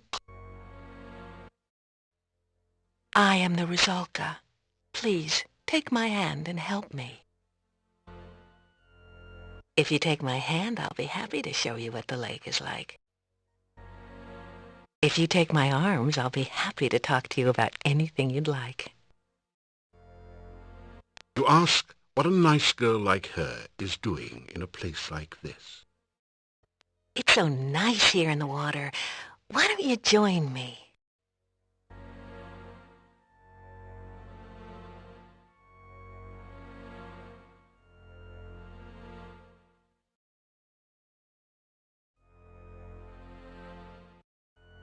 The woman in the lake appears shocked by your action.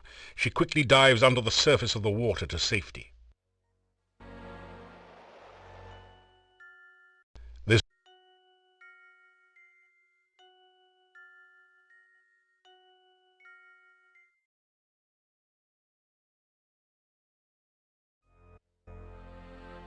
Thank you for the beautiful flowers. No one has been so nice to me since I can remember.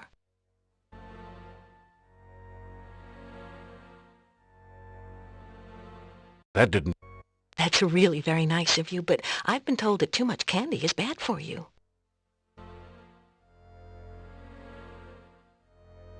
That didn't do it. That did.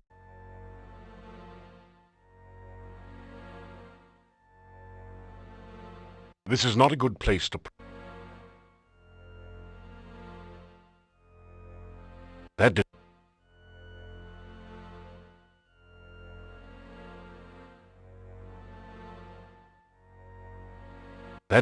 That didn't...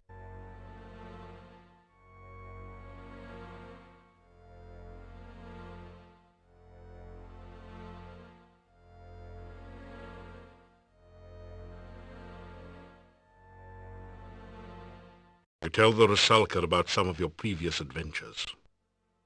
Gee, you've done a lot to get rid of monsters and things. You don't think I'm some kind of monster, do you? I mean, just because I'm undead and drown people, you don't think I'm bad?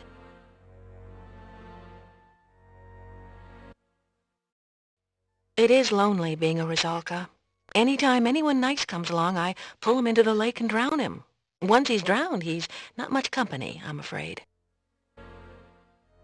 I've been a Rusalka for so long, I've forgotten. This lake is surrounded on 3 sides by steep mountains. To the southwest it merges with a swamp. The lake is not a safe place for you to swim. Many unpleasant things lurk in the deep water. The swamp is definitely a creepy place. Dead things lie under the water and try to drag the living underneath. Kinda sounds like my job description, doesn't it? Well, the things in the swamp are a whole lot nastier than I am, so be careful out there. I stay far away from them. They crawled into the lake from the swamp one day. Ugh, they remind me of worms and give me the creeps.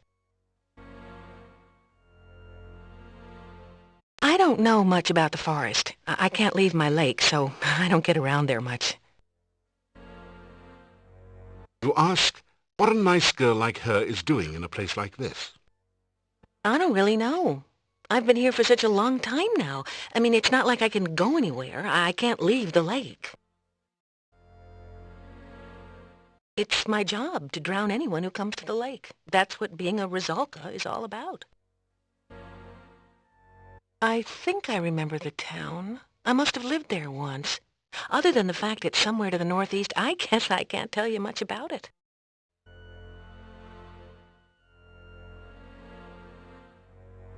Please, come visit me again sometime. It's nice to have a friend to talk to.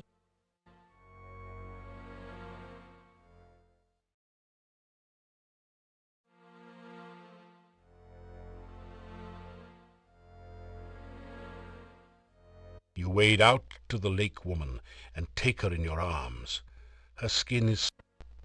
The lake...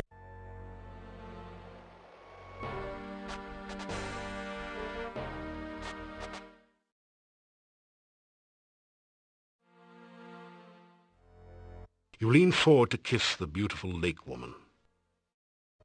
No! My lips are as the watery brine, my breath is of the sea. If you should kiss these cold clay lips, your death would surely be. You decide that perhaps remaining just good friends isn't such a bad idea after all.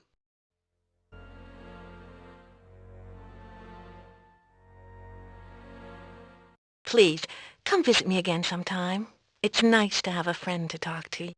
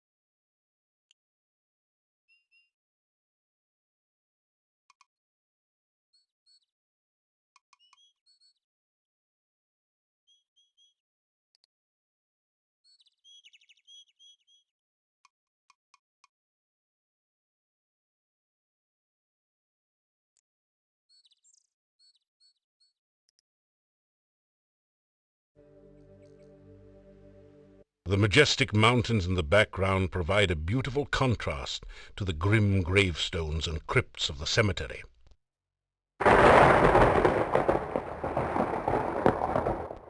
This gravestone is marked, "No effort could Elissa save. She passed into a watery grave. Her body was lost, only her memory remains." Here lies Janos, faithful forever to his lost true love, laid beside her empty grave. It's filled with this season's earnings. The legend on this crypt reads, "Tomb of Ligeia." A penny shaved is a penny earned, or so they say. The crest on top of Ligeia's tomb has a raven and a cat, black rampant against a heart, red. It could be the coat of arms for the Poe family. The crest on top of Ligeia's tomb has a raven and a cat, black rampant against a heart, red. It could be the coat of arms for the Poe family. This soil has been recently removed from the open grave. Soon it will be back in place, covering another unfortunate soul. A fresh grave has recently been opened here. 2 spare coffins await their customers here. Apparently Igor has finally managed to get ahead of business. The inscription on this headstone reads, Michael Med bumped his head in another man's bed. Now he's dead. Rest in peace. This headstone reads, Onodere Pasha Sperry spent the night in the cemetery. Something gave him such a fright that now he sleeps here every night. Here lies the spirit of Barney Blue. To his lover was untrue. So she knew just what to do. Fixed herself some Barney stew. Here lies the body of Carrie Nation, who answered a vampire's invitation. Now there's cause for lamentation. It was a fatal recreation. Arkin Tenor walked at night. Arkin saw his final sight. Now the question seems to be, what in the world did Tenor see? This headstone reads, Onodere Pasha Sperry. The inscription on this headstone reads,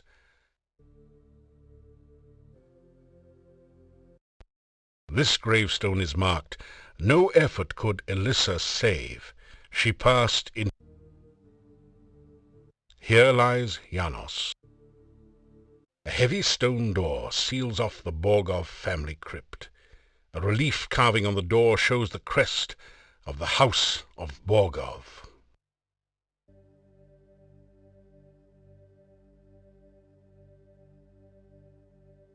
You examine the door closely. It's massive and well made. A large lock secures the door. Above the door is an intricate crest with the single word, Borgov, above it. It is deathly silent beyond the door.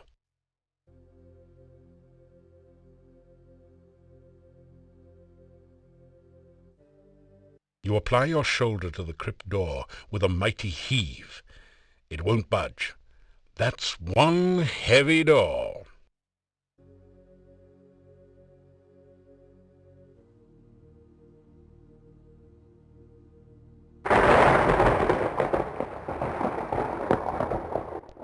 You don't need a coffin yet.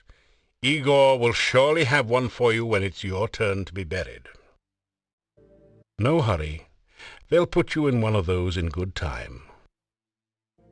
The dirt needs to stay here.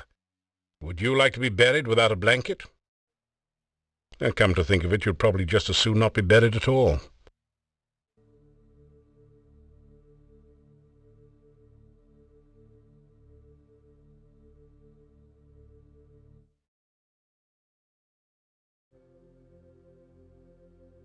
The gnarly old trunk of this tree looks climbable for one skilled in such pursuits.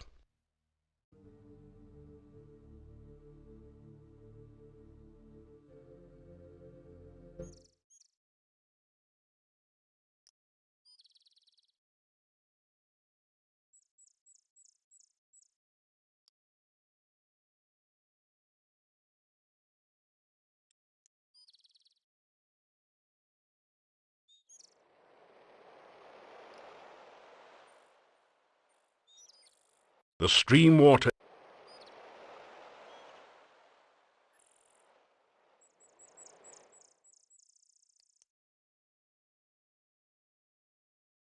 You pick a few of the flowers.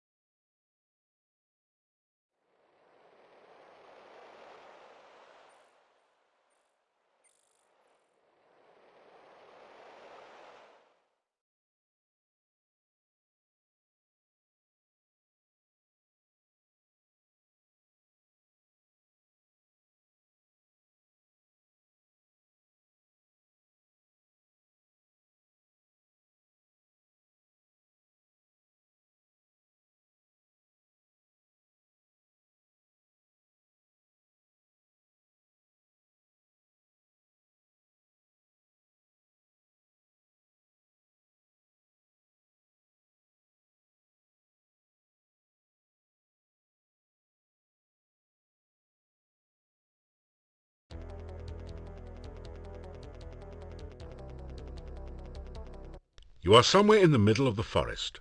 You can barely discern the traces of an old road leading north and south.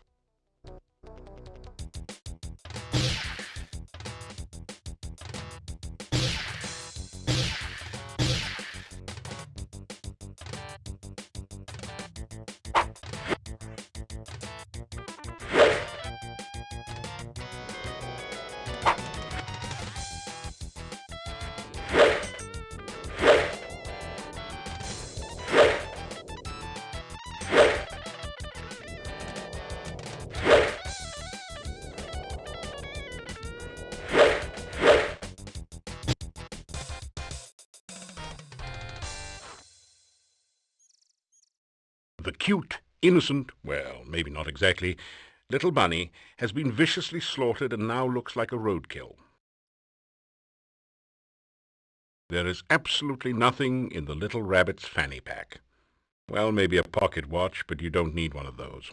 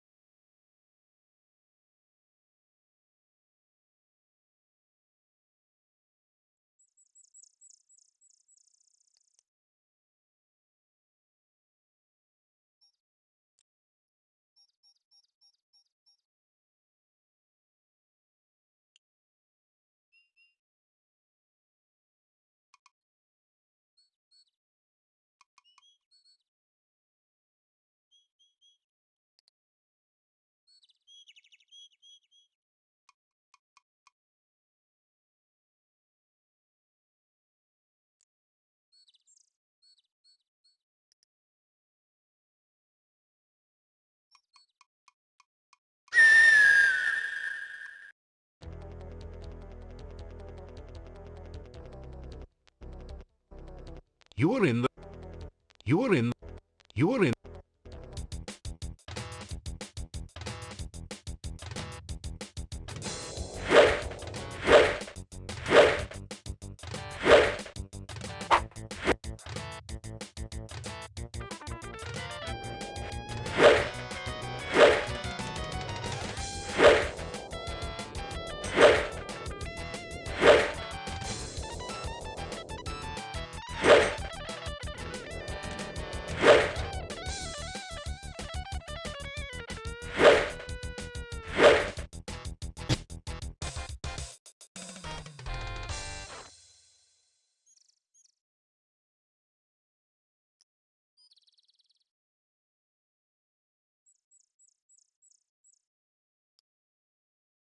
Why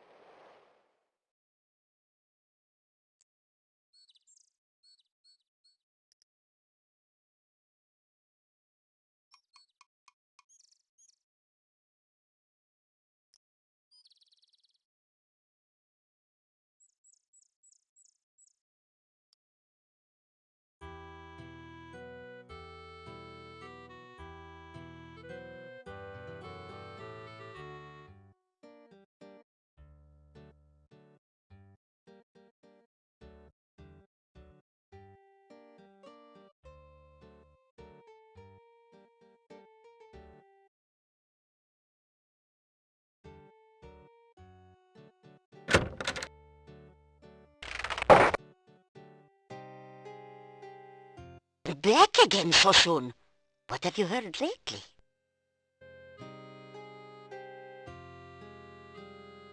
So, you have... Yeah, my sad departed husband. His name was Boris. Gone 3 years now. He was such a good man.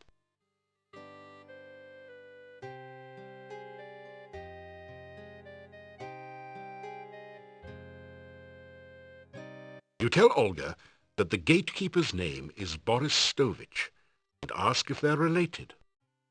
Aha! So that's where the so-and-so went. Huh? Tell him he's a rotten no-goodnik.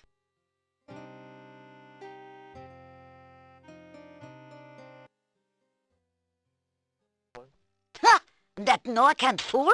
If you see him again, tell him he's a lady louse and a swamp scum besides.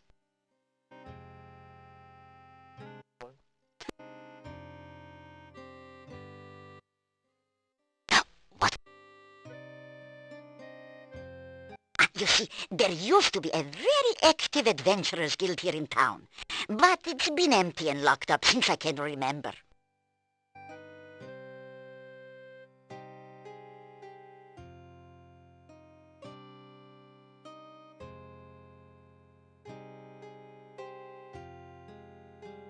For me?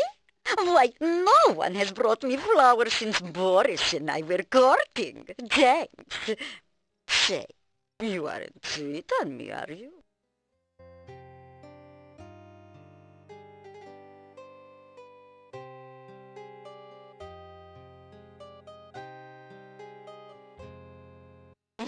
As my lost husband used to say, may all your travels lead somewhere.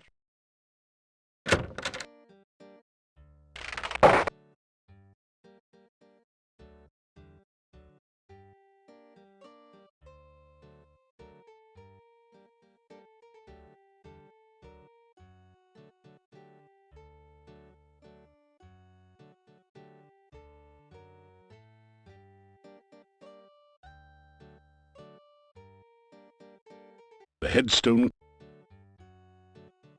Igor.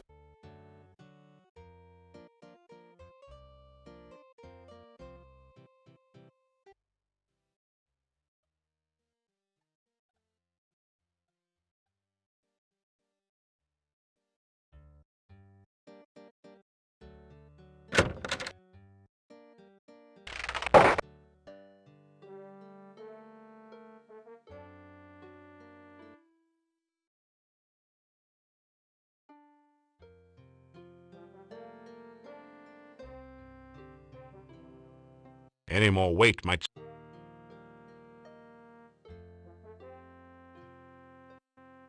You're...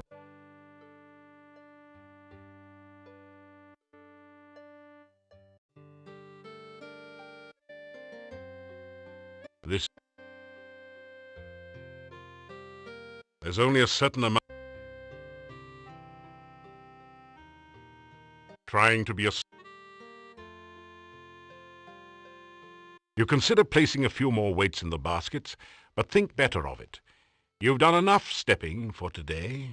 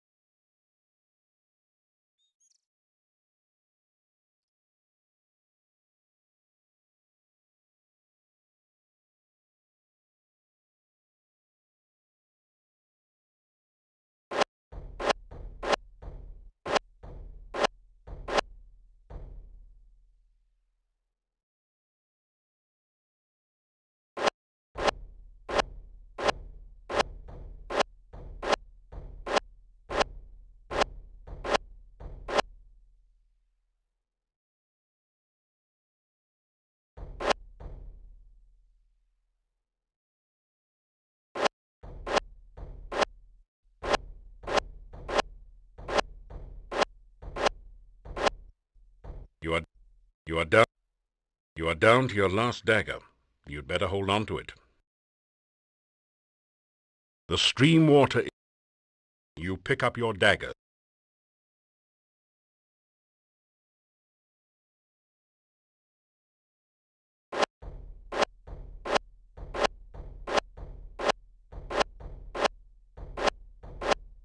You are done.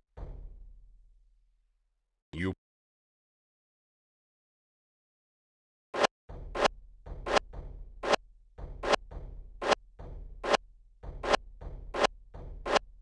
You are.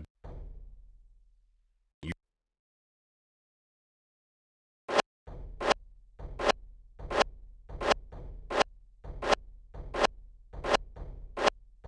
You are done.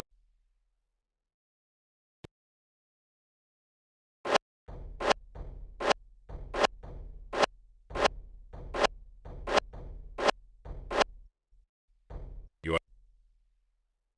You.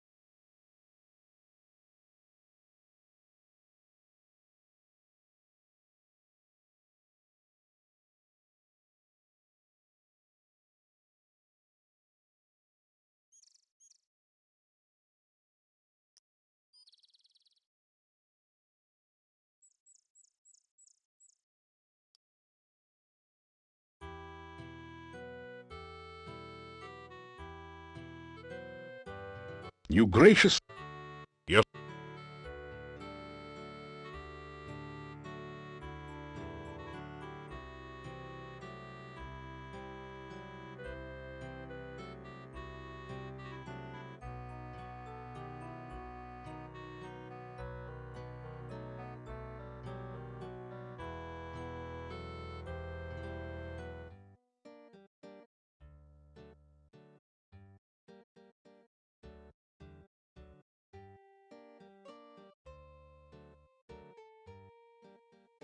This isn't a good time to approach the house window.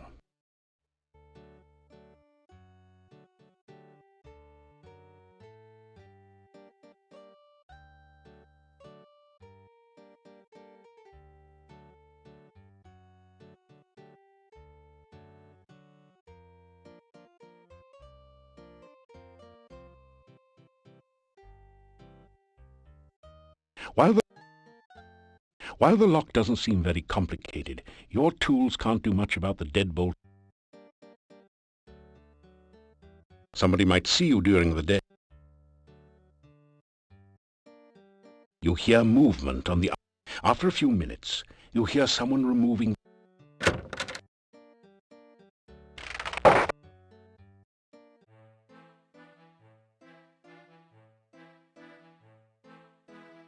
They all turn to stare at you, then go back to talking.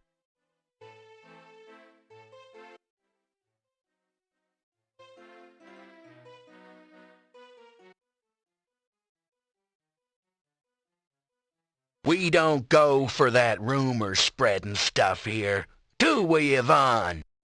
No way, Hans. Oh, never. Oh, except for that one little cocktail waitress, you know. But we don't gossip about our neighbors in Moldavia, do we, Ivan? Well, no, but you did used to tell everyone about the time Olga caught Boris drinking with us when he was supposed to be minding the store. Hey. That wasn't gossip. It was just a semi-funny story. And Franz, what about the story you tell about the time you saw Yuri and Bella in the garden one night? What was that? Hey, you're okay, all right? So you see, we do not spread rumors here.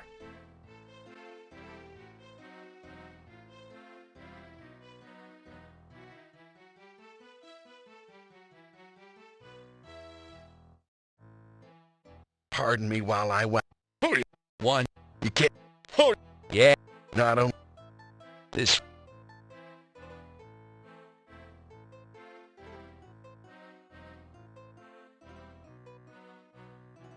You have some garlic pheasant for supper.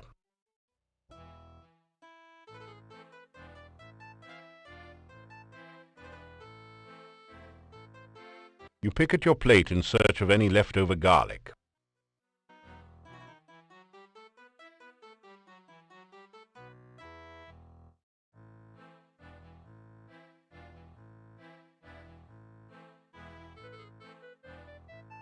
You unlock the door to your room and go in.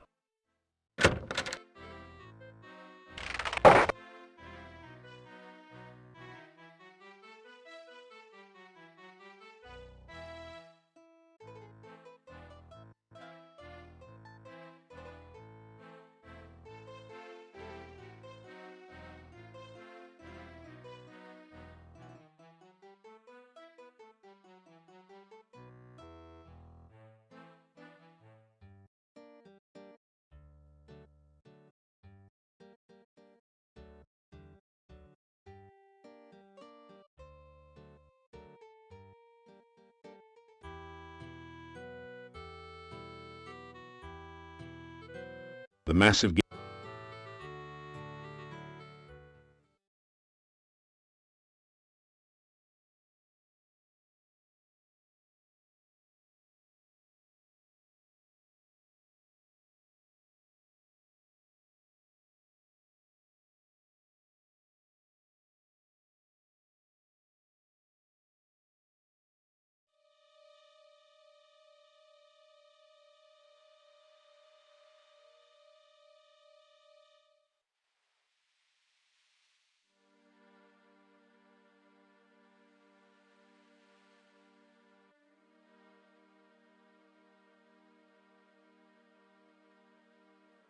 You deftly slip over the gate.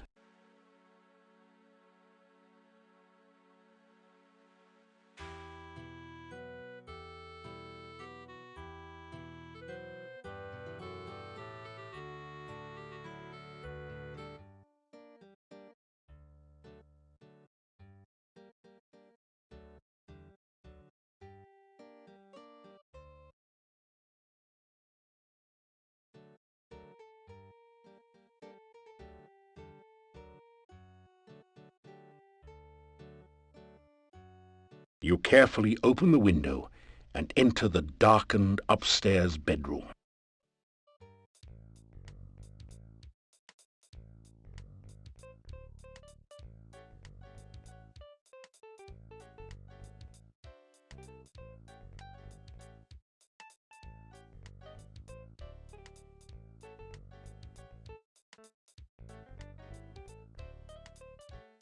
You carefully oil the hinges on the wardrobe doors to prevent telltale squeaks.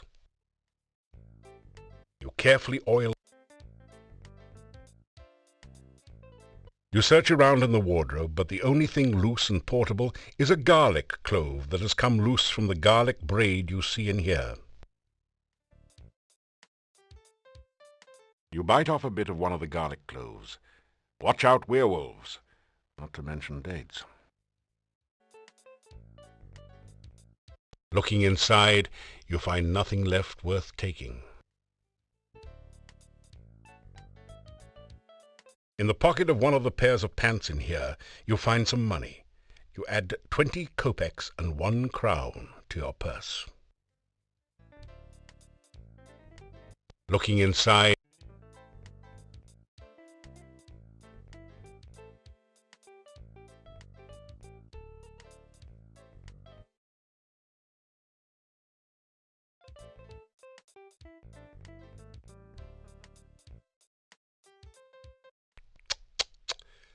such a terrible lack of trust around here.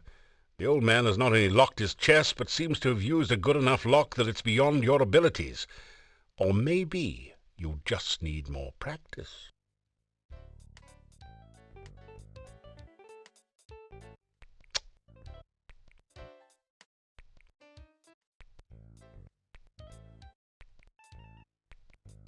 You ask.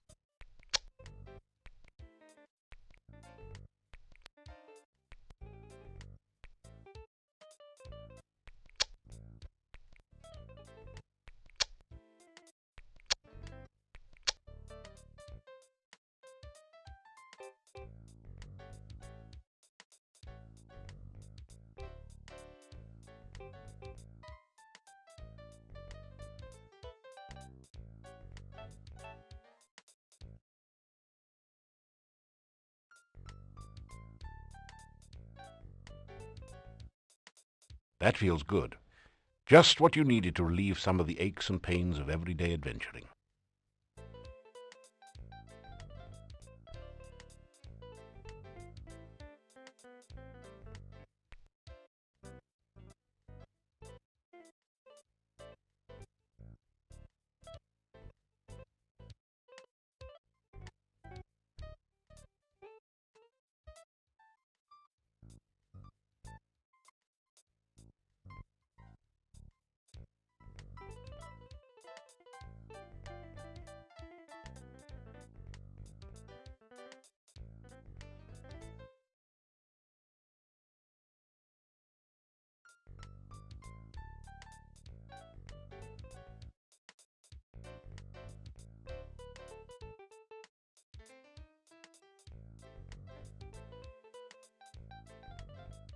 It doesn't... That didn't do anything. That did... Greasing squeaks is always a prudent idea, but that isn't the place. There's nothing that you can oil there.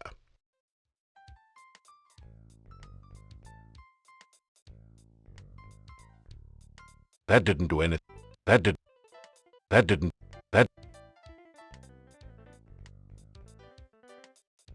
You find a small bottle of healing potion, which you take. You also find a large book, too bulky to take with you. It's a diary. The author was working in Castle Borgov when the boyar was still around, and mentions a secret passage in the boyar's crypt. Interesting.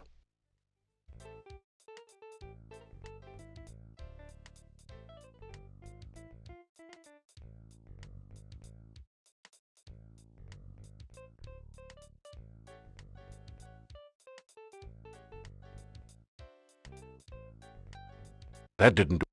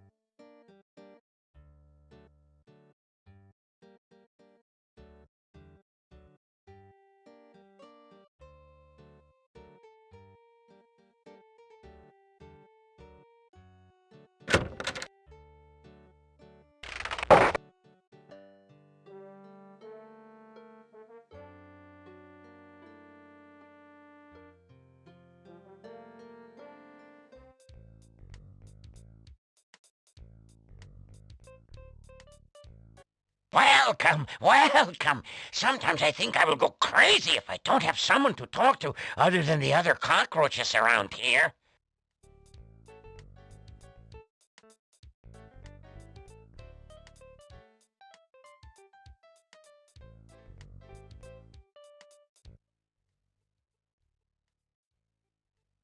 I don't know. It would be a shame to lose you so soon. The best places to steal from are the most dangerous. I do not think you are ready just yet. Actually, I'm getting used to this shape. I can climb walls and ceilings really, really well now. I can run and be stealthy at the same time. Best of all, I never have to go hungry. I never realized how tasty moldy leftover garlic stew can be. A good thief has many skills he can depend on. Thieving is more than just being in perfect physical and mental condition. Thieving is more than just climbing a rope and a grapnel or the side of a building. It is more than attracting hordes of beautiful women with your debonair style. A good thief practices his knowledge and abilities constantly.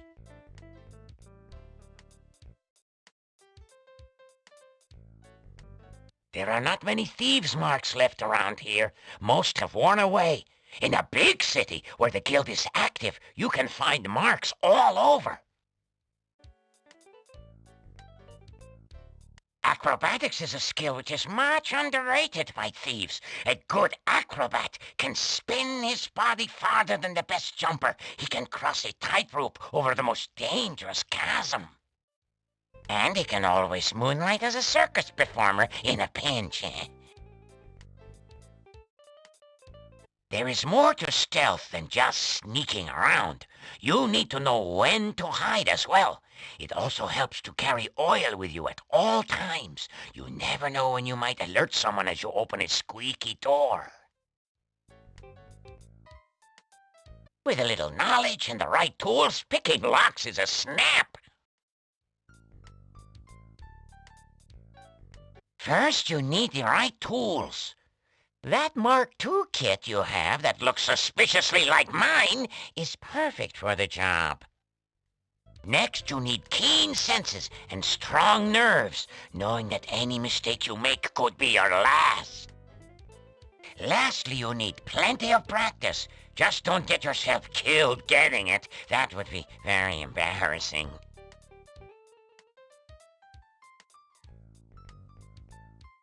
I'm afraid I'm not in shape anymore to teach you the basics. You will need to have someone else show you the ins and outs of pickpocketing.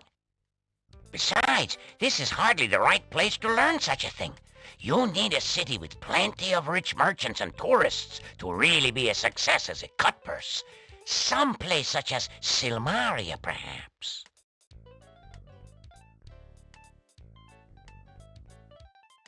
You and I can work together and return this guild to its former glory. New thieves will swarm here to be taught by such master thieves as ourselves.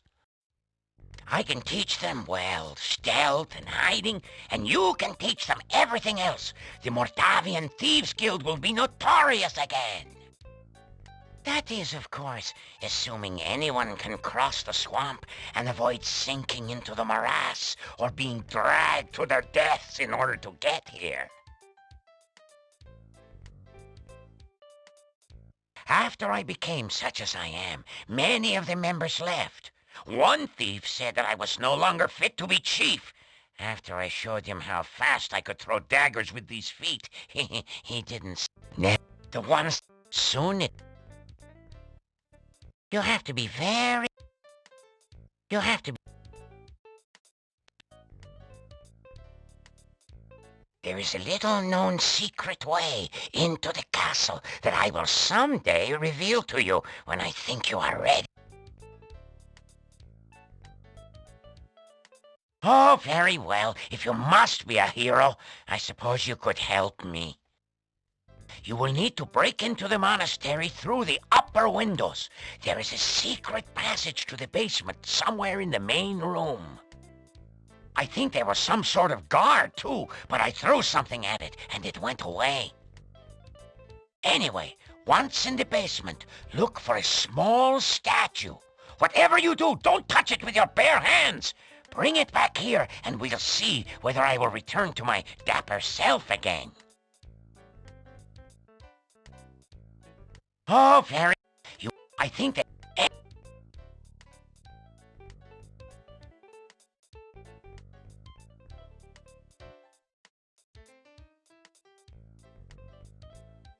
No, thank you. It'll stick to my teeth.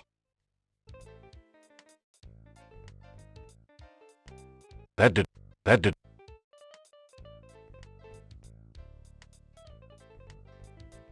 That did... That did...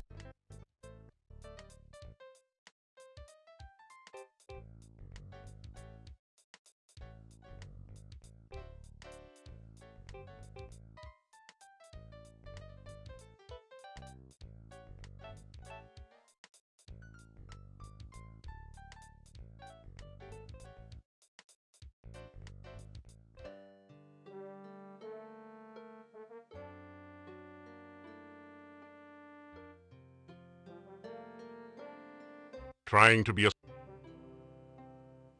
Any more weight.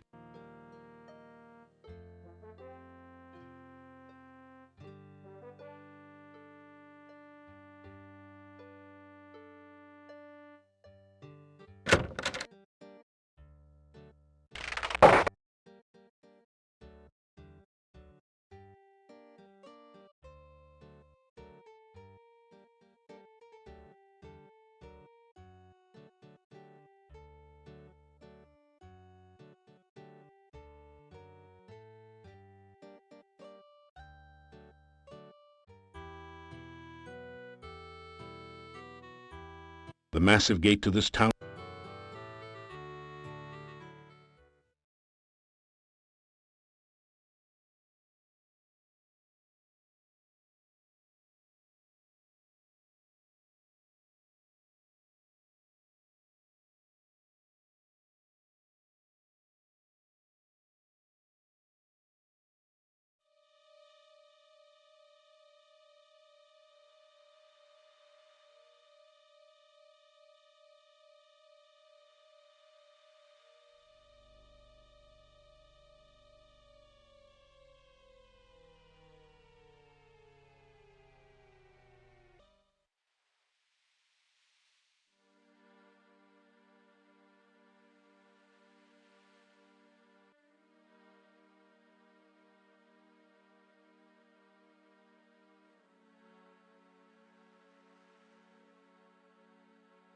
You def...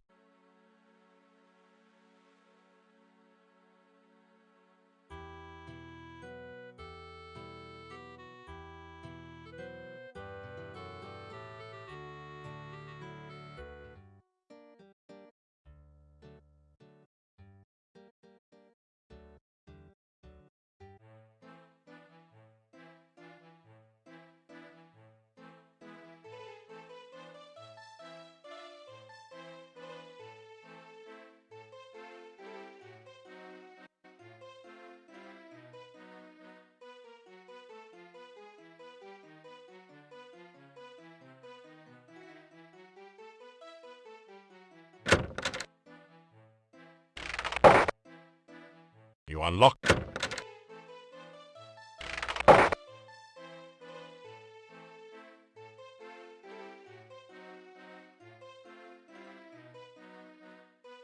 After some... You are exhausted.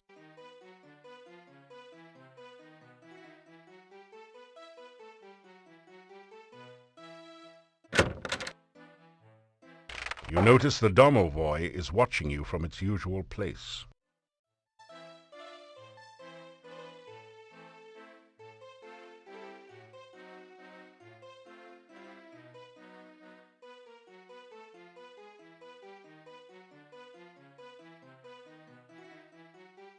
Good you here. Many things talk about. Many things need to do.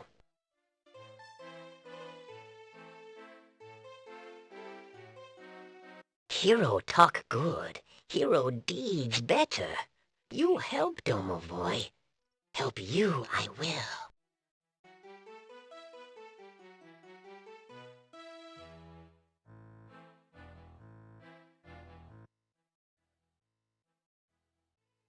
Oh, many sad things in Mordavia. Many sad things need your help. Gnome need help. Nikolai need help. Yuri and Bela need help. Olga and Boris need help. Others need help. Even Domovoi need help. You help some. Maybe you help others, Yuri very, very sad. Innkeeper Bela very, very sad. Very, very bad thing happen. Not even Domovoy magic can help. Need hero. Need powerful hero. Someday, maybe you be powerful enough. First help me, then I help you. You help Domovoy, Domovoy help you. Not far from in bad place is. Very bad place. For sure bad place door try to kill you. Magic symbol you need. Magic symbol on door will open. In bad place Domovoy is.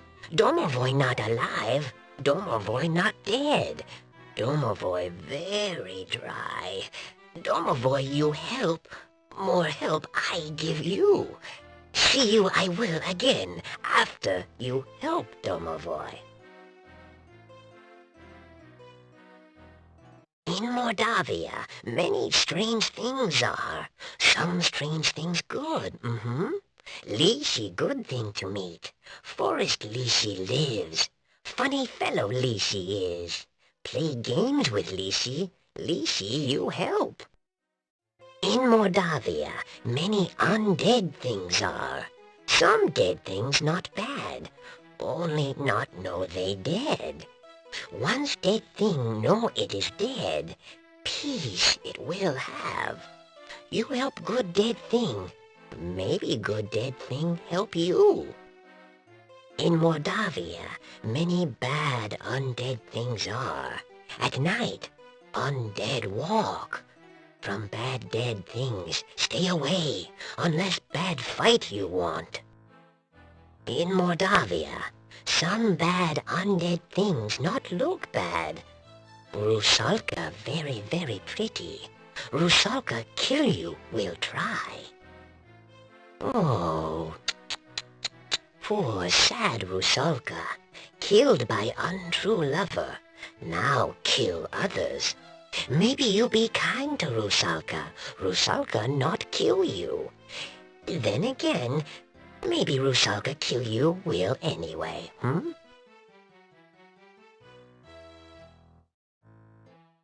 Castle bad place. Nobody alive there but monsters. Very dangerous to go there. Someday you go there. Not go there now.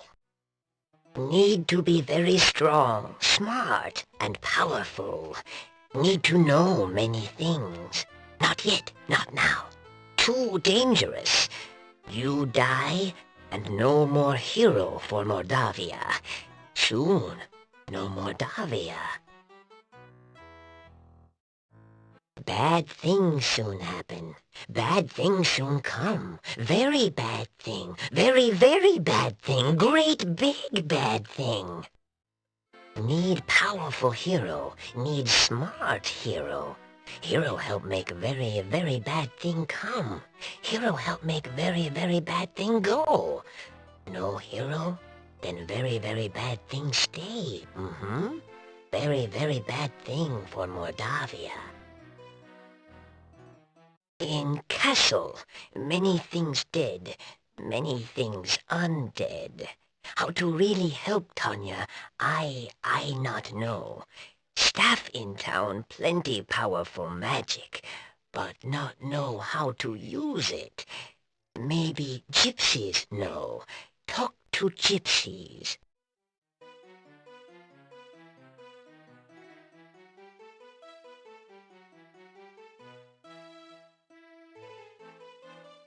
Oh, many sad things in Olga and Boris. Yuri. You help Domovoy, Domovoy help you. In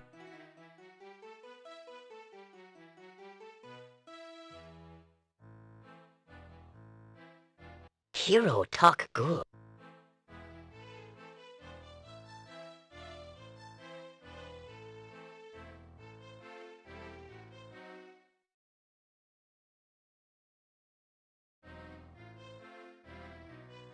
You help me, I help you many, many ways.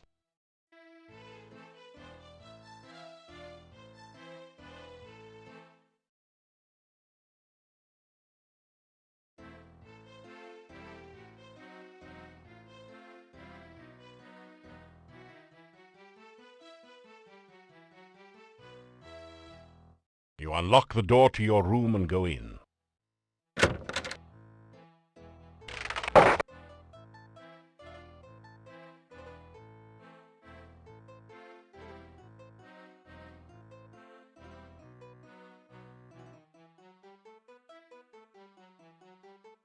What?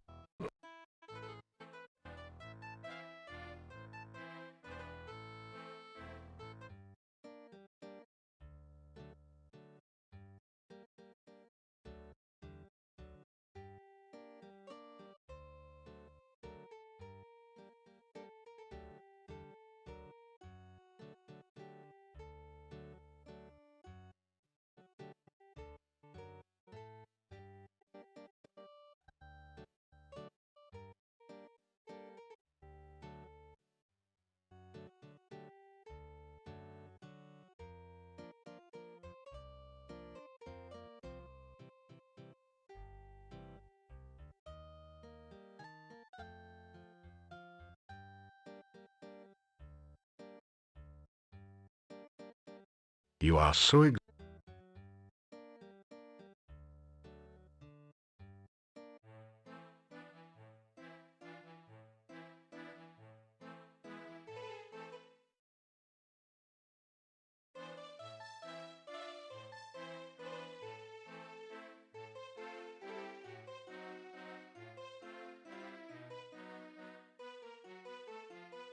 You awaken as the sun begins to rise.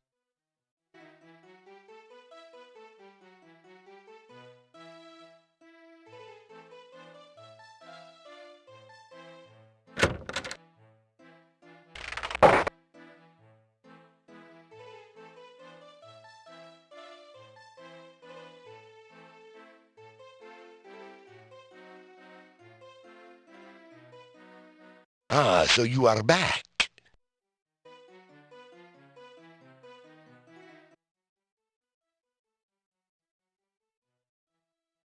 I am well, as always.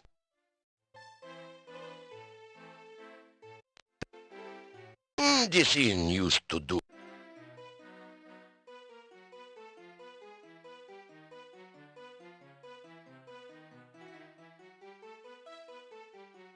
Nothing like a good breakfast to get you off to a good start in the morning, especially when everything's laced with garlic.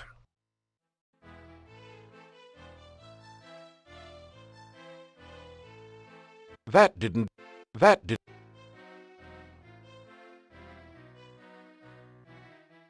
Now the table's helping to keep you off the floor as well. You straighten out your jacket. No, don't sit there. You'll never know when an elephant will wander in.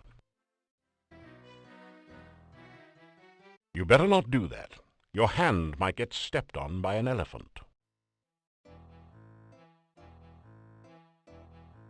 You reach out to shake hands with the innkeeper. He just sort of stands there.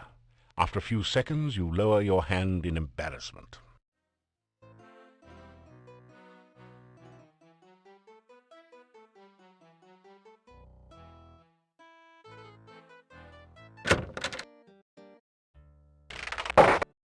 Still you remain.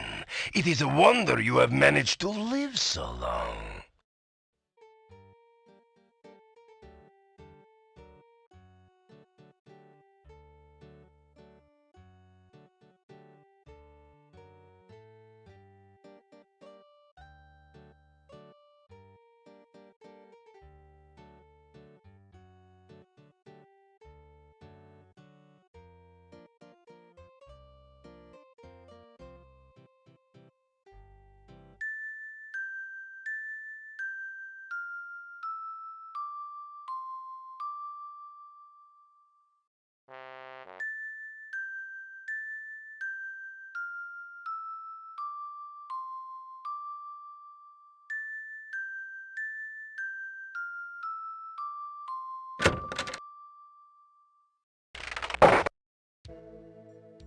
That did...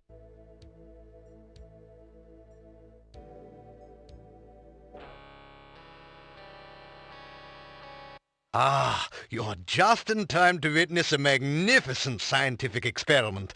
I have managed to harness the very primal force of lightning at my beck and call. Now I shall use it to create life itself. Watch this.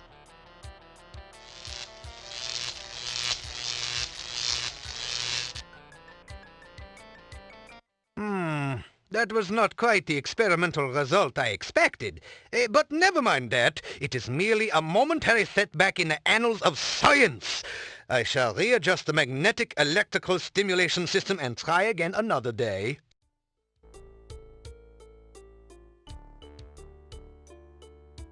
You say hello to the scientist. It is good to see you again. I trust the Antwerps gave you no trouble?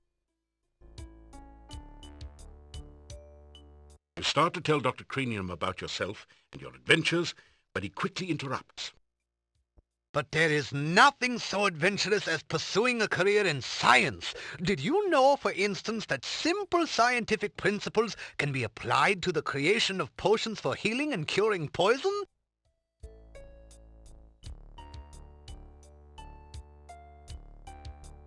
You tell Dr. Cranium about your first adventures in the Spielberg Valley.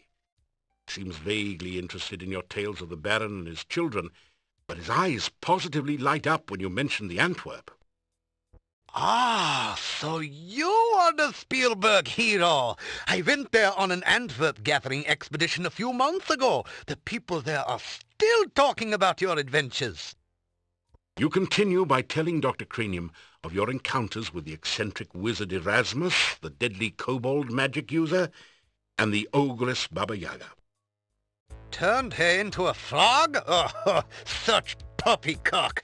That is a perfectly straightforward scientific explanation for all of those events. There is no such thing as magic.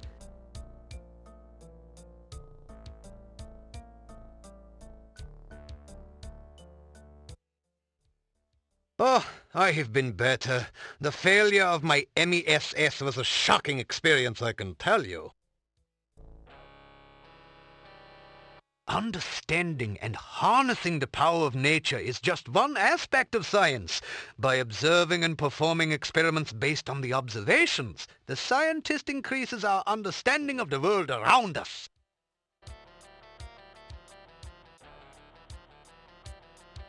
If you want to improve your stamina, here you are, one freshly brewed healing drink. Sip it if you get hurt, and its beneficial vitamins and other ingredients will help your body to recover quickly.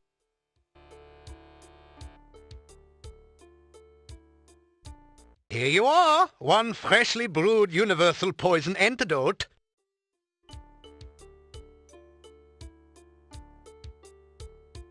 Experiments are the meat and drink of science. Pizza. A hypothesis it is since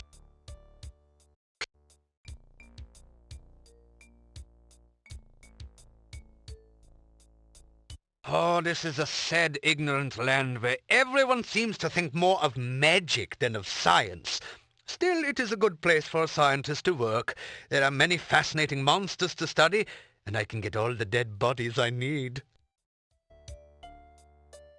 Antwerps are a truly fascinating species. They reproduce by splitting into a number of tiny Antwerps, each with their own genetic code. They cannot split voluntarily, however. They only reproduce when cut or stabbed. My test Antwerps came from Spielberg Valley, where there was an Antwerp population explosion last spring.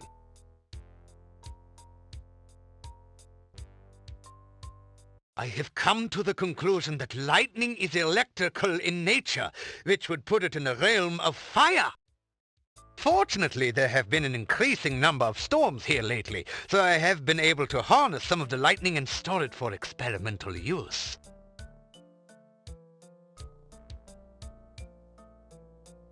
I am convinced that the primal force of life is electrical in nature.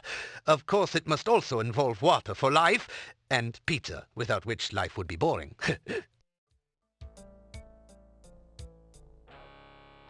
My neighbor Nikolai is not actually as old as he now appears. He has been very unhappy since his wife's disappearance some 15 years ago.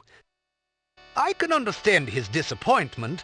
She never brought me back the berries I needed for an experiment.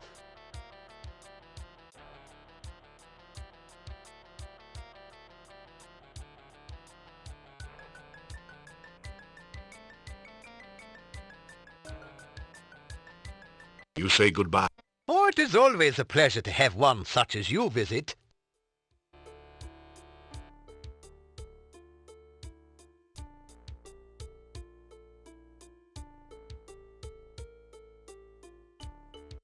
Perhaps I should wait a day or two before resuming my Frankie experiment. It is very important that the right person stay in charge here.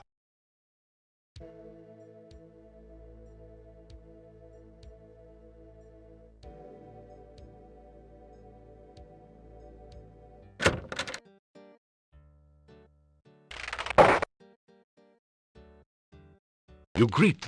You. We have met before, I think. I am Nikolai. Have you met my Anna? She is... well, I do not know where she is. I am looking for her.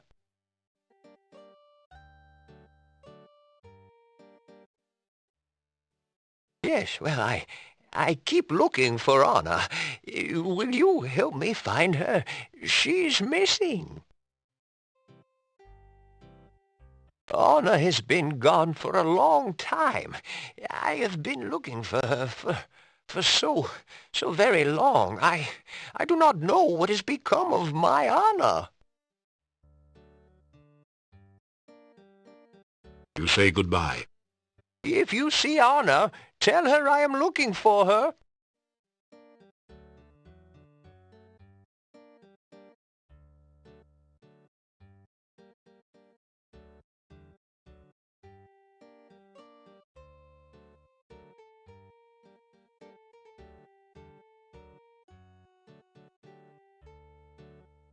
The headstone carver stares at you and then goes back to work.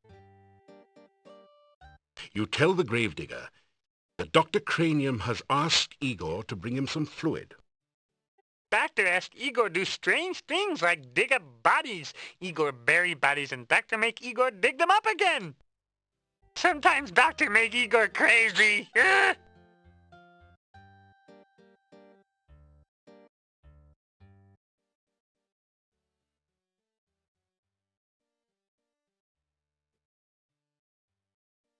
Applying for job as grave robber? Sorry, Igor not give crypt key to strangers.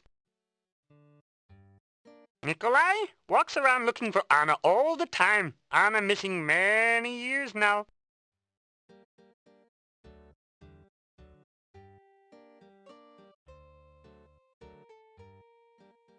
Yuri, innkeeper. Bella, keep in. Little town humor there.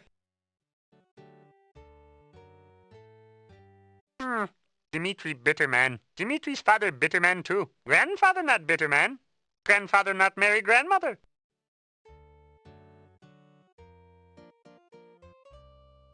Olga into healthy food. Olga eat plenty fruit and berries.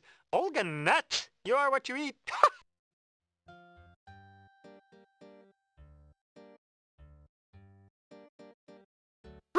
Business is dead. Little graveyard humor there. Igor not hear rumors. Igor not know mad monks start monastery. Igor not know bad things get people who try monastery door. Igor wonder if you will verify this rumor.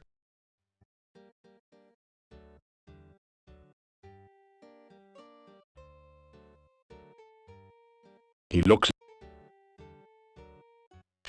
Doctor asked Igor do strange some.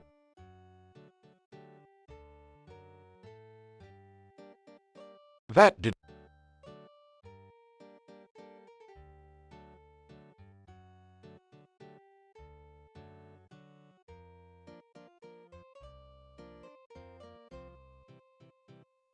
Still you remain. It is a wonder you have managed to live so long.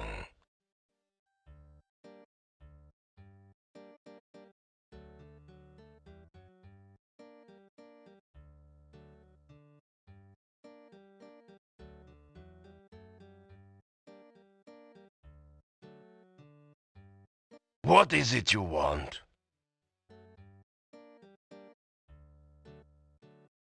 To tell the Burgermeister about your adventures in Shapir. So, you are the son of a sultan. Your stories are better than 1,001 Nights.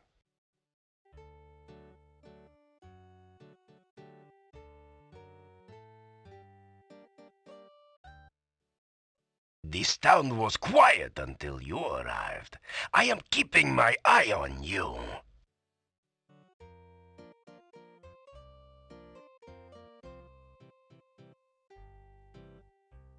Castle Borgov is north of the town.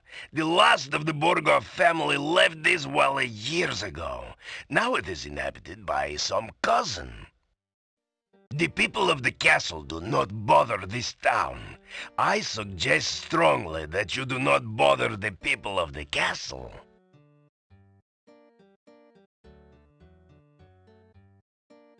It used to be that the only monsters around here were the occasional wyverns.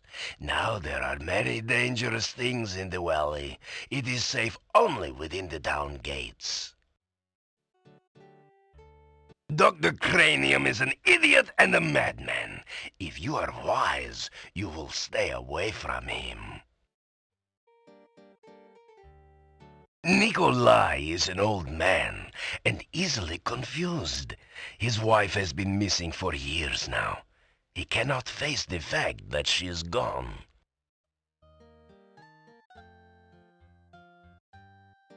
Try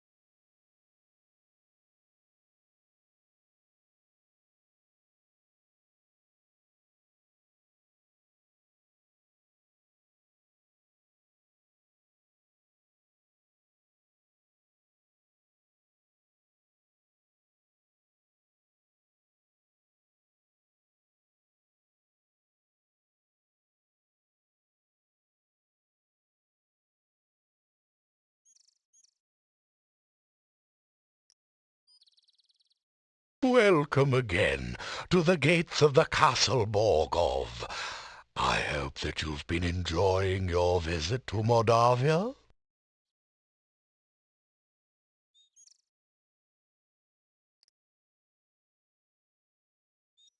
I am happy to know you're finding your way in Moldavia. I'm sure you will find this a most exciting place to visit. You have been very lucky so far in Moldavia. May you never meet something you cannot handle. You tell Boris what Olga said about him. He blushes. Olga was always opinionated. I grew tired of listening to her complain about me all the time.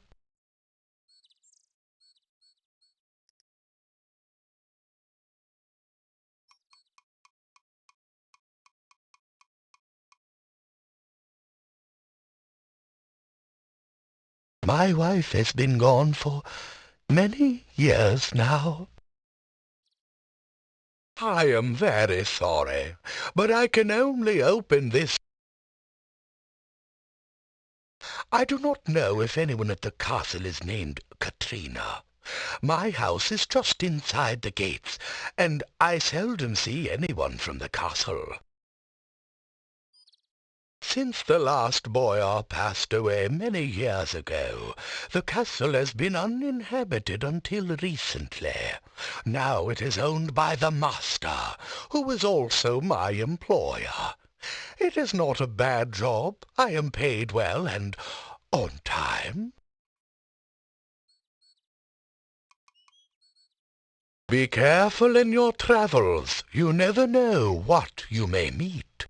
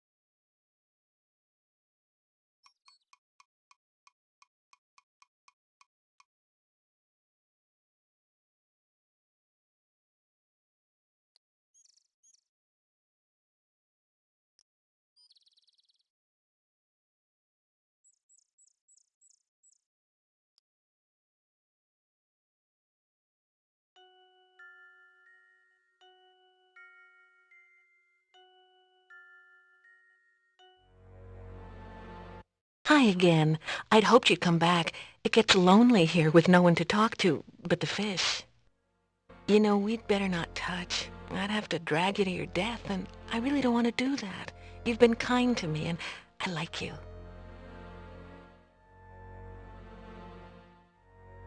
Welcome back. You seem to be finding your way nicely in Mordavia.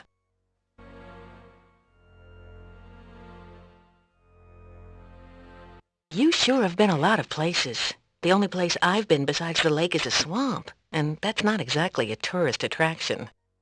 I may have been places while I was alive, but I can't remember back that far.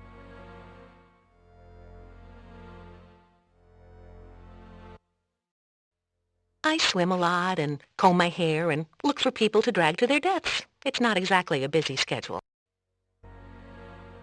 The swamp to the southeast is a very scary place. I swam there once out of curiosity. I was combing the weed and goo from my hair for weeks afterwards. The will-o'-the-wisps were friendly enough, but those grasping arms, ugh. Weirdest of all were the creatures standing guard near some sort of tomb. Well, I'm not going back to that swamp for anything. Will-o'-the-wisps are the souls of lost children. They play around the swamp at night. They look like little sparkles of light. Watch it, though. They love to play hide-and-go-seek in the swamp, and most people who try to follow them there don't return.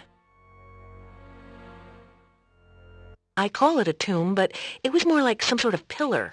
It felt magical and very, very cold, even to me. I stay as far away from it as I can. Scary. The guards near the tomb were really weird. They looked like they had been human once. Now I don't know what they are. Well, they aren't dead or undead, as far as I can tell. Just awful. The guards near the tomb were really weird. The grasping arms will try to drag anyone into the swamp. Now, they can't get you if you stick to the grassy areas, but I don't recommend you go visiting there.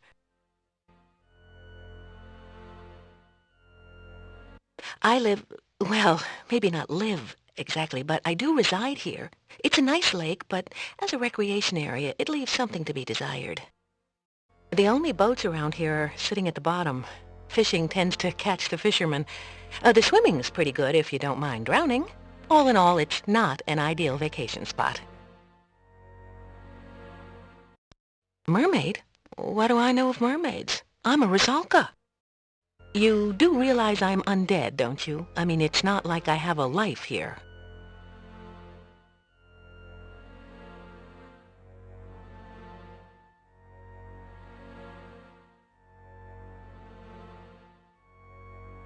Thank you. That's really very sweet. You are the kindest man I know.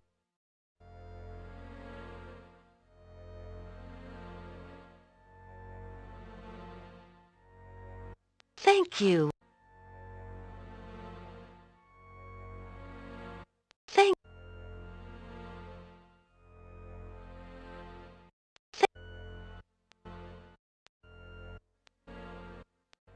That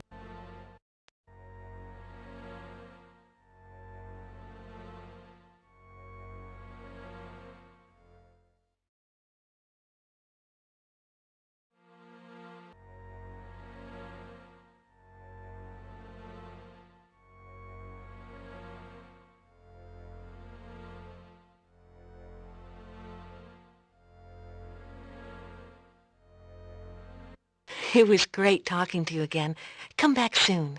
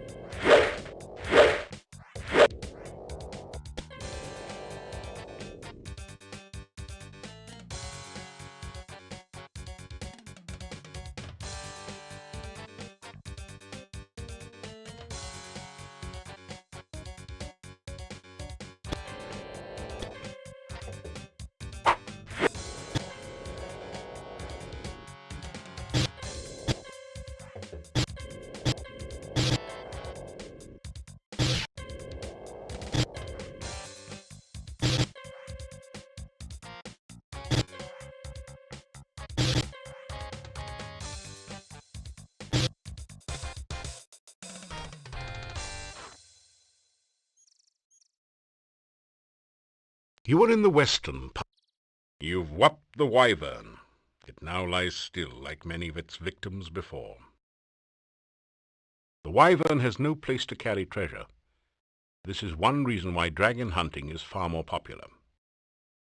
You grab a handful of rocks. You're starving. It doesn't.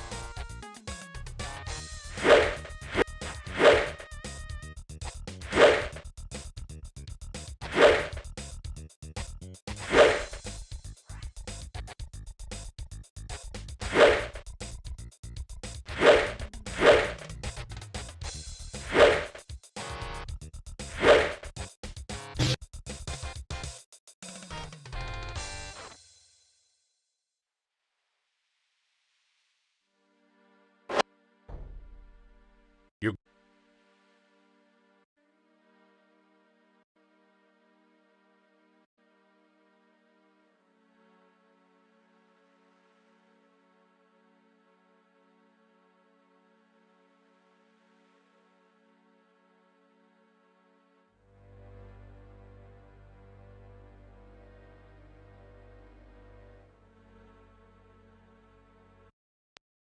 Hello. Can you help me? I seem to be lost.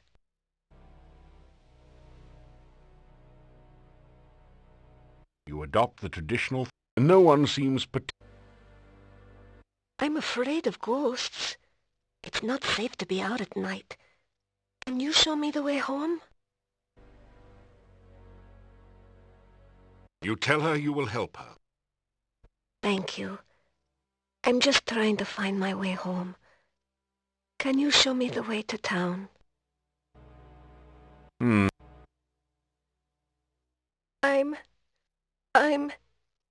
Everything is so strange. I lost my way home. Please, can you help me find my way? I'm trying to find my way home. I keep getting lost. Can you show me the way to town? The ghostly apparition vanishes.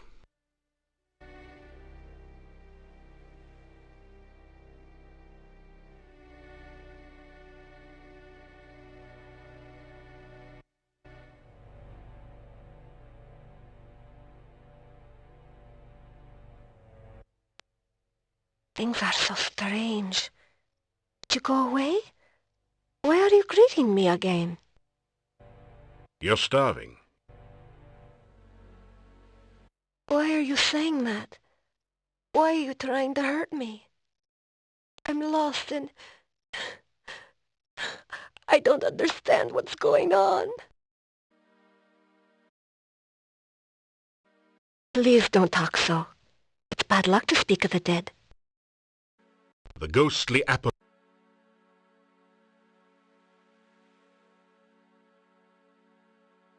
Phew.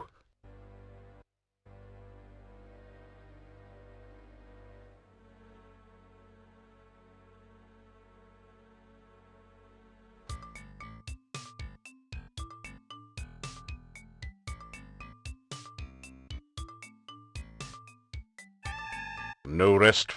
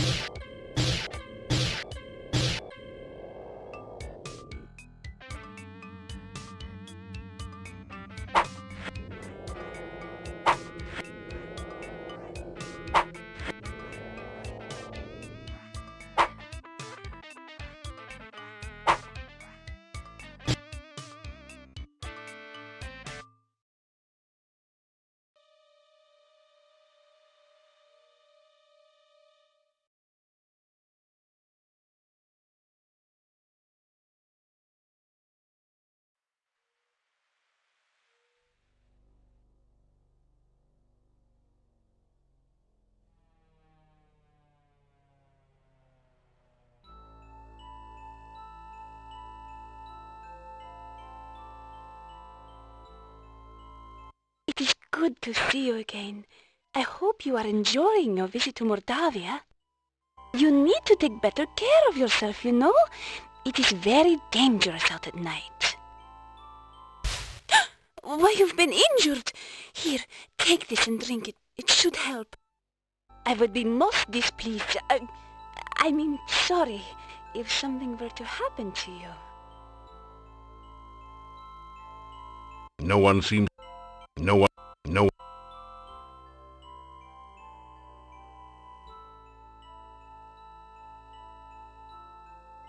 She is the attractive peasant woman you met shortly after escaping from the Cave of the Dark Ones. I bid you welcome to Mordavia. I hope you are enjoying your stay here. There. Now you have had an official welcome from your own official welcome woman. You adopt the traditional thief sign position, wiggling the fingers of your right hand and rubbing your belly with your left hand. No one seems particularly impressed. You tell her your name and a little about your adventures. How fascinating! I have never met a true hero before. You must tell me more sometime. You try out a few of your best lines on her. You flatter me. It is nice to have someone as handsome and attractive as you say such things to me.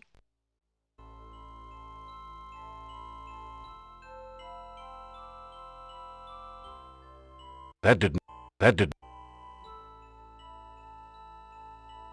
For me? Oh, how romantic. Oh, you are very sweet. Thank you, but they are not good for my figure. You don't think I weigh too much, do you?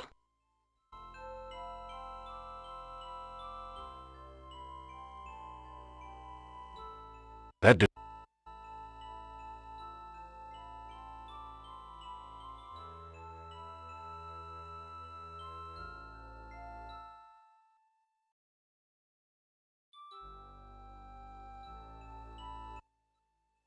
You may call me Katrina. And what shall I call you? The land of Mordavia is filled with unusual beauty and hidden dangers. Trust nothing here. If you are to stay alive, you will need to be alert and careful at all times.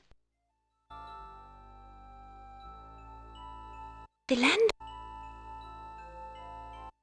I must go now.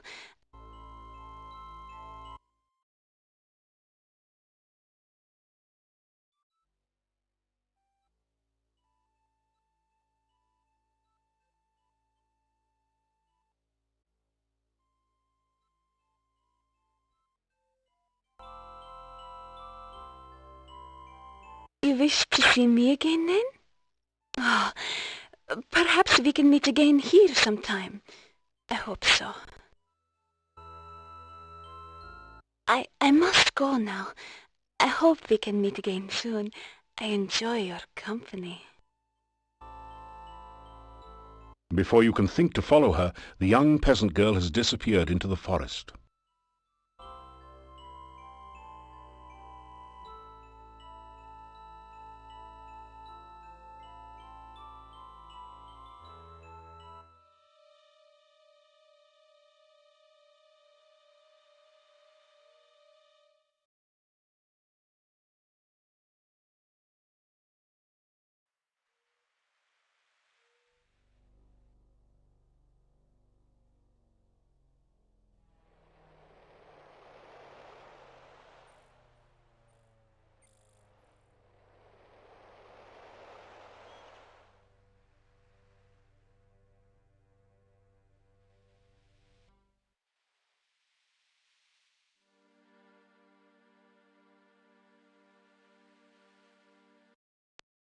Hello?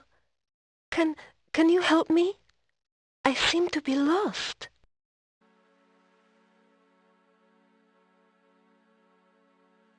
I'm afraid of ghosts. It's not safe to be out at night. Can you show me the way home?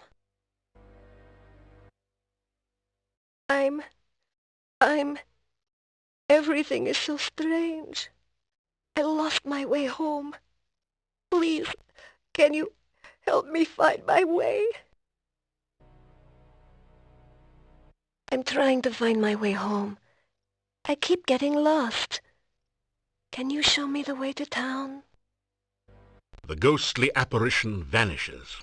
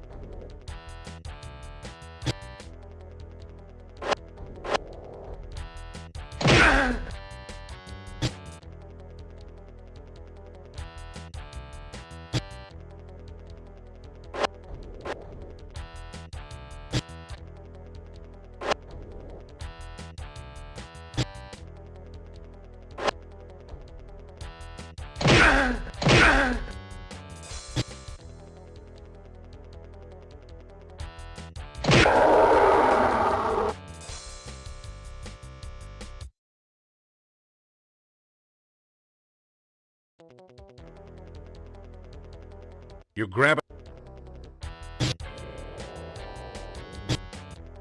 You grab a...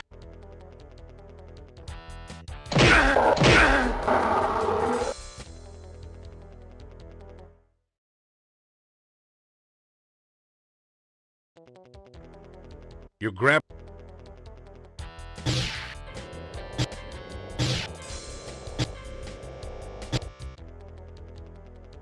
You grab... You grab a...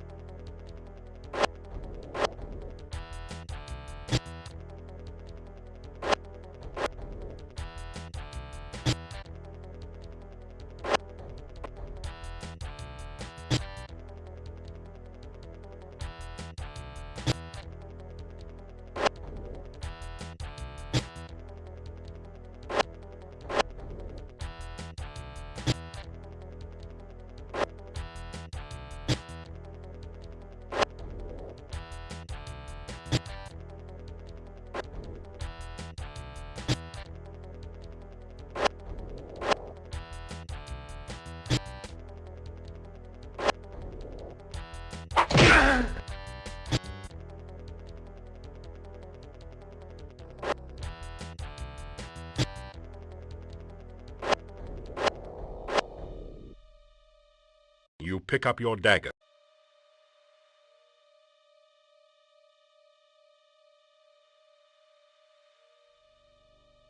The nasty Necrotor has fallen to your onslaught. Unfortunately, this is a far from endangered species.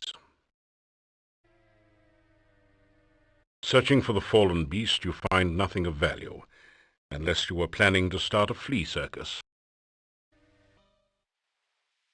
You don't find anything except blood, gore, and gross body parts.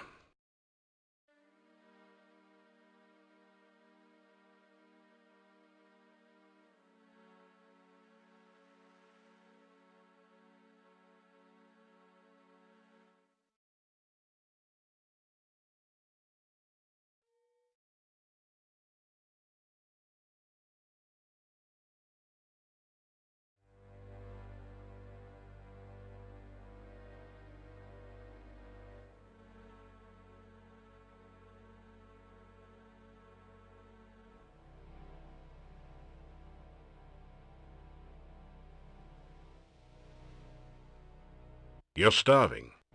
There you are. What happened to you? I thought you were going to show me the way to town.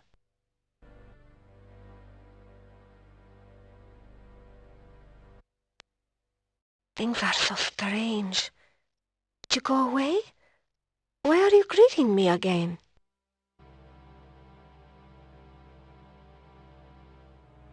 Why are you saying that? Why are you trying to hurt me? I'm lost and I don't understand what's going on.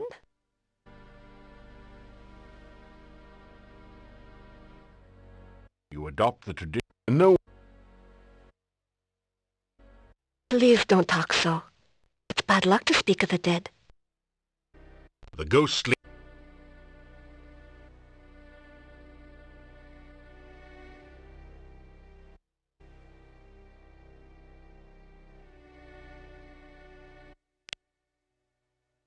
Where did you go?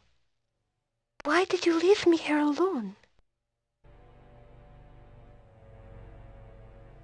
No, no, it can't be, no! The ghost.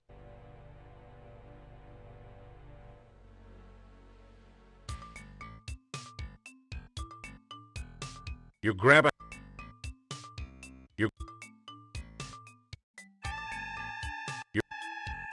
You are... It's a revenant, a zombie-like creature that has been brought back from the dead by magical means. They're very fond of living flesh.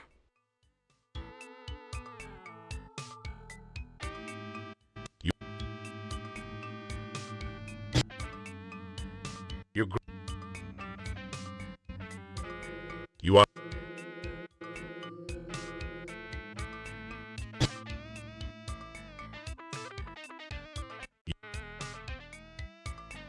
You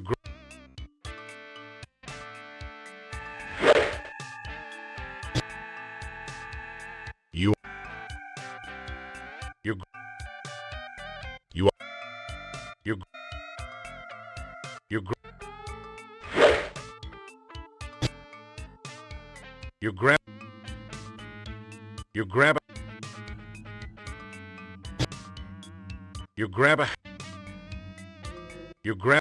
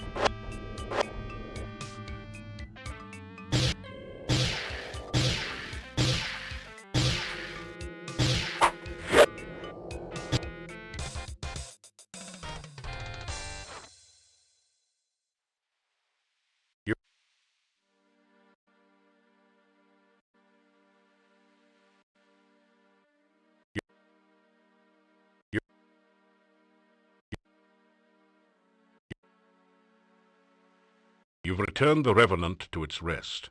With any luck, it'll stay dead this time. It exudes the delicate aroma of rotting flesh.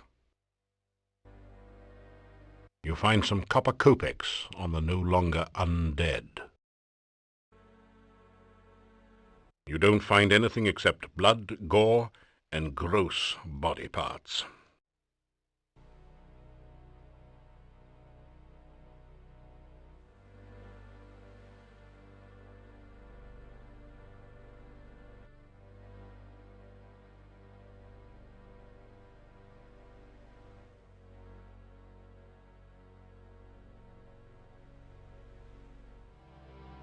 I remember now.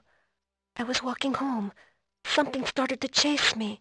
I tried to run. Something knocked me over and everything went black. I'm dead, aren't I? I really can't go home again. I'm just a ghost.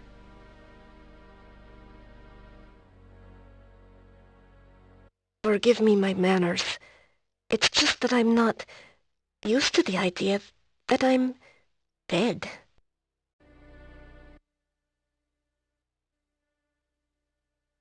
My name was Anna. I can remember things now, but everything is like a faded dream. It seems so strange to think of myself as a ghost. Everything is blurry. There's no day or night, only the shadowy landscape. I want to go from here, but I cannot leave. I can only wait. I can remember my house now. I lived beside the tall oak tree near the center of town.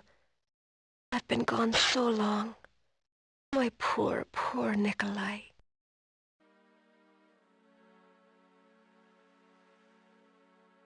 Goodbye and farewell. The ghost.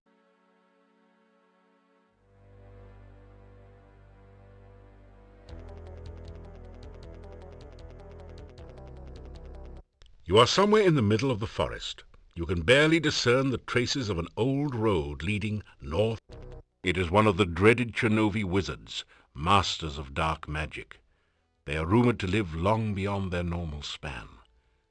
This one certainly looks as though it has.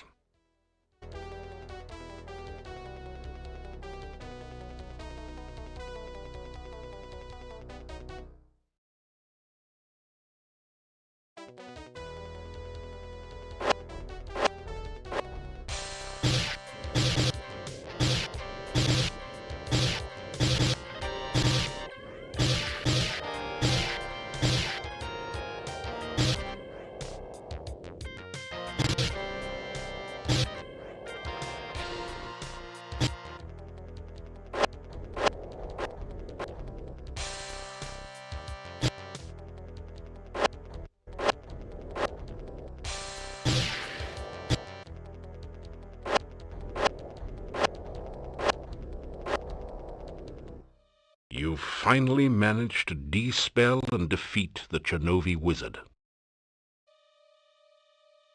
Score! You find a few gold crowns and a number of copper kopecks. You don't find anything except blood.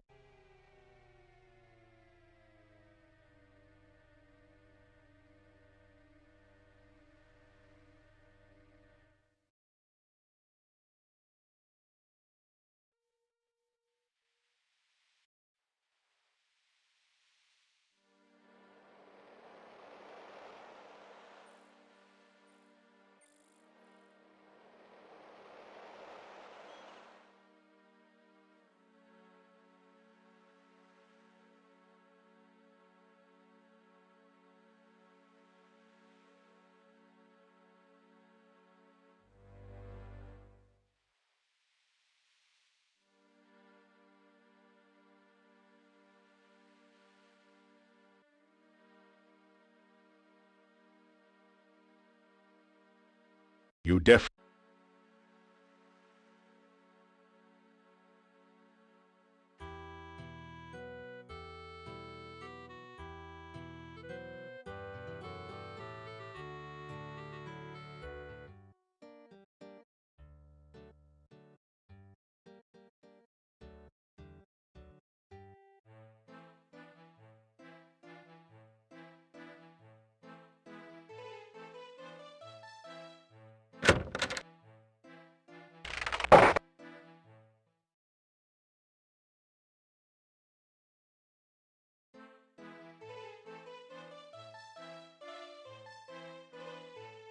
You're starving.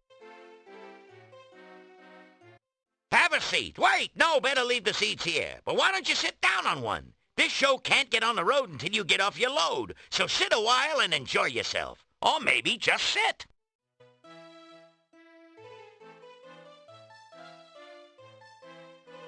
Thank you. I always like to meet a receptive audience. It's always good to see you. It means you're not behind my back. Pleased to meet you. I could tell by your outfit that you were no ordinary rube.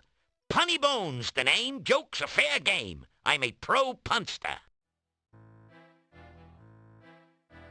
You adopt the traditional thief sign position, wiggling the fingers of your right hand, and no one sees.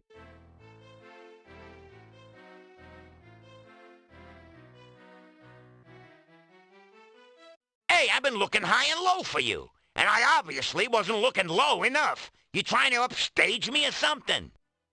Show business is tough enough without competition from you. One day they're putting your footprints in cement, and the next day you're mixing it.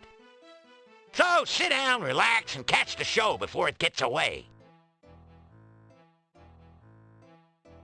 Hey, I've been looking high and low for you. Show business, so...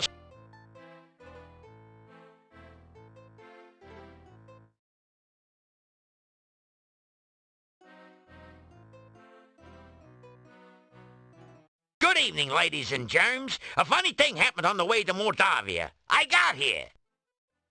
I walked up to the innkeeper here and says to the guy, "Do you know how lucky you are to have such a funny guy as myself staying here?" The innkeeper says, "No, but if you hum a few bars, I can fake it." You may as well laugh now. This act doesn't get any funnier. I sit down here for a meal and order some soup. When the waiter brings it in, I says, "Waiter, there's a fly in my soup." The waiter says, "Of course, that's the soup du jour." Am I going deaf in here? Or how can so many people sleep with all these lights on?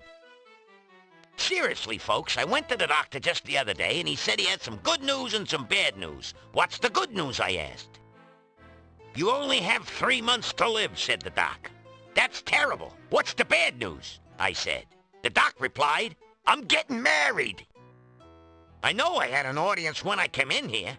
Anyhow, show me a guy with 1,000,000 kopecks, and I'll show you a guy who's rich. Hey, you only had to listen to this material. I'm the one who had to stand here and take it. Anyway, thank you. You've been a swell bunch of seats. Phew. The gnome has stopped speaking. Maybe he's finished telling his joke. You think about applauding, but you're not quite sure if you've heard the punchline yet. What did you think of my performance? Was I hilarious or what? Is this an inn or a cemetery? I've had livelier times at funerals. Some help you were. Couldn't you at least have smiled a little louder? It's nights like these that make me feel like an inept idiot and a lousy laughingstock. I'd make more money digging graves. But what? And get out of show business?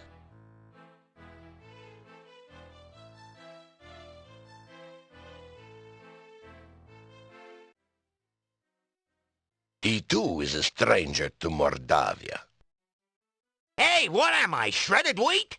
If you're talking behind my back, at least have the courtesy to do it face to face.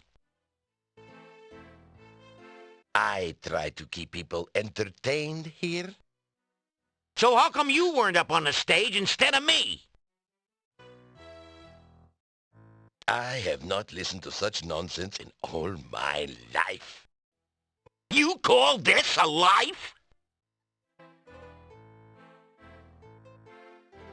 Well,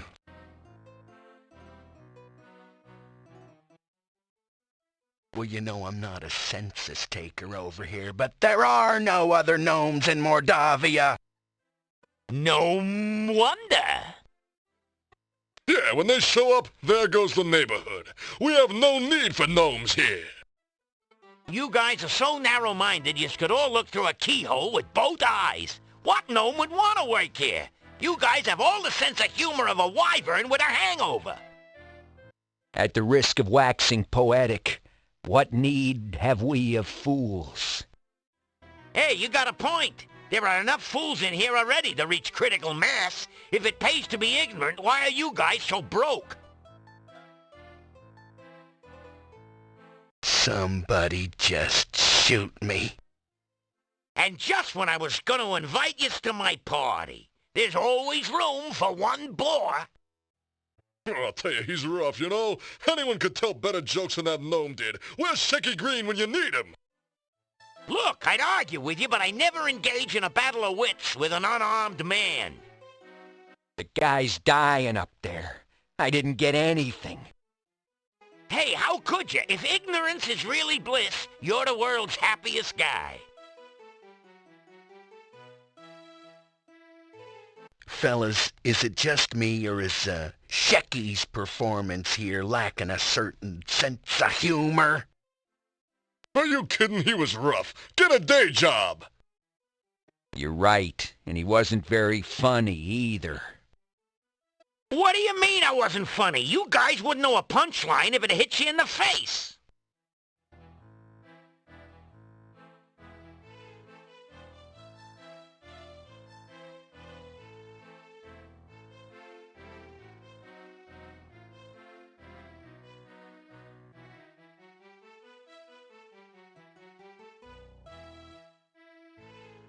Fellas, You're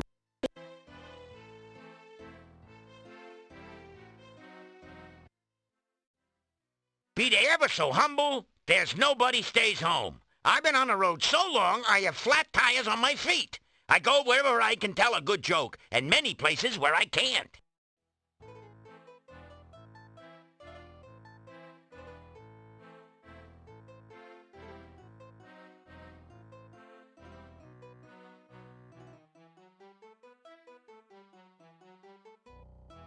I'm staying at this inn for a while until I find something here. I got the last store down the hall. Visit me sometime. I'm sure we can have a few laughs together. Hey, my last tour was a great success. I outran everyone. But there's no business like show business. With me, the show must go on and on and on. I got millions of them. Problem is, I can't remember most of them, and the ones I do remember should have been buried long ago. I used to be worth my wit in gold, but, oh, it's a long story. Ask me about it some other time.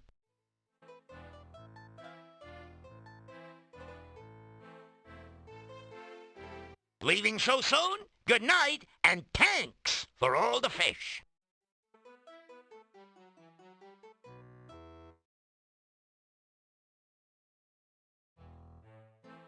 You check your money pouch to make... Keep your money. Send more applause. That didn't do anything. you have already paid for your room and board.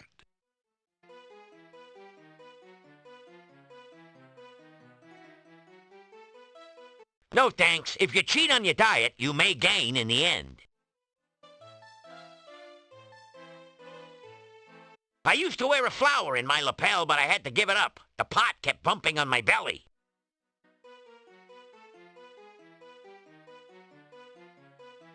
That didn't... That didn't...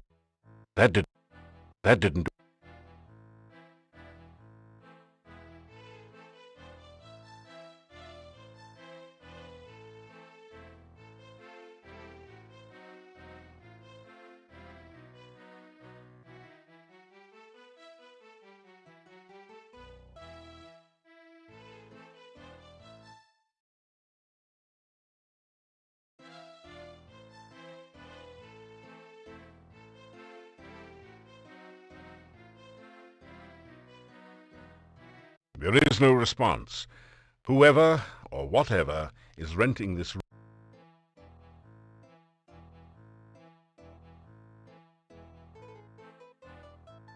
You unlock for getting your start.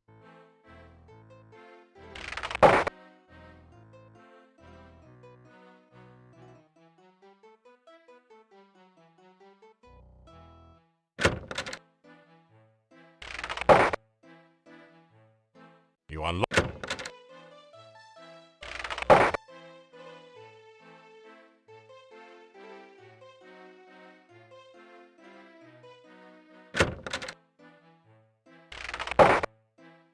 You unlock.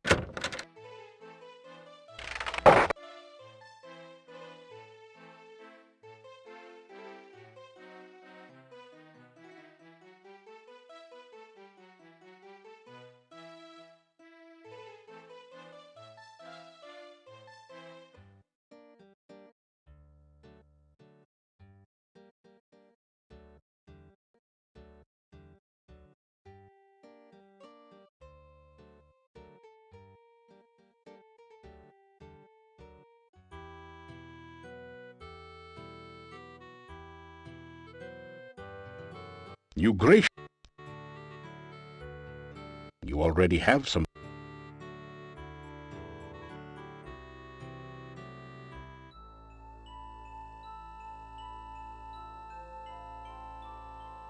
You feel the sensation of floating freely in a swirling cloud of magic. You are warm and safe, surrounded by the sound of peaceful beauty. You feel as if you are suddenly totally alive. You can remember every happy moment of your past, taste every favorite sensation, hear all the colors of the universe. This is the true joy of living. Suddenly, you find yourself trapped by darkness. You cannot breathe. The darkness is tearing the warmth, life, and magic from your body. Pain!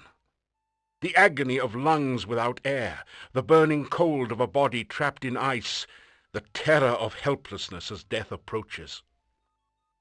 You float, cold and lifeless.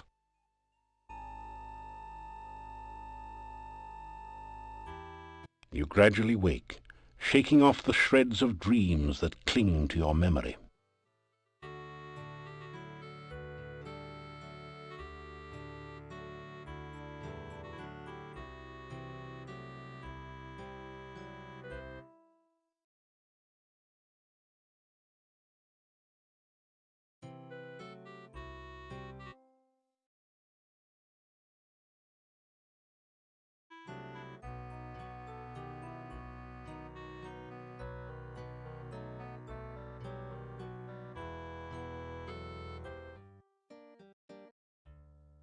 Still you remain.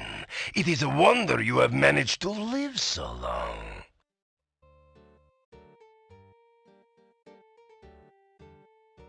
What is it you want? To tell the Burgermeister about your adventures in Shapir. So, you are the son of a son. To tell the... You're starving. You Idiot!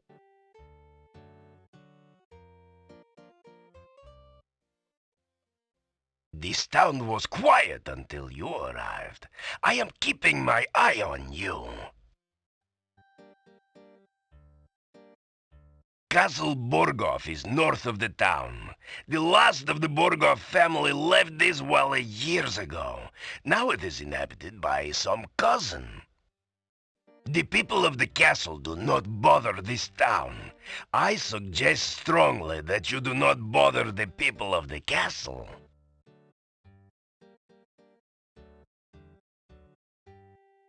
It used to be that the only monsters around here were the occasional wyverns. Now there are many dangerous things in the valley. It is safe only within the town gates.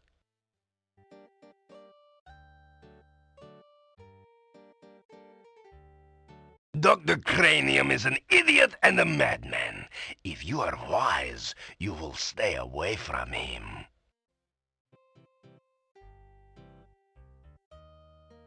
Nikolai is an old man and easily confused. His wife has been missing for years now. He cannot face the fact that she is gone.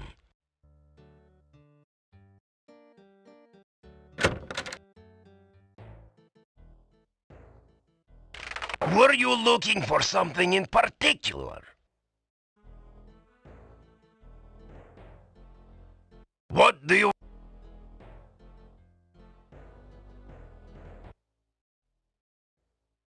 I have been hearing all sorts of stories about you lately. No one is certain what to make of you. Yet. Why are you always so curious?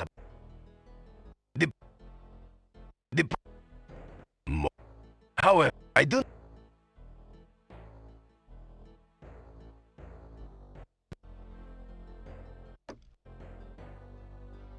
Try to avoid getting into trouble. I would not like to have you in my jail, after all.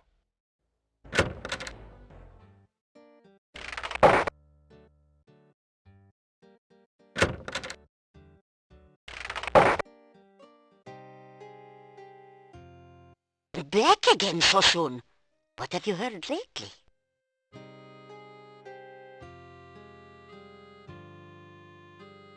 You... So... Tell Olga... You tell Olga that Boris says she complains about him all the time. Well, if he'd ever been here to get his work done instead of spending all his time carousing at the inn, I wouldn't have had to complain. And you can tell him I said so, huh?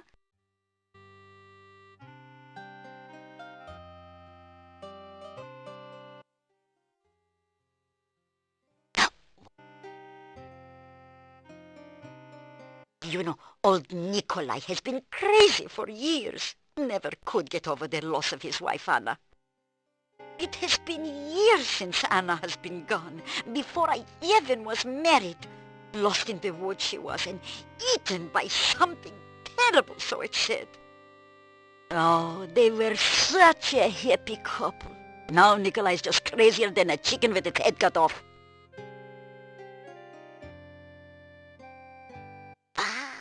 If you are going to do any wandering outside town, make certain you have some...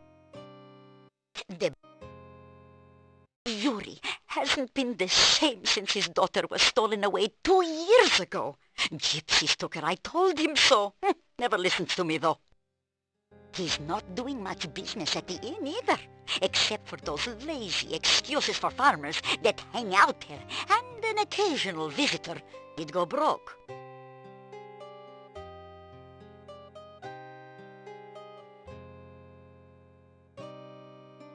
You take care. Don't want to... As my lost husband used to say, may all your travels lead somewhere.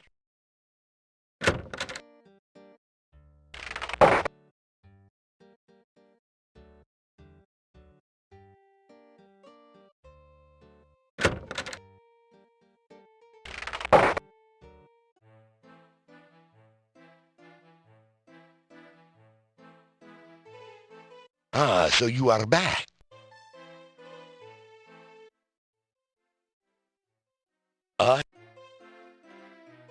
This inn, you... I am well.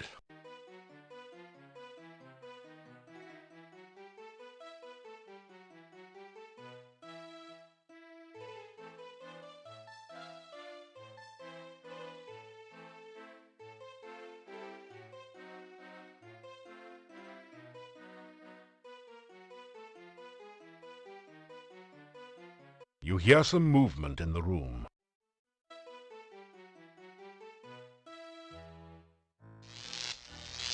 A squeaky voice from beyond the door says, "Trying to break and enter, huh? Well, forget it. I'm the only one allowed to be rude around here."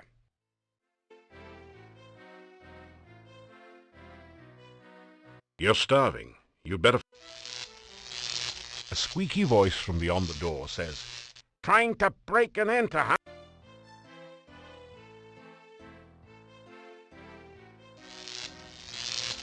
A voice from behind the door says, "Oops, sorry. Seems I forgot about my burglar alarm. Hope it wasn't too shocking for you."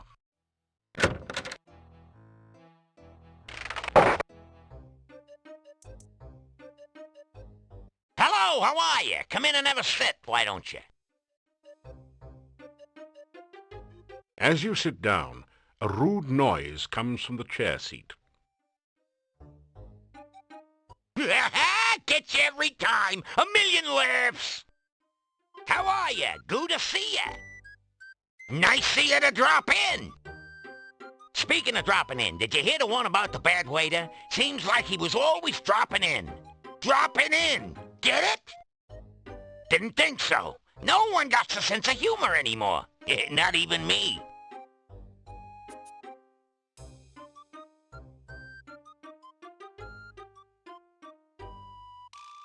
It's a braided, circular rug just like the one in your room, only funnier.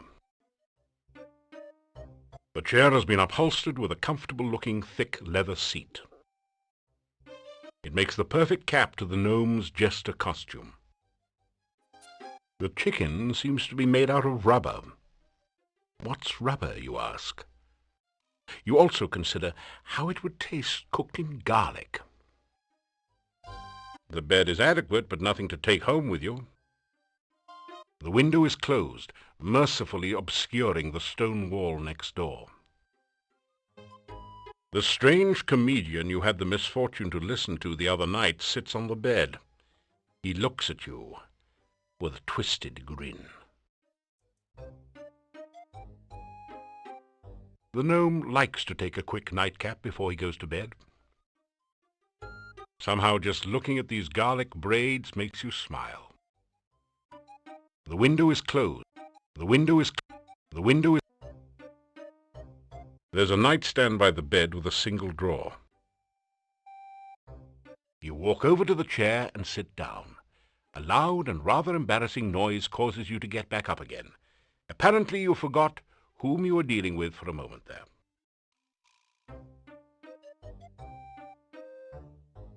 Trying to be a rugged individualist, are you? You can't take the gnome's cap. It's jester for fools. Hey, you can get in big trouble messing in a gnome's drawers. Real heroes don't need nightcaps. The window is locked. Keep your hands to yourself. I'm engaged already.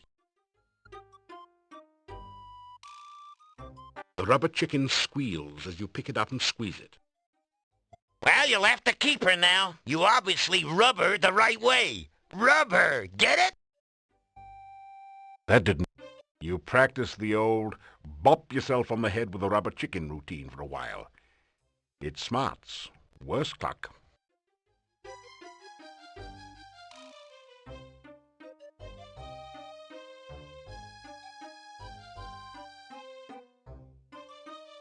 Hey, welcome into the inn. Pleased to meet you. Sit down, have a seat. Oh, we did that already, didn't we? You tell about some of your adventures. What was that you were saying about saving Spielberg? You tell about your adventures in Spielberg. So you're the guy that made me lose my sense of humor. Listen, if you hadn't made Baba Yaga mad, I never would have told the joke that made her take my humor away.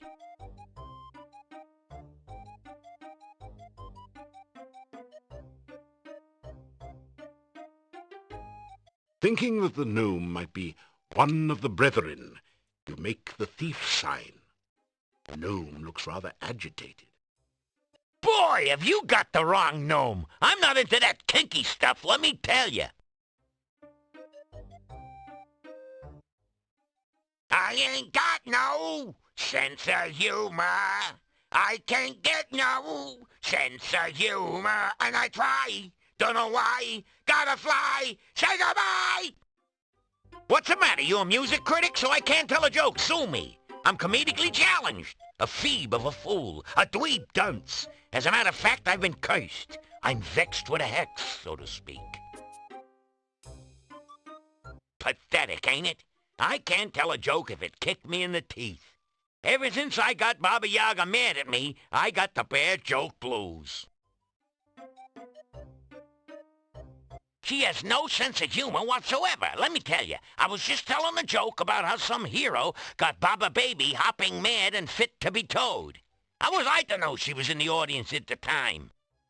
Anyhow, Baba Yaga stands up, says some bad poetry, and the next thing I know is my jokes are jumbled and my puns are pathetic. So here I am in Nowhere Land trying to locate Baba Yaga so as I can get the curse removed and my humor returned.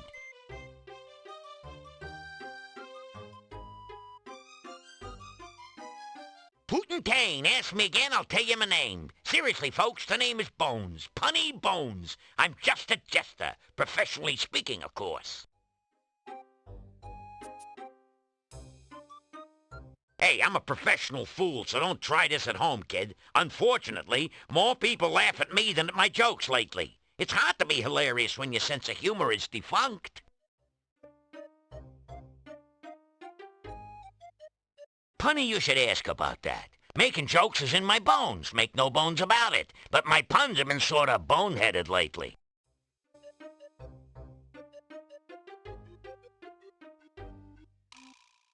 This place is really dead, you know. I've had a livelier audience in a graveyard. What do they know about humor? They think a guy falling into a mud puddle is a major joke, like lots of yucks, huh? Now, a man being tripped into a mud puddle, that's comedy.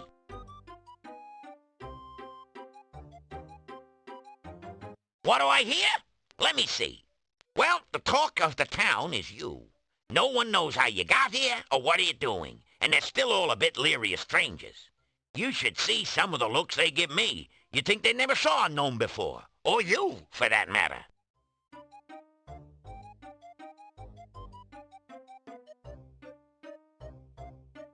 What do I hear? Let me see. Well, the talk of the town is you. No one knows how you got here or what are you doing, and they're still all a bit leery of strangers. You should... Nice to see a friendly face around here. Catch you later, Dud. So I ask you, what do you call a dinosaur crashing into a wall? Late for supper, of course. See you later, crocodile.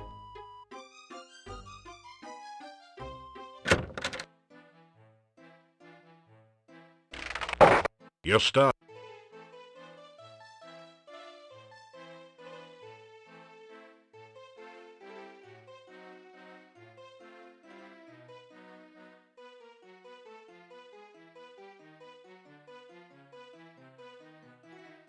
It's a garlic souffle, Moldavian style.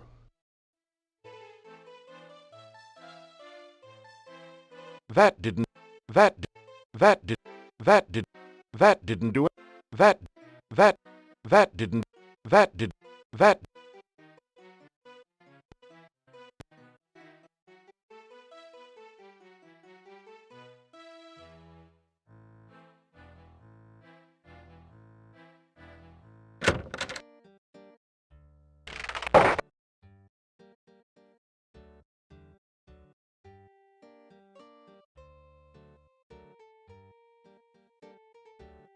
The headstone carver stares at you and then goes back to work.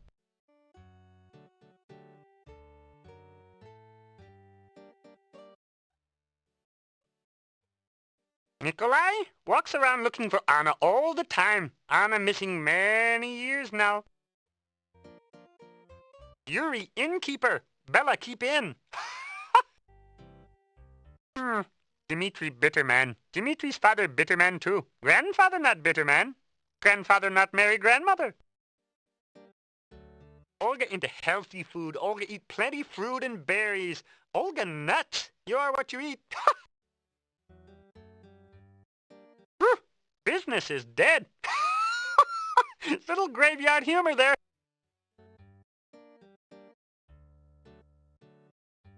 Igor not hear rumors. Igor not know mad monks start monastery. Igor not know bad things get people who try monastery door. Igor wonder if you will verify this rumor.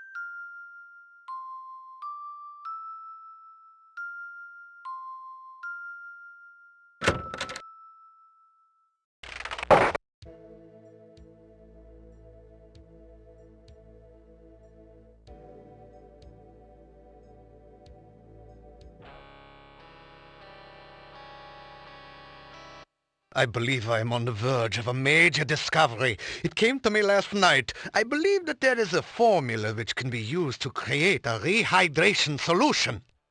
Such a solution could be used to restore fluidity to any substance or object that has become prematurely dry. If we can but manufacture Dr. Cranium's rehydration solution in sufficient quantities, we could rehydrate the great Shapirian Desert. Of course, there are a few small bugs to be worked out. It would take most of the water in the world's oceans to make that much solution. Then there is the tiny snag that I have not been able to remember the formula since awakening from the dream.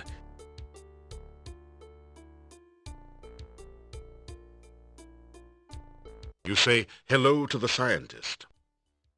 You are always welcome in my laboratory. However, I do wish you would wipe your shoes a little more carefully before entering. You relate the tale of your journey to Shapir, and how you saved 2 cities from the evil vizier Ad-Avis and his elemental minions. Now you are talking science. The elements are the building blocks of everything in nature. I am sure I have never heard of anyone constructing creatures purely of a single element, but it certainly makes scientific sense. You say this Ad-Avis referred to a dark master here in Mordavia? I am sure I have never heard of such a one here. There are rumors of strange goings-on in the castle, but I do not credit such tales without scientific observation to back them up.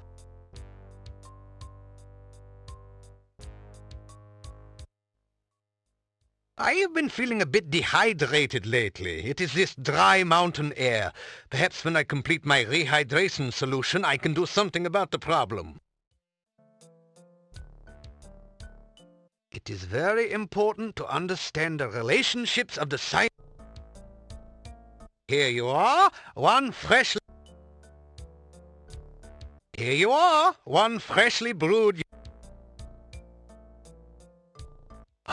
You need my world-famous rehydration solution. Unfortunately, I have forgotten the elemental formula of its main ingredient. Perhaps you can help.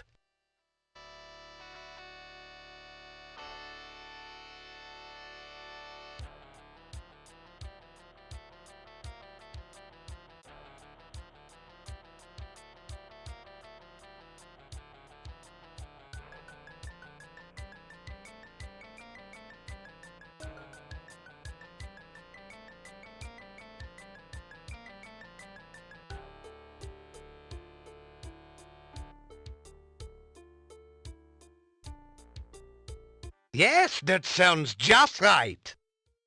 By the way, I could use some glue goo for one of my experiments. It would be most kind if you could bring me some when you return for the rehydration solution.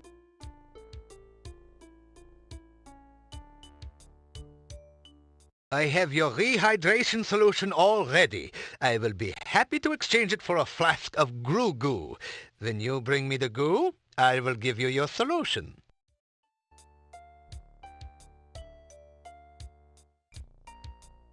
The scientist never fails to observe nature. Why, if I had not gone on an observation trip in the forest, I would never have found that garden with all the rare and exotic flora.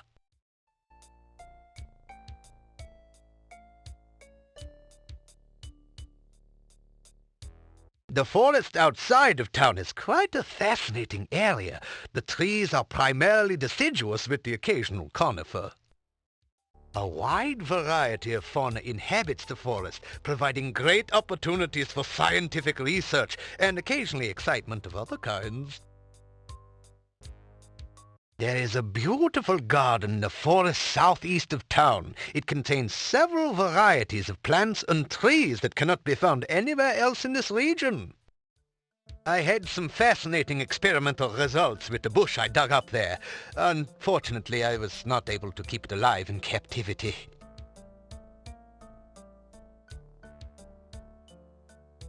There used to be a bush that grew 7 different types of blossoms in the garden. There is still a tree that provides fruit in a very peculiar cycle. There are also many beautiful flowers and plants growing there. I am convinced that the garden must have been intentionally planted, as it contains specimens that are not native to this region. Whoever planted it clearly did not understand the basic tenets of ecology. Fortunately, few of the spores have spread to the wider forest so far.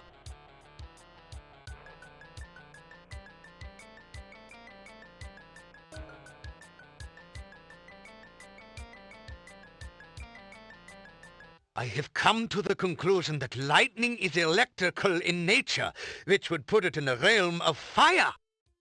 Fortunately, there have been an increasing number of storms here lately, so I have been able to harness some of the lightning and store it for experimental use.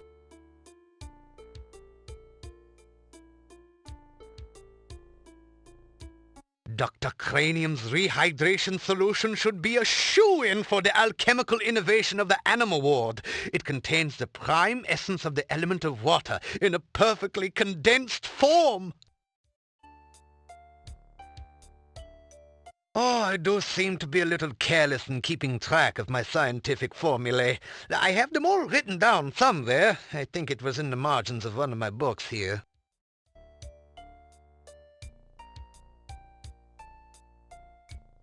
I spent some time in Spielberg last summer.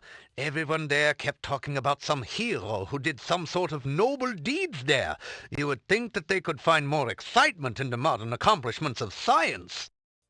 There seemed to be quite an infestation of baby Antwerps there for some reason. I took advantage of the opportunity to capture a number of them in very blunt cages for my experiments.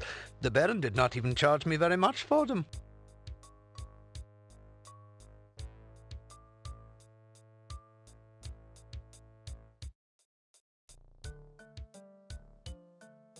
You say goodbye. Be sure to let me know of any scientific discoveries you should make here in Mordavia. Rehydration may prove to be a crucial step on the way to an even more important discovery: instant water.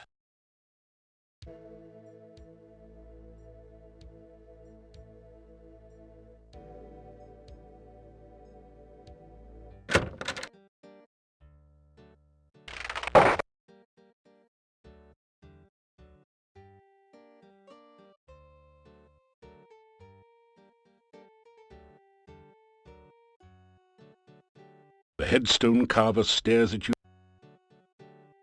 You tell Igor. Igor listens while he works, but doesn't comment. He looks.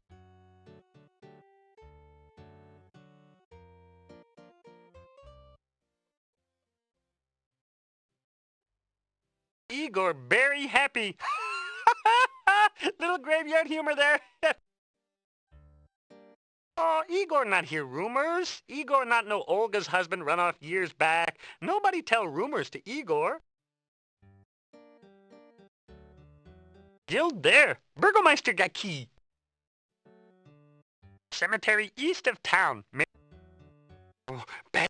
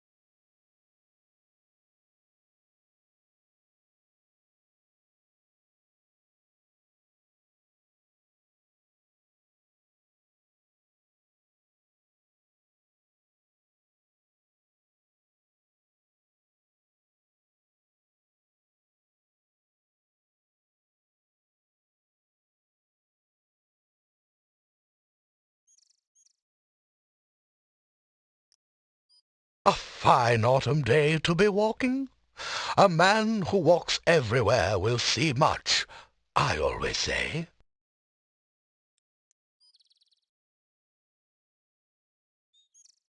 Good day, and welcome back. I am certain you will have many such adventures in Mordavia. Tell him that Olga thinks he was too lazy. Lazy? What was there to do in a shop with no customers? Once the swamp cut off trade here, we had nothing to sell. I had nothing to do there, so just because I would sit at the inn and talk with the other men, she thought I was lazy. All she ever did was sit around and give me orders when I was in the shop. What was the point of dusting if no one came in the shop to notice the dust?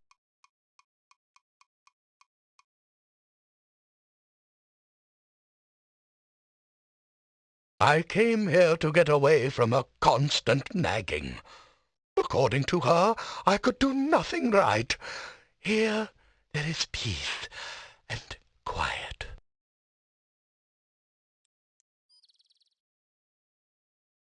Mordavia has changed little in all the time I have lived here. The people of the town are frightened peasants. Just because no one has ever seen anyone from the castle during the day, they tell tales of monsters in the night. I have worked as a gatekeeper here for many years. I wear no garlic and fear no vampires. After all, when someone goes looking for trouble, he will always find it. I have heard the wolves howl at night, but who is to say that they are werewolves? The castle is very quiet during the daytime, but I have heard noises and seen lights in the windows at night.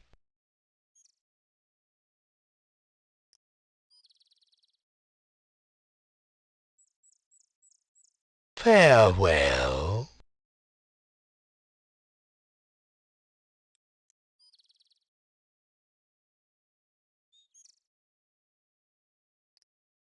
May the sun and the moon keep watch over you.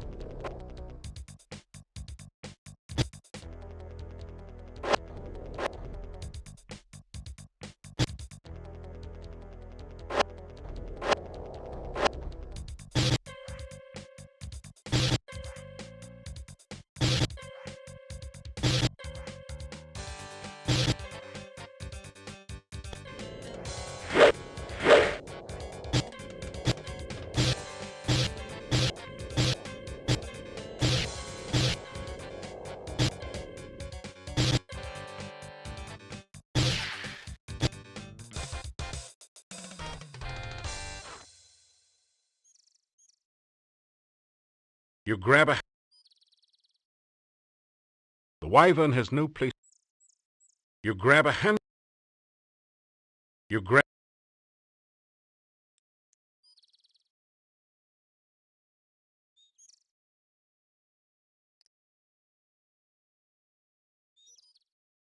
You...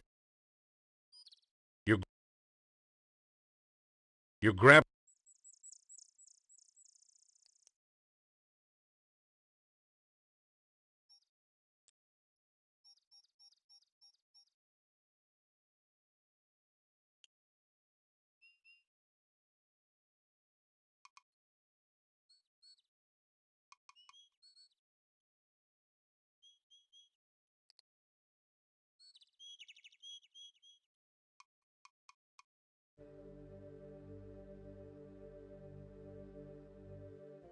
hunchbacked artisan is busily chipping away at a headstone. It's a grave business. This headstone does not have an epitaph, yet. How about that old one? Death is just nature's way of telling you to slow down. You greet Igor. Igor looks up at you.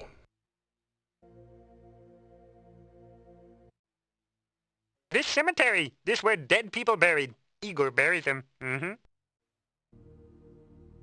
Me, Igor. You weird stranger. Grave, hole in ground. Put person in when dead.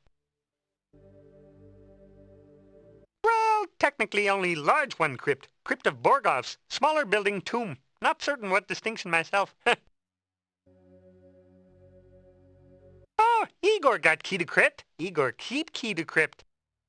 No disturb crypt. Not nice.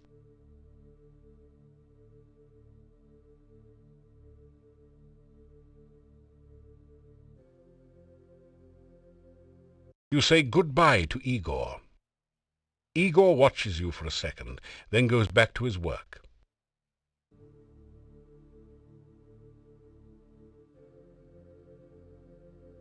You start to climb the old oak tree.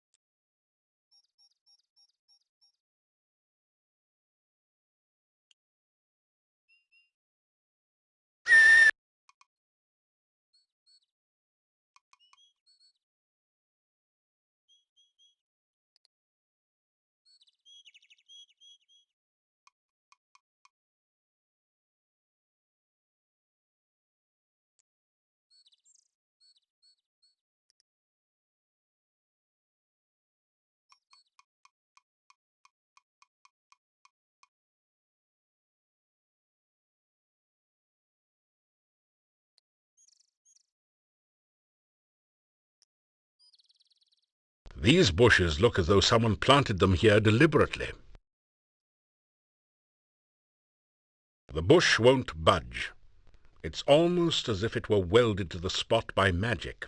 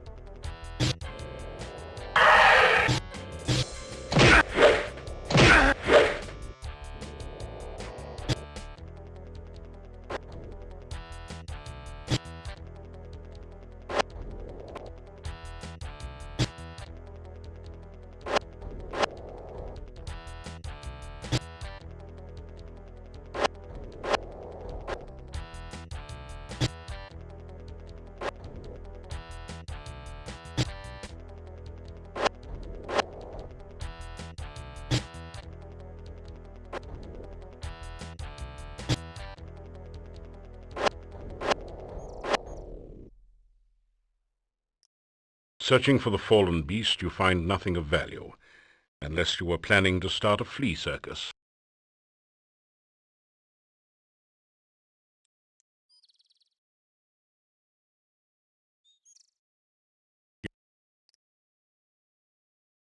You are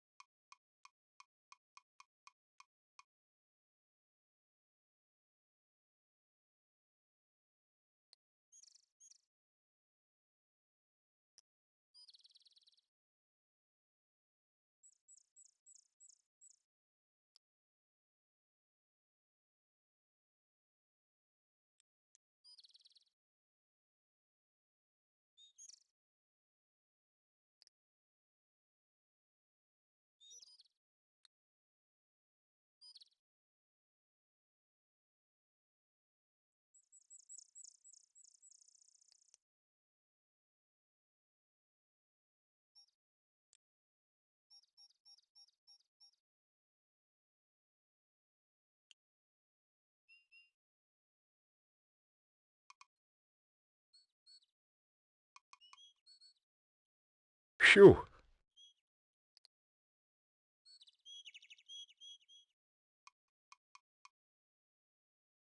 Phew.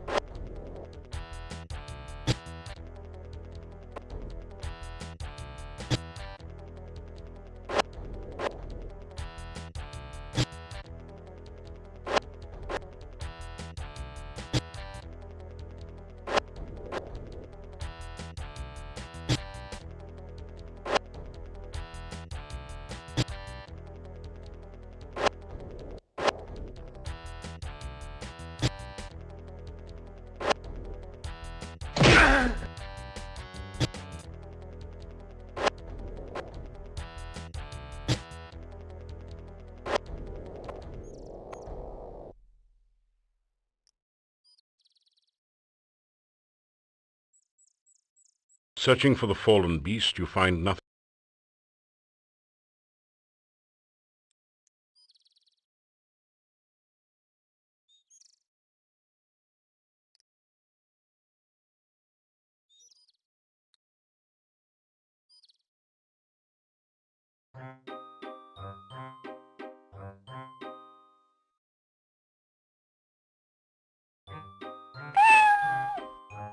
The bush looks a little strange, almost as though it is sitting rather than growing in its place.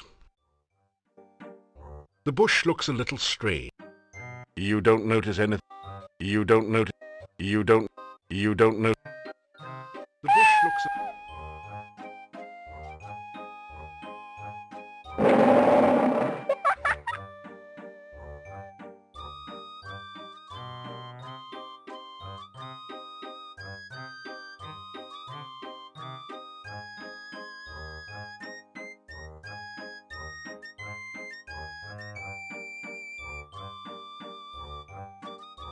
Tell the creature it's called the Lishi.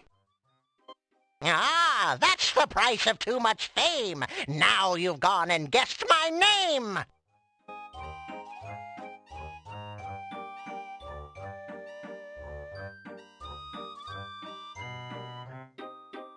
Lishi, Lishi, look and see, in a bush or up a tree.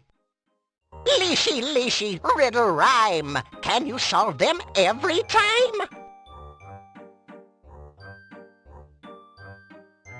No one seems...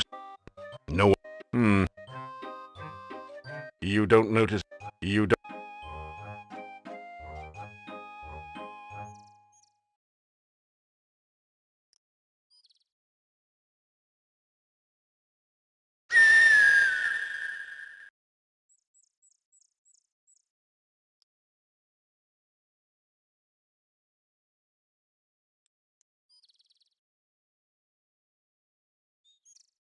Phew. A gruesome, horribly slathering monster just wandered by without seeing you.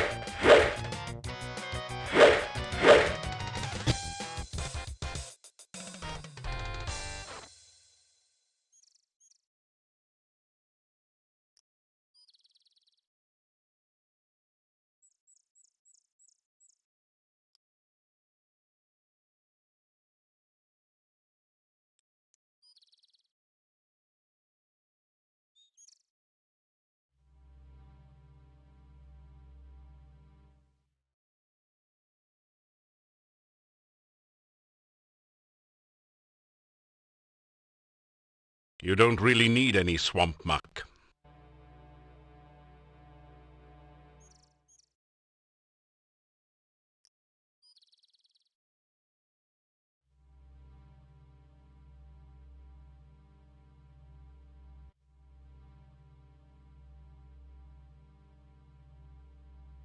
You slowly fill your flask with the greasy, grimy goo.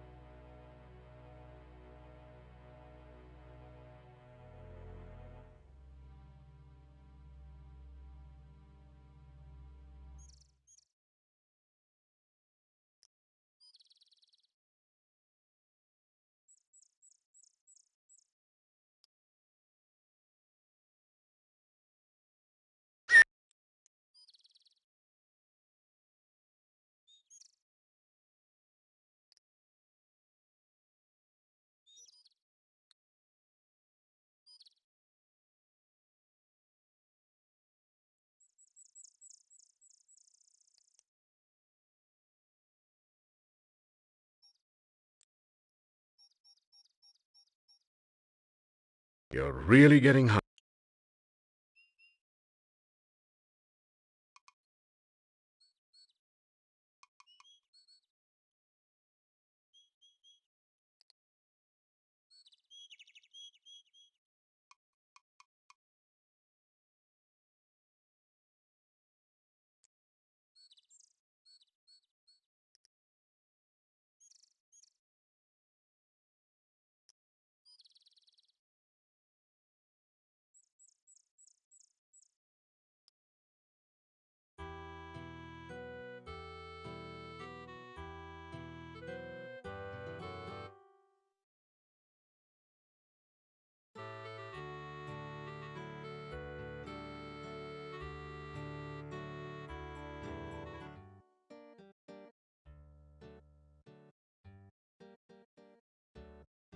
The general store has closed for the evening.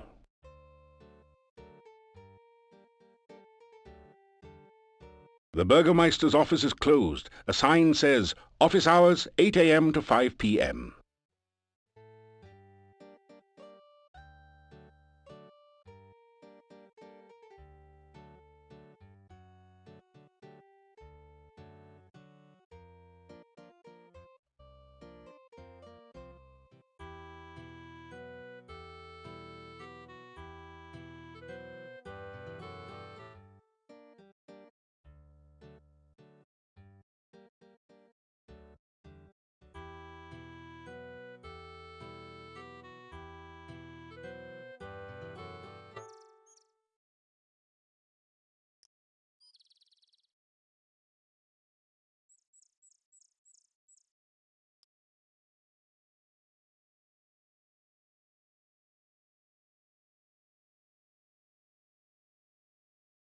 You are so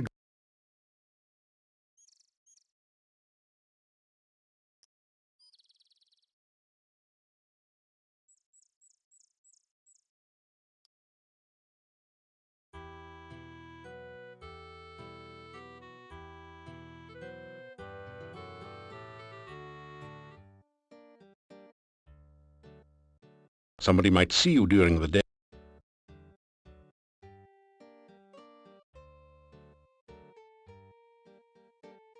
The door is locked and while the lock...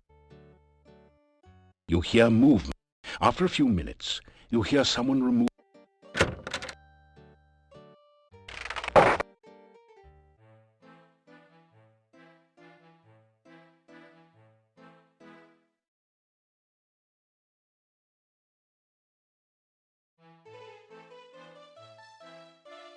They all turn to stare at you, then go back to...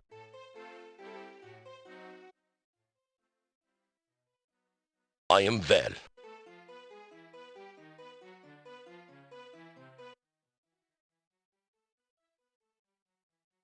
We don't go for that.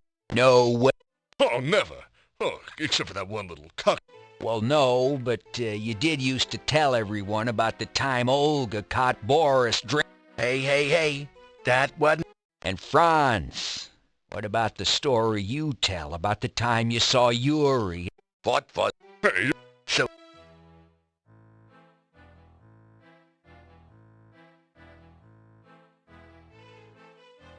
You're starving. You get a fine meal of roast lamb garnished with red cabbage. Oh, and liberally flavored with garlic.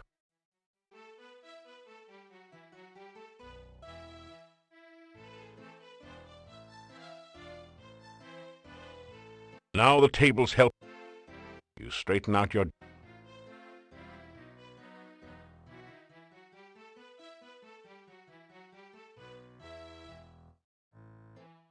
You unlock...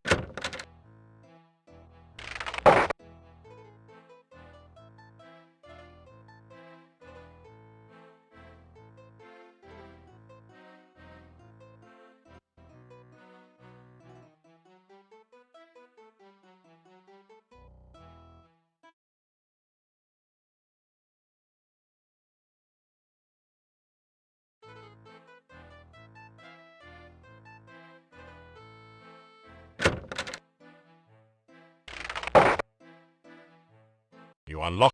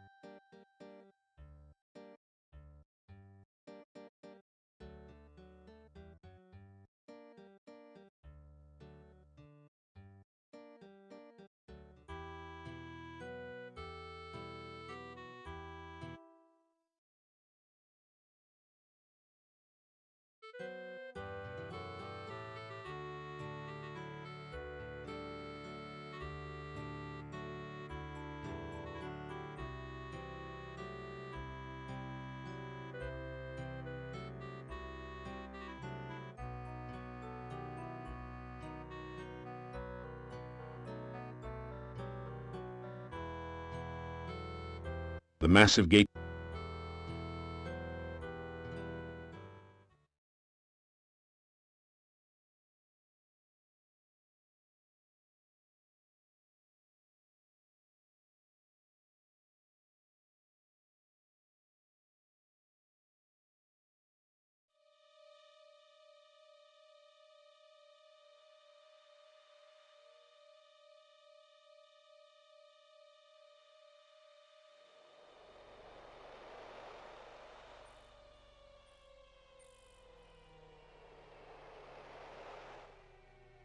You feel a chill go through you as you enter this part of the forest, as if a cold wind suddenly sprang up from nowhere.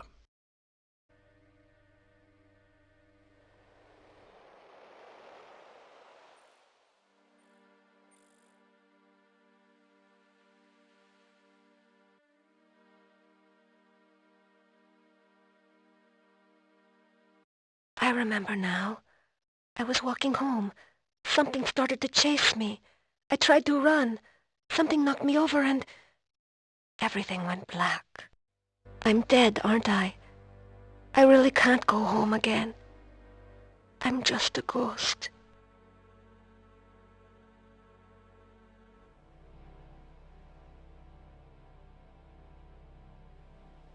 You're so kind to me. Not many people I know would take the time to be polite to a ghost.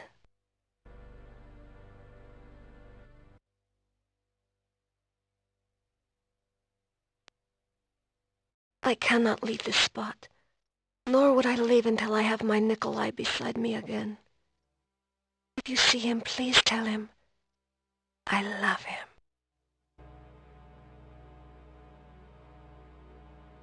Nikolai is my true love. I cannot bear to leave without at least saying farewell to him.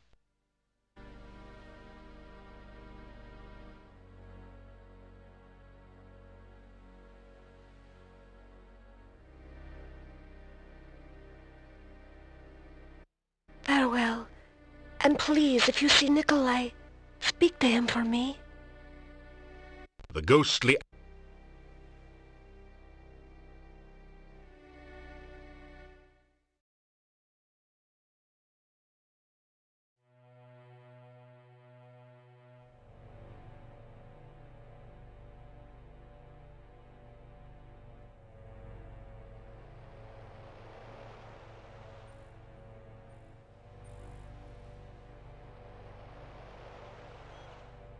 Phew.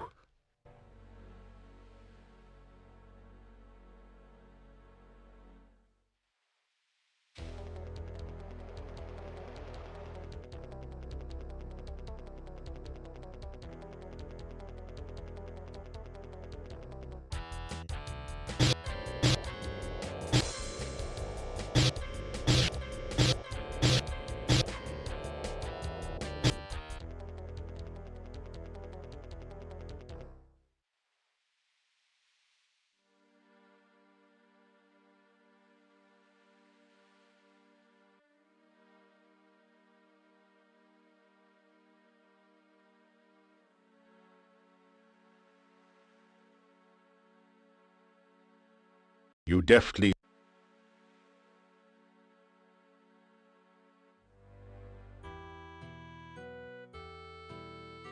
That did...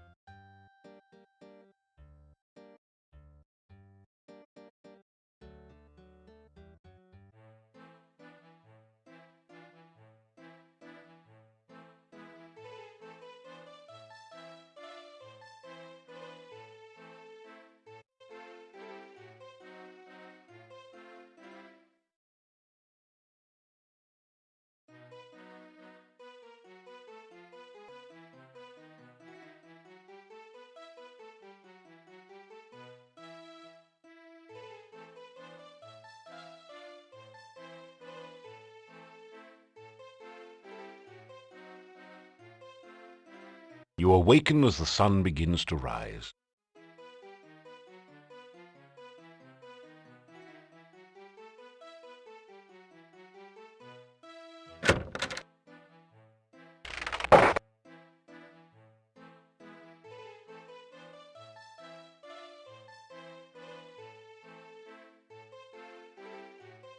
Ah, so you are back.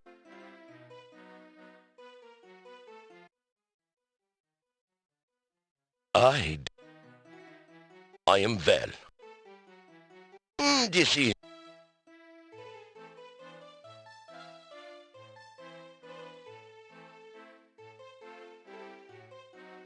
It's a garlic soufflé, Moldavian style.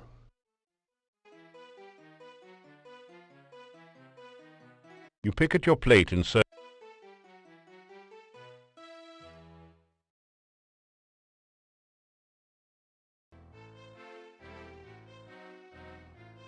You don't have any rations. You better...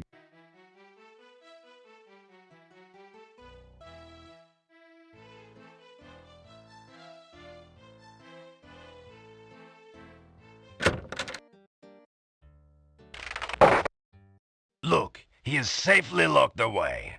We should wait a bit to see if the gravedigger shows up.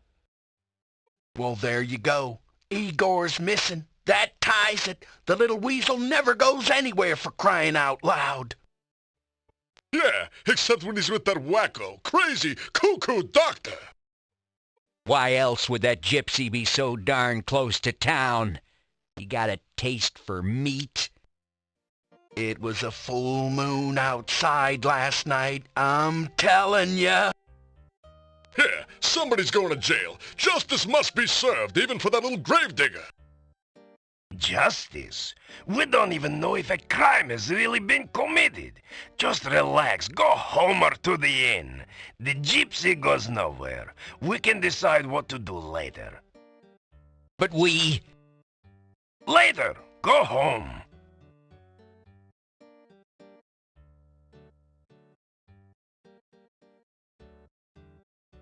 You say, hello, to the group. Ah, the stranger. Have you heard that Igor was killed and we... Will you stop saying that? We only know that Igor is missing. But we already have Igor's murderer. We have a gypsy, that is all. But you know that all gypsies are werewolves. I do not know that, and neither do any of you. If you would stop listening to old wives' tales and start thinking, you'd realize only that the gravedigger is missing, and all else is in your imaginations. You ask if you can help in the investigation. After all, you are a bona fide hero. We already have the murderer. We ourselves have solved this. We are the heroes here. Look, if you can prove one way or another what happened to Igor, I would be glad of it. I do not like blaming someone for a crime that may not even have been committed.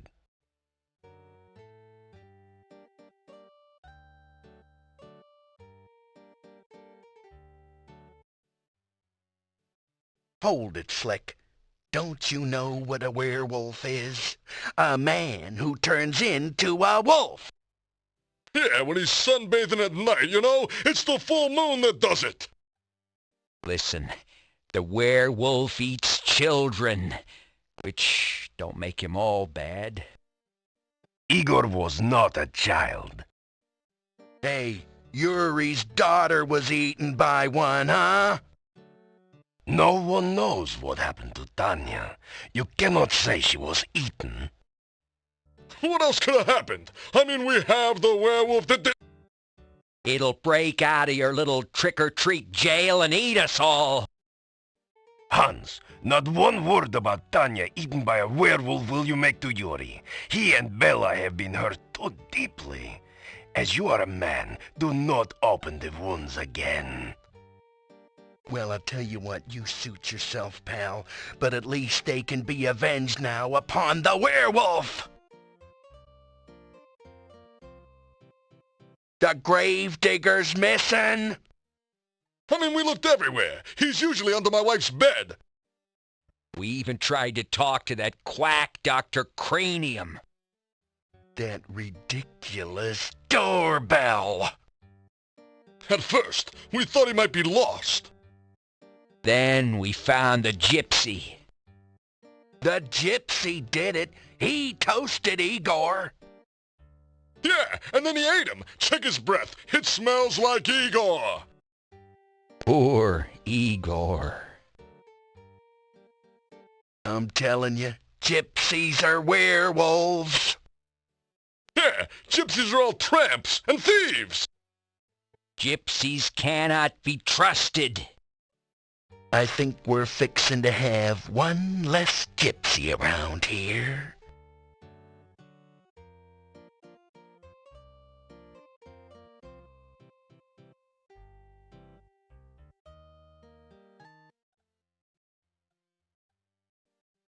It is none of your...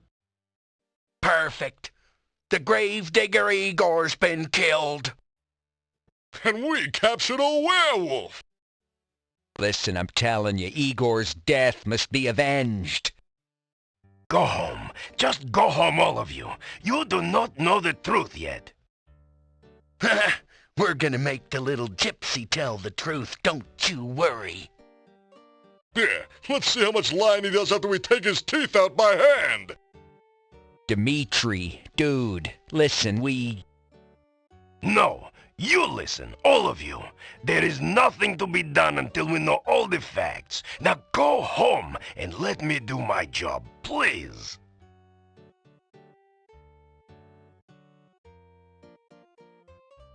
The gravedigger was missing last night. And we matriculated on down to the cemetery to search, see? Yeah, but we didn't have far to go. Just outside town, we caught ourselves a werewolf. Yeah, but we found no trace of poor old Igor. Enough! Igor is missing. We do not know what happened to him. I am trying to do the job to which I was appointed. I am trying to make certain that justice... Justice? Justice schmustice, Einstein. Was it justice that little Igor was murdered and wound up the Blue Plate Special? Yeah, the murderer was caught, and I want to hit him. Let the punishment begin. Right. Then we'll have justice. Am I the Burgomaster or am I not? I have said all that there is to be said about this subject. Werewolves are mere peasant tales. You want to see a peasant tale, pal? Look, we all know that werewolves are real. Yeah, I saw the movie. They turn into wolves by the full moon. They are harmed only by silver in wolf form. They're allergic to wolf's bane. There's a poem about it, okay? Even a man who's pure in heart. And says his prayers by night. Enough! Enough! It is all hearsay and speculation. May become a wolf when the wolf bane blooms. Oh, that's beautiful. And the autumn moon is bright. Or so the charming legend says. A gypsy was found right outside the town gates. We brought him here for questioning. Why don't you have a bake sale, pal, and send away for a clue? Everyone knows that gypsies are werewolves. Yeah, little Igor was somebody's Big Mac, and you want us to just go home? That werewolf is a danger to us all. Think of our families and our mistresses. Do you think I would endanger the town by allowing him to escape? The gypsy is securely locked up. He will not get away.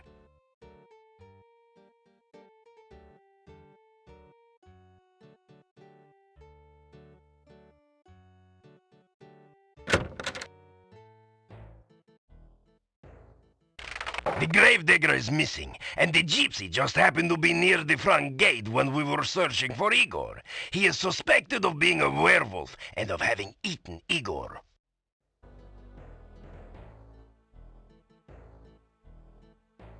Come to look at the prisoner, or just to talk some more?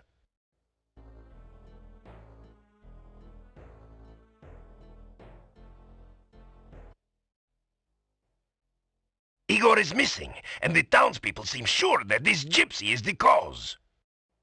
I am not so sure myself, but there's very little I can do until Igor is found.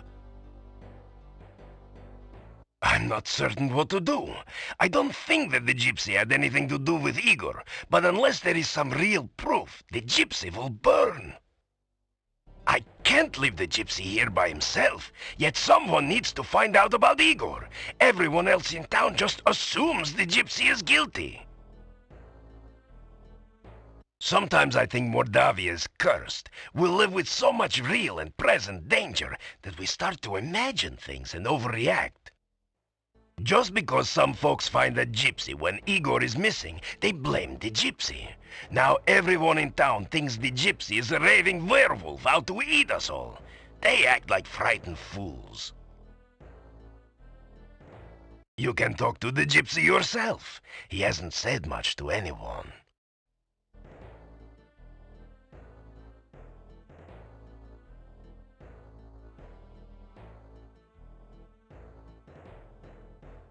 In such a small village,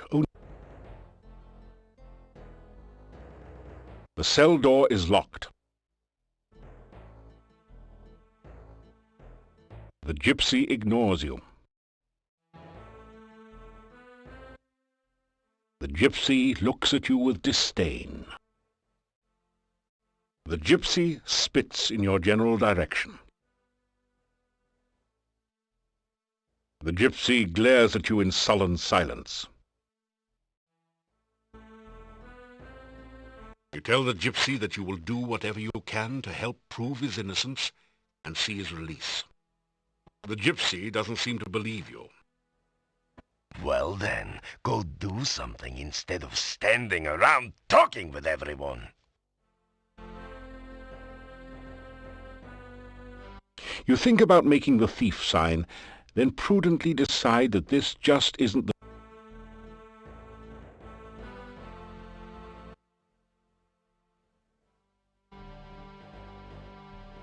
It will take more than talk to set the gypsy free.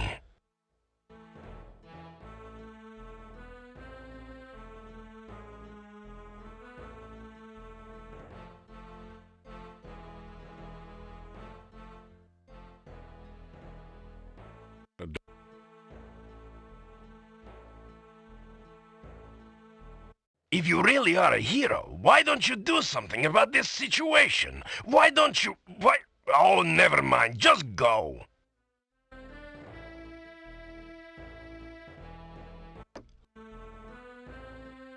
It is possible that the gravedigger is still alive. If you are going wandering outside of town, please watch for him.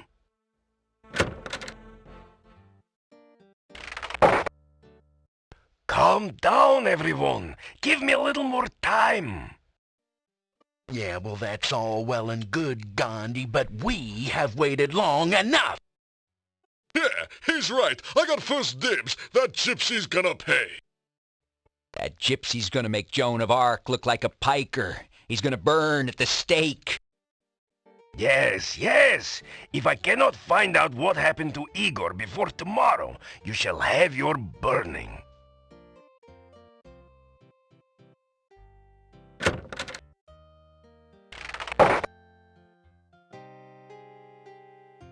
Have you heard? Igor the gravedigger is missing. They say the gypsy did it. We may have a werewolf on a stake soon.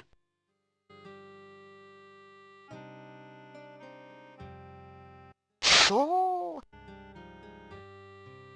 You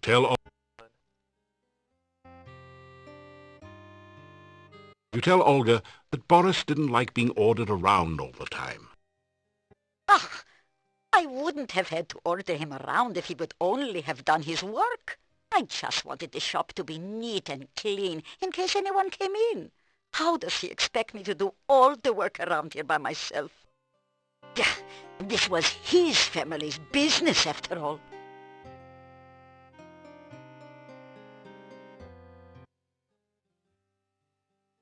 What would you... Yeah, Bella's a good woman. She's the one who really runs the inn. Her husband just gives orders. Someday she'll give Yuri a piece of her mind, and good for her. The things she puts up with. Bella, she was a pretty woman not long ago. The castle north of town was a bed. Werewolves are gypsies, no question about it. They change into wolves at night, eating anyone they can get. Nothing can kill a werewolf but silver or magic. Igor didn't return to town the other night. Poor man. Something dreadful happened to him. Eaten alive, more's the pity.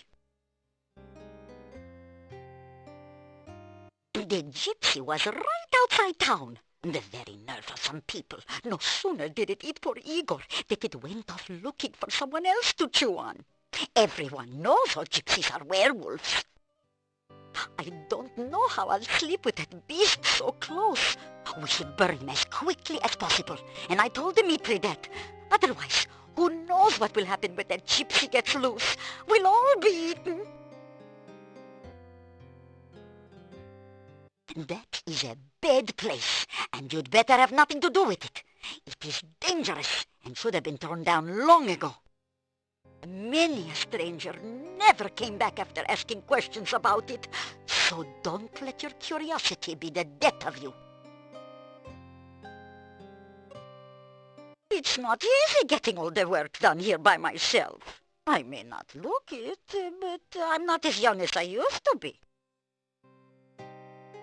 This isn't such a bad place to settle down, you know. You could easily earn a living farming here. That certainly has more job security than adventuring, after all.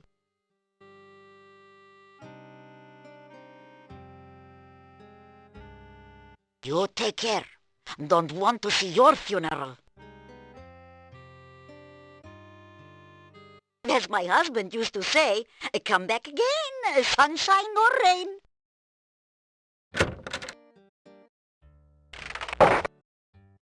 Come. Yeah.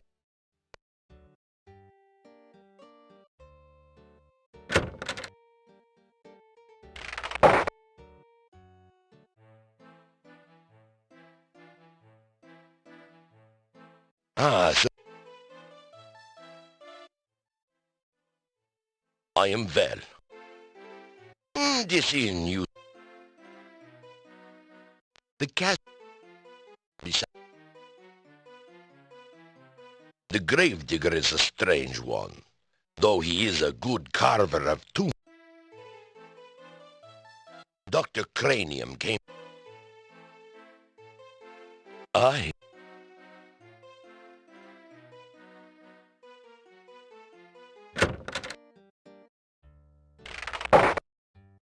Come.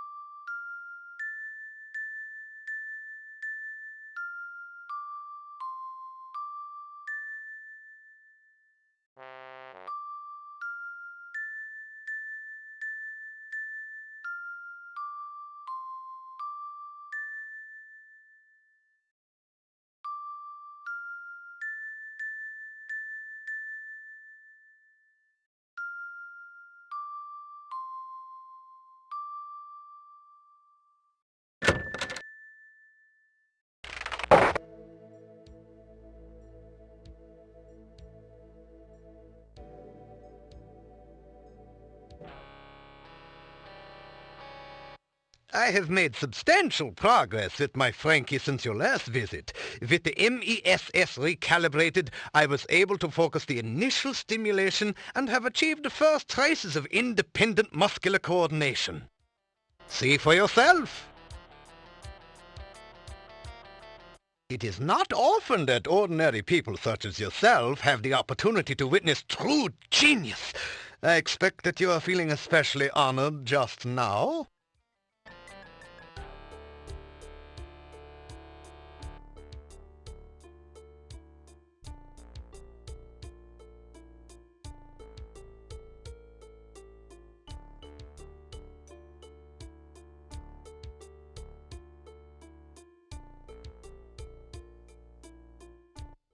Could it be? Has Dr. Cranium at last succeeded in the ancient dream of bringing back life to the dead? Or is this just someone who had a little too much to drink at the mad doctor's party last night? Better table that idea for now.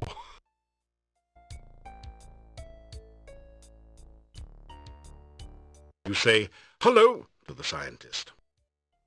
I trust you have made some valuable scientific discoveries since your last visit.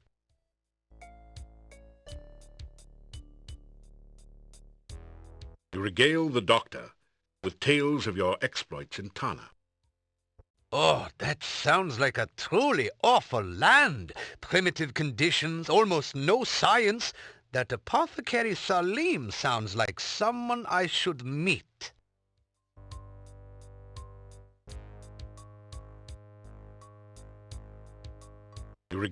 Oh, that sounds like a truly awful land. Primitive conditions, almost no...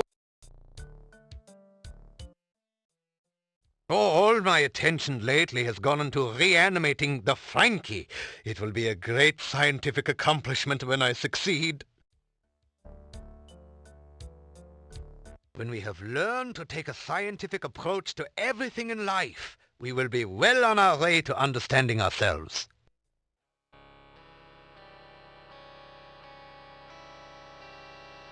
Here you are, one fresh... Here you are, one... I have your rehydration solution all ready. I will be happy...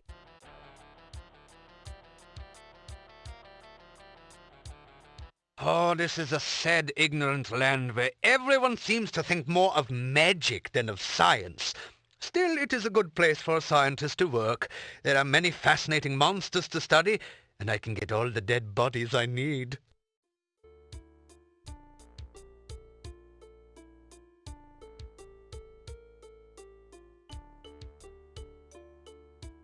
I named Frankie after one of my colleagues who did some preliminary research into tissue reanimation.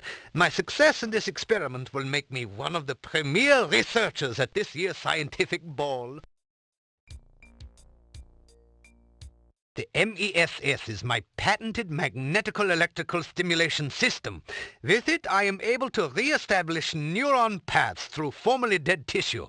It also can be a good companion on those lonely Friday nights in the lab.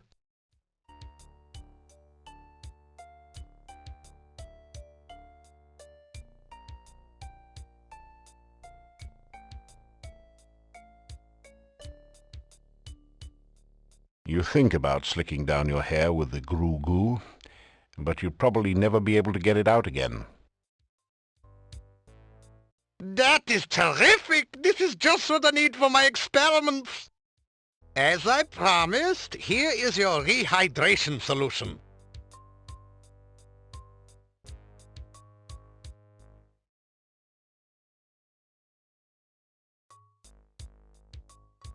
You taste a small sip of the rehydration potion. Water seems to be the main and probably the only ingredient. Oh, there is no need to return that to me. It is of no further interest once the experiment has been completed.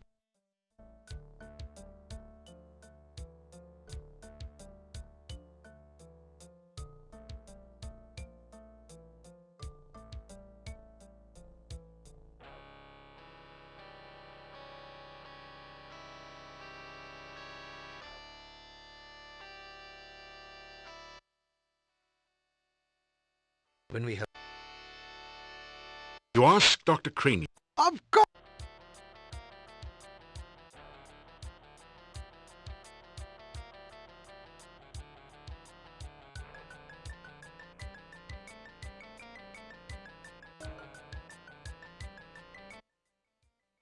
When we have...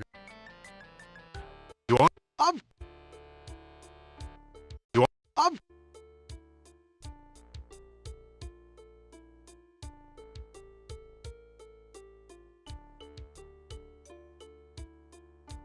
Hands off there! I am saving my body for science. That didn't... I am looking forward to the successful completion of my Frankie experiment. My first attempt was a bush I dug up in the forest garden. The operation was a great success. Unfortunately, the patient died. I hope to correct that minor difficulty in my new experiment.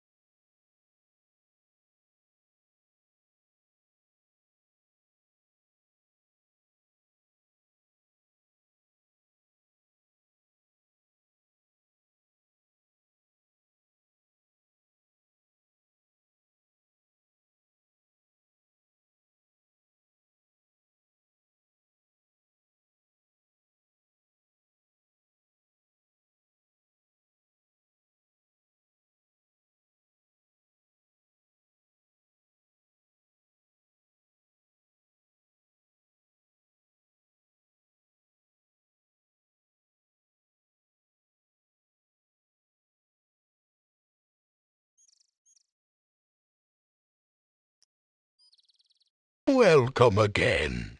It is so good to speak with you as always. The woods around here seem almost frightening at times. When you arrive, I know it is only my imagination that makes me nervous.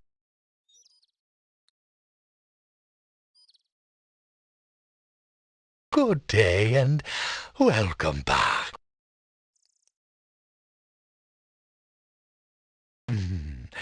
I am certain you...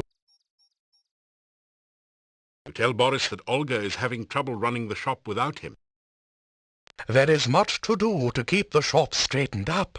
My family always worked together to keep it going before. If only Olga wouldn't nag me all the time.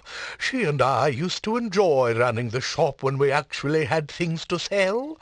What is the point of even running a shop when there is no business?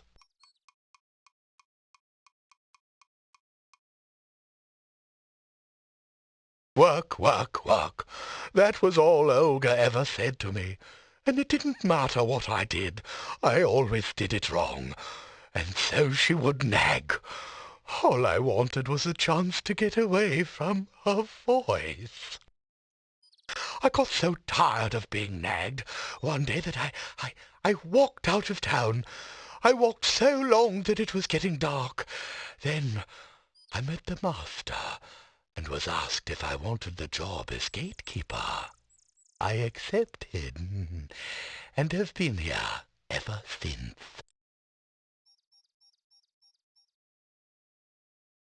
I have heard the wolves howl at night, but who is to say that they are werewolves?